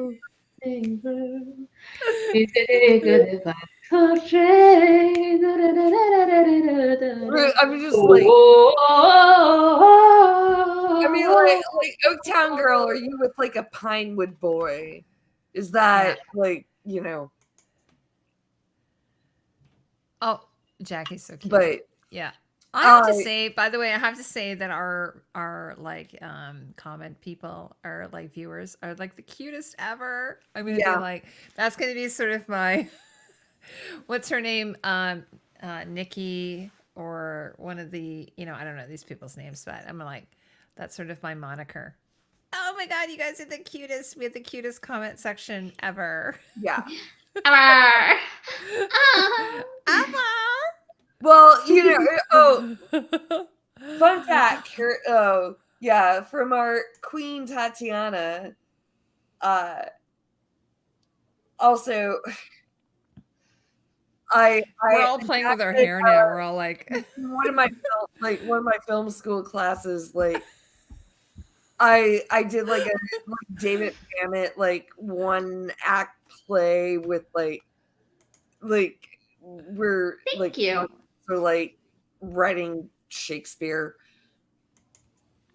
It was a fun thing. It was like, oh, I'm like doing like my Saturday Night Live skit for film school, and it's like I'm doing Mamet and like you know, monkey. I love Mamet. Shakespeare.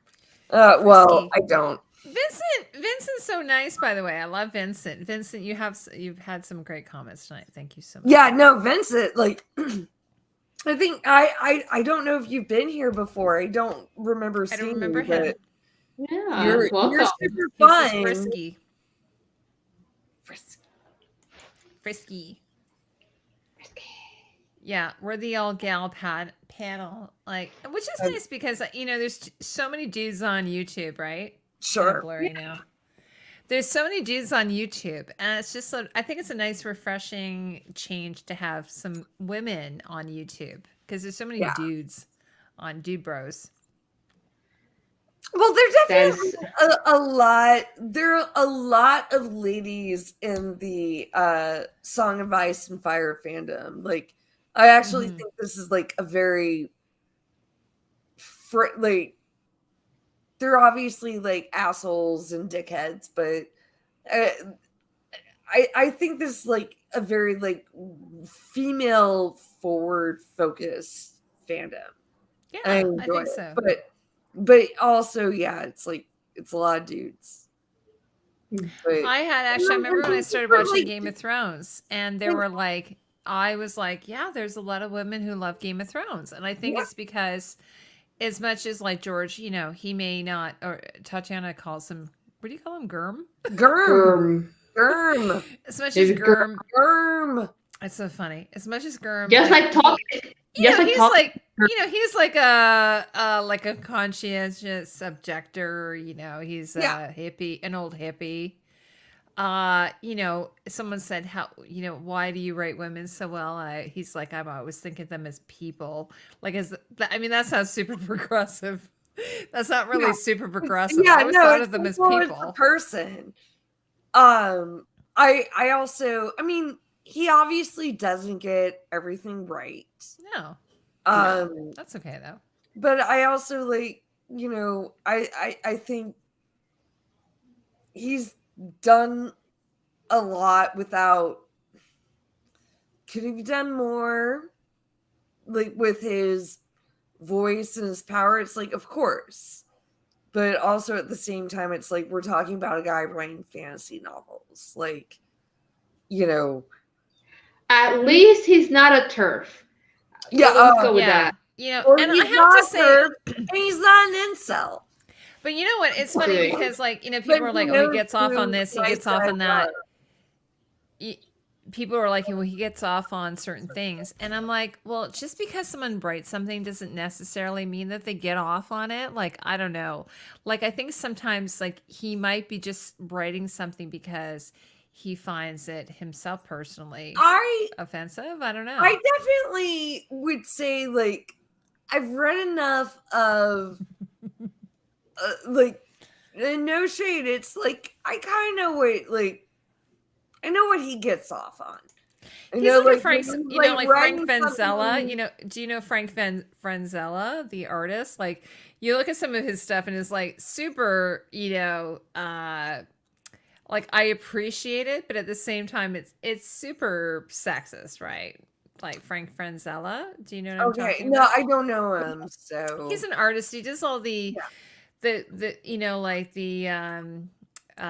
cover, the books of like some pretty famous sci-fi, like John of Mars or whatever. Like the Conan. Conan. Thank you, Conan artist. Well, yeah, exactly. Got it.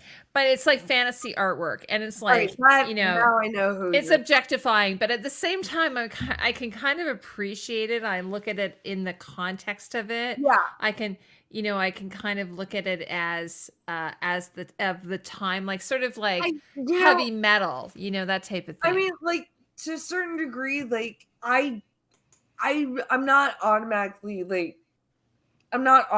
turned off by like that genre, like, but gets into that genre, like where it's like, okay, like this is uncalled for, like, but yeah. And like the thing is that you have to, like, when, for instance, George is interviewed and he's asked him a question like by a modern, interviewer, and he's like, well, he answers, well, it was the medieval times, like, and I mean, he's just sort of like, it's just, we put him on a little cart and we kind of push him out there, and yeah, he's kind of like Viserys. He's like Viserys. We push him out there. I definitely think we know what what Gurm thinks is like hot sex, and it's like good for him. Like, like they're occasionally he writes the scenes like, oh, that was sexy. Occasionally, not all of them, but I still never thought the scene with Miss Sanday was sexy. Oh, between Grey Worm? No, I didn't think that was sexy at all. I don't. It wasn't sexy but like I felt it so intimate, and like I felt it more loving than like than sexy. It was more intimate. It was like again, it's like men not fucking knowing how to do that. Mm-hmm. That's what I felt like. It's funny because, like, Grey Worm, the actor who plays Grey Worm, is in Interview with a Vampire. Is so much better. So much better. Well, it's hard. Actually. That was a very hard role. Like I would imagine Grey Worm was like not an easy role at times, especially like when Grey Worm was like, like, and it was wonderful that Grey Worm had character development, but like that probably was a very hard role to have character development with. And then, like there was something about that scene with them, like where it was like this very like primal thing where it's like, show me your body, where it's like, that's I don't think that's a very realistic, like, like. Well, I didn't like that Miss Sandy just kind of opened up her jacket and just spit out, and it's like, that's dudes, writing a sex scene, and like were there times like that's like the appropriate, like, woo, for sure. Oh yeah, for sure. Like for somebody who I've done that with my husband. Get it. I was wondering hearing this. I'm sure you did. I'm like, I know you guys are sexy, horny. It was our first time. It's just like I was expecting something different. But you weren't, like seducing a man who had been castrated as a child. Like, and like there's just.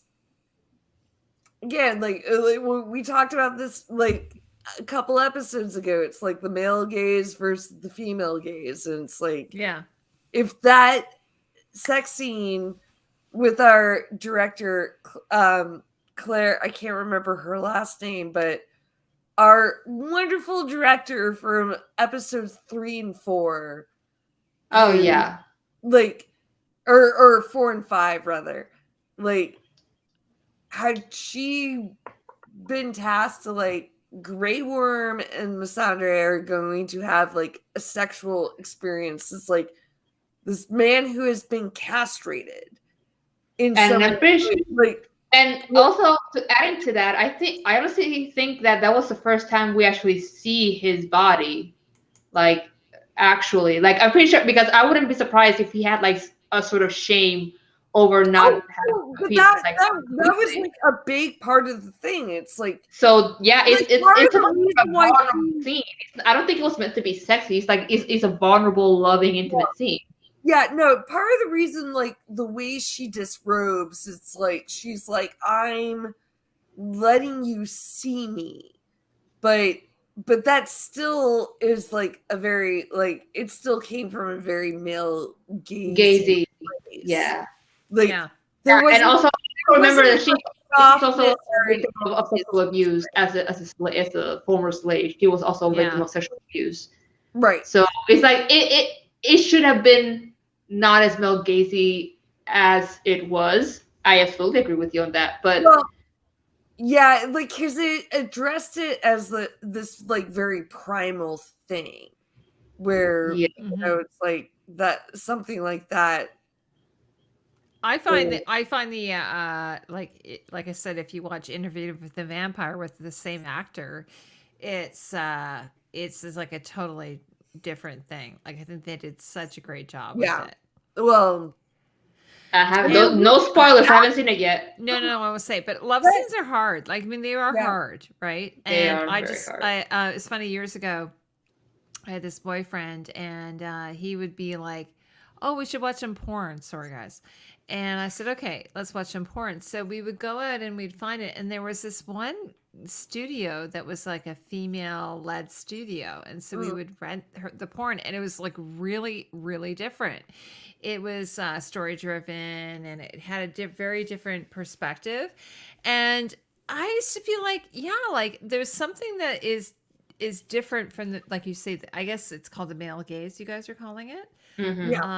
I'm not quite sure I completely understand it, but it's from the, I guess you mean from the man's point of view. I mean, most of the time, like when you're watching, like, oh, I don't even want to like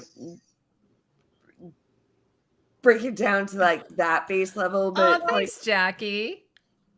You're Oh, so thank you, sweet. Jackie. Jackie, we love you, by the way. But usually, like when like in media, like you're watching sex from like a male perspective. It's like, yeah, it's mainly bodies and tantalization, not so much character. It's rather superficial yeah. when they say male gaze. By the way, there's a really good movie I just watched called Zoe. I don't know if you guys have heard about it. It's with No. Ewan McGregor, and he has like a love affair with a synthetic human. It's so good. But how is that different than her? It is different than her because in her, it's like a virtual kind of relationship. Like they're kind of like you know, like how do I put it? They're more like talking with each other. Whereas in this synthetic human is actually a manifestation of a human being. And she, like I said to Jack, I said, for all intents and purposes, she is a human being. She lives in an apartment. She has an awareness of herself. She dresses herself. She goes to work. She has an attraction for this other human being, and it's actually kind of a really sweet like love story, like if I could put it that way. But What's it called? It's called Zoe, like Zoe, but it's Zoe, Zoe. Oh, And okay. the actress who is in it is also in what's it, James Bond. She's a Bond girl, but Ewan McGregor's in it. So And I love Ewan McGregor. So I'm sorry, real quick. Do you guys see Zed in Canada? We see Zed, yes. Oh, I didn't know that. What's I that?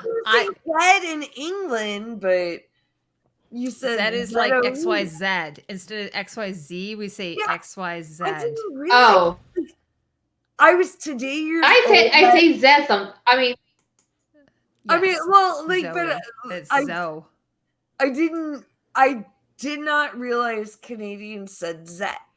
I don't know why we say that. I So sometimes stupid. say Z, especially when I'm saying my name because my name ends with a Z. Yes. But it's because a Z could easily be construed as a C. I usually say Z Well, when I'm pronouncing my name. So, you know, like my last name starts with B. So usually when I spell my name, I say B as in boy, Yeah. B as in boy. And then, you know. We are serious, Vincent. We don't joke around here. We're very serious. On the Costumeco channel. We're dead serious. So let's talk about you and your boyfriend watching porn together. Can we have more detail on that? Oh, who? No, Who I mean, that? no. Oh, my ex-boyfriend and I. No, that's me. Like you know. Oh, this is years ago. This is years ago. Like you're very serious, and it's like yes. Yeah, this is years ago. This is before I met my lovely husband Jack. I had this boyfriend named Jerry, and he we actually met him just out of college. And anyway, so in the old days, we had like a video store we would go to, like a little video store. Oh, so you guys went as a couple, like so we did totally. That's actually kind of sweet and romantic. It was sweet. Like it you was have, really like, sweet. Go into like that rear section in the back of the store. Exactly. Now it's like, oh, you like hunt online together. No, we would. And there was a store on Yonge Street, which is like the main street on Yonge Street, or like in Toronto, that we would go to. And they had a shop, and we would go in there, and he'd be like, do you have any female-centric porn? And they go, yeah, we have this one little section. Aww. We have this one little section here. Like, that probably like that wasn't the language. It was more like, do you have like any non-rapey porn? And, No, like, yeah. Oh my God. And it was so there's this one at this time, this would have been like 20 years ago, there was this one studio that did porn that was and he said to me, I said to the guy, why don't you have this type of thing? And he goes, well, most of our customers just want that's what he actually said to me. And I said, oh, that's too bad. So they had this one studio that was started by a woman, and I think she was out of California, who created this, like, some porn for women that was story driven. It was story driven porn. So, you know, like, for instance, like one movie I really loved was there's one with what's it called? There's a couple of movies that are very specific, towards women and very, very sexy, what have you. And this is sort of what she was trying to tap into. So, it's fun. When I was little, I don't know if you guys ever had a Video Avenue. It's like a Blockbuster, but from another company.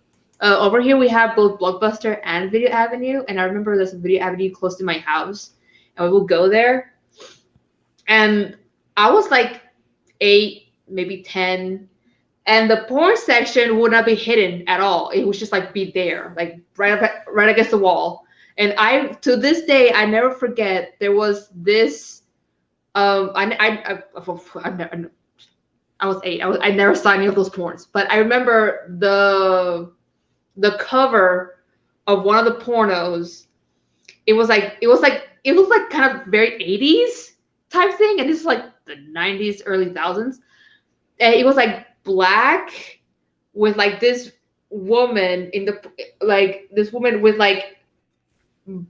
like watermelon sized breasts, like huge basketball sized breasts in like a teeny tiny little pink bikini type thing, and like bottle bleach blonde being all sexy at the cover. And I'm like, huh. And I was like 8. And it was like, and it was not, it had hidden at all. And I'm like, huh, interesting.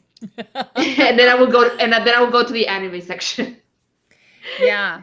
No, it's like the whole thing is so sort of like strange and surreal. Like I remember one time I was with a bunch of people from school, and I guess it was like, like my theater people or something, and they were sitting around watching a porno, and I was like, "Oh my God, what is going on?" Like I'm watching this porno, and it was, your typical like a girl who was like, hi there. I just showed up here to Get banged, sure. yeah, I don't know, or the guy or maybe the guy was showing up to, he's like, "Hi, I'm a construction worker," or whatever.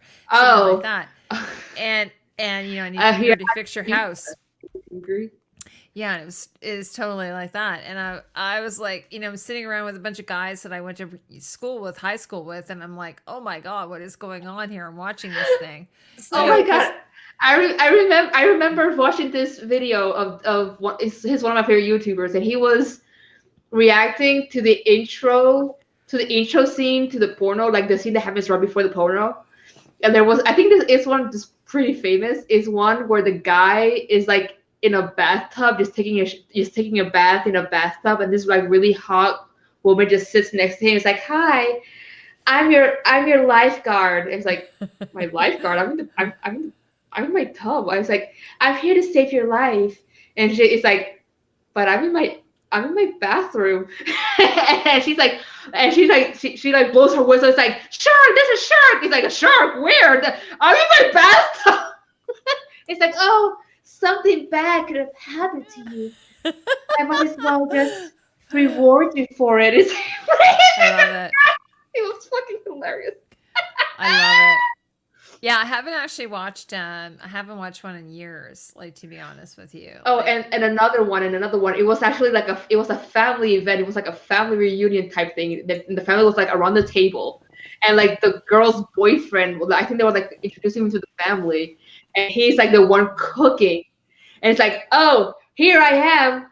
The pizza's ready."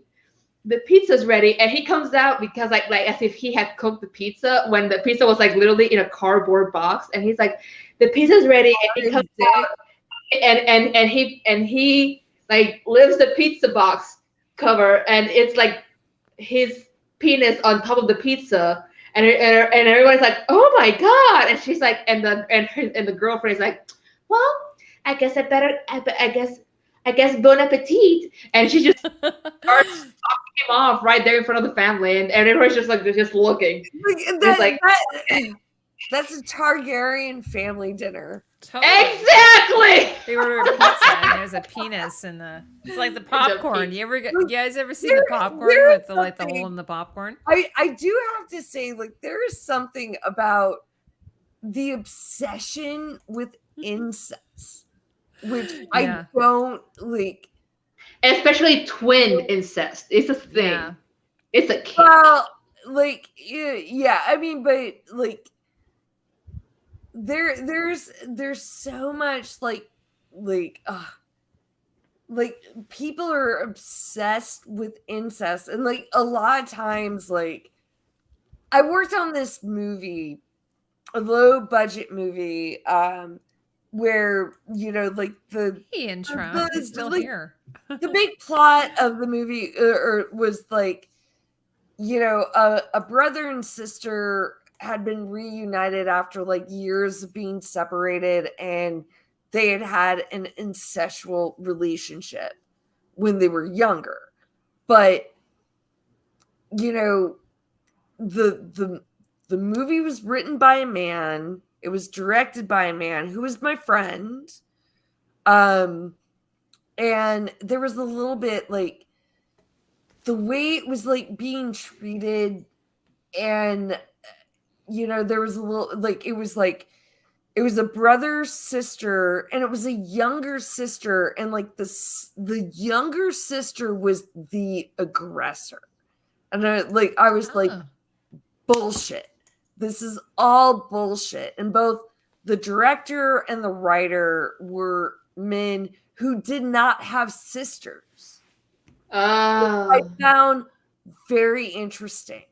I mean, well, like I knew the director was one of my close friends. I knew he didn't have a sister, and like at some point when I was like, I'm like, there's something not like, and I asked him at some point. I was like, does the writer have a sister? And he said, I don't know. And he came back the next day. He's like, he does not have a sister. And I was like, well, fuck both of you for making this movie. Yeah. You know, like the whole idea, like, oh, it's the younger sister who is the aggressor. And it's like, that's not how, I mean, that works. It's like, not to say that it never ever happens, but it's like, that is not how this like pattern of abuse works. And, you know, well, we can go into a whole thing, but, you know, I find it very interesting, like, how obsessed men are with incest. You know? Mm-hmm. And we're watching a big fucking show about incest. Yep. And it's hot. I mean, like, Damon and Rhaenyra, it's fucking hot. Like, it is, yeah. I mean, when there's no sand, when there isn't sand up their coochie, sure. All I could think of was like, all I could think about in that section was, girl, that must be so much sand up there. Her coochie must be feeling like sandpaper. He was like, no. Yeah. Anywhere else on the beach.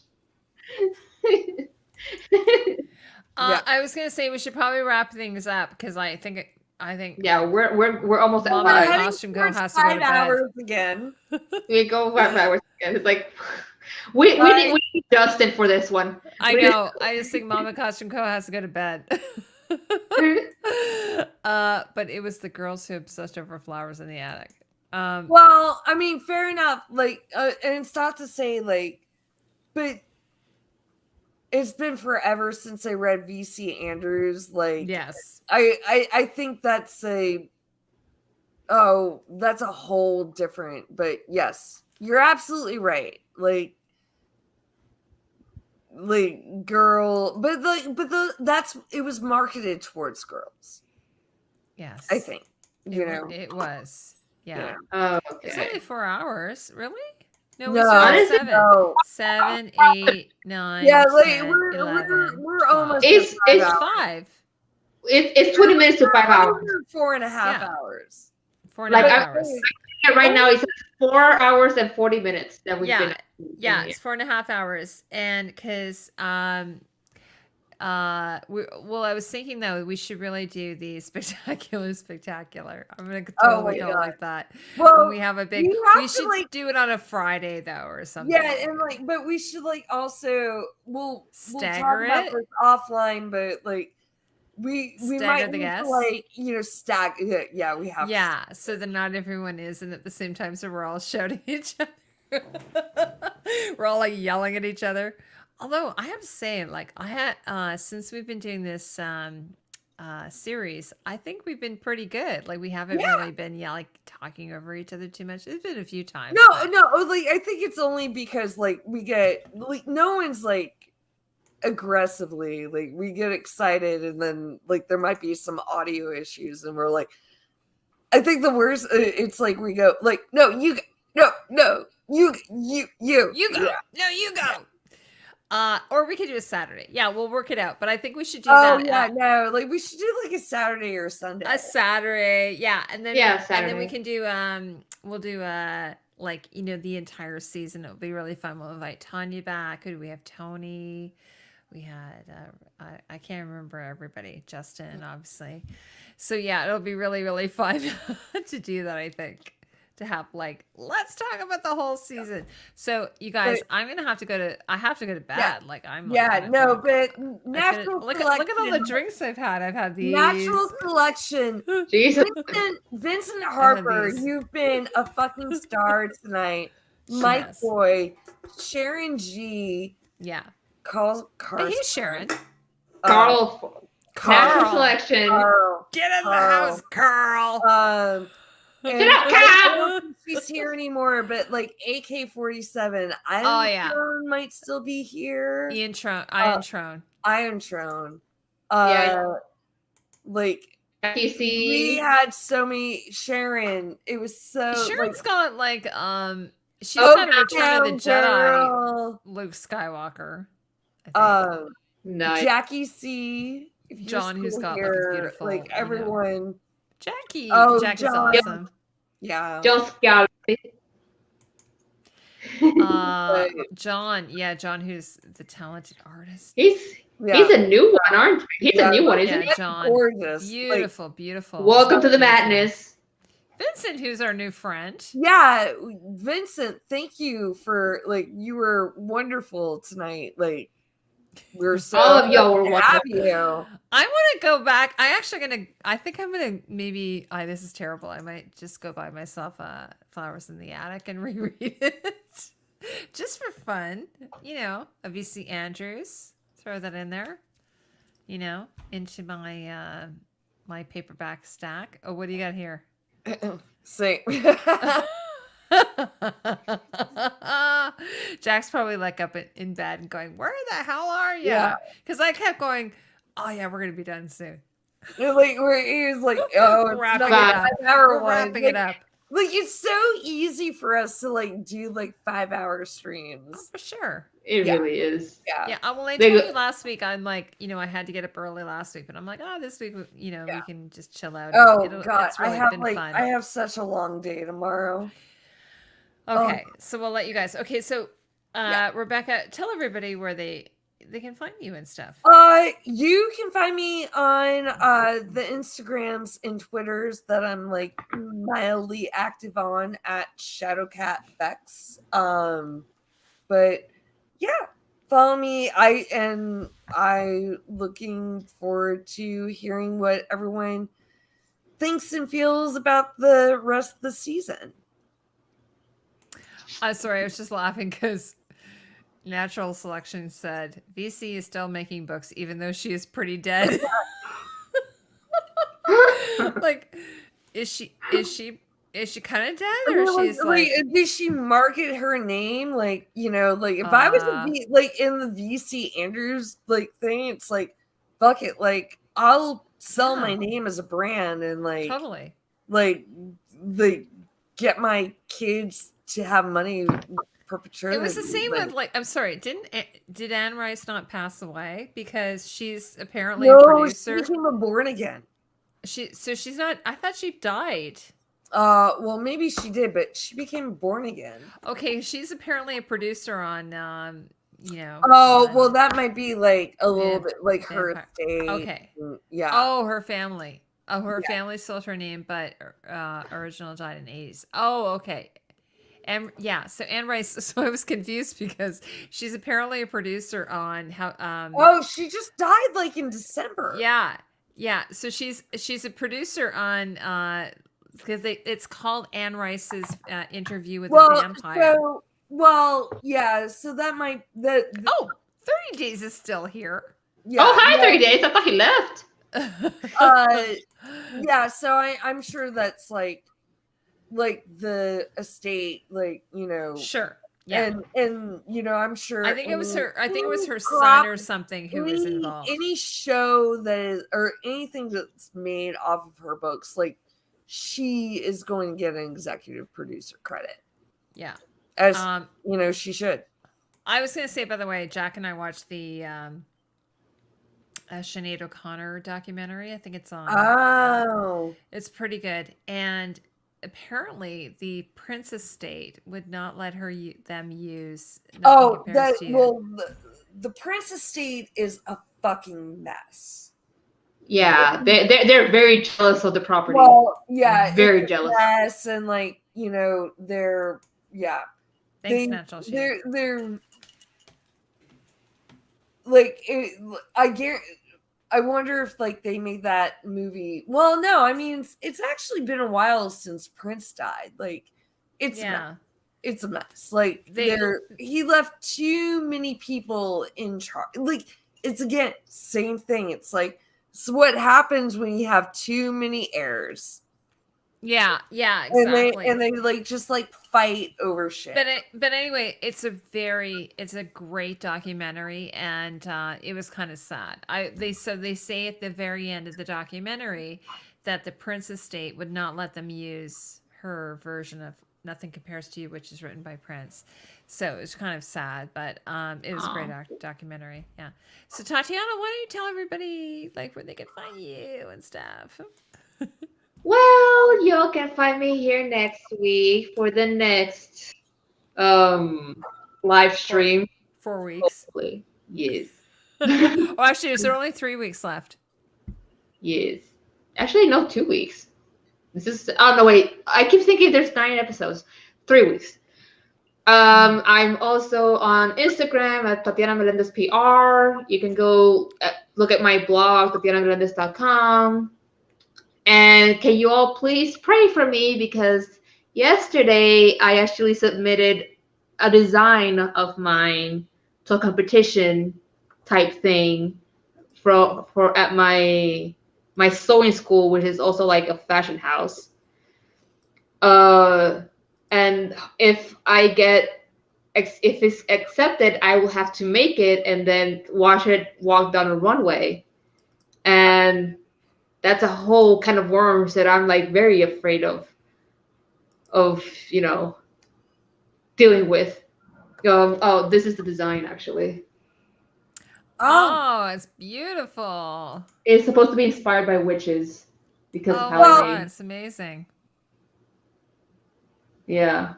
Wait, I didn't want. When is the runway? Like, when does this all get decided?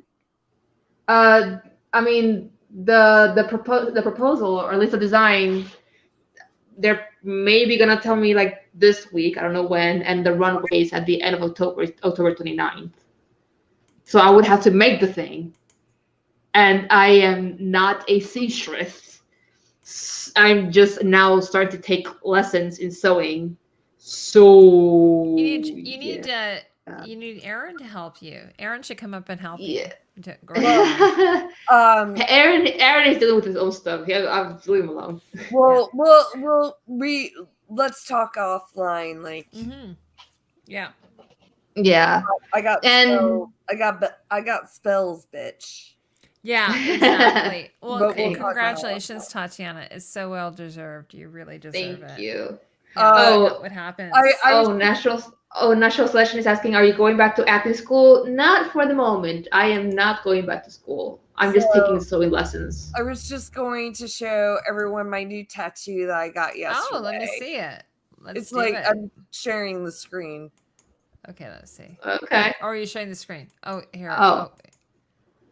Wow. Oh my god, it's beautiful. Yeah. Cute. It's gorgeous. It's on your calf then? Yeah, it's like my high calf, like by my knee. It's beautiful. Oh, does Buster like it? Well, Buster's no longer with us. Oh, I'm sorry. Yes, of course. I'm so sorry. But it's inspired by like Teddy Roosevelt's like Rough Rider costume. Oh, that's so cute. So cute. Yeah. Wherever he is, I'm sure Buster loves it. Yeah.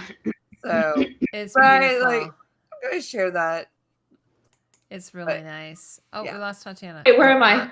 Oh, sorry. Did I do that? Oh, sorry. Never mind.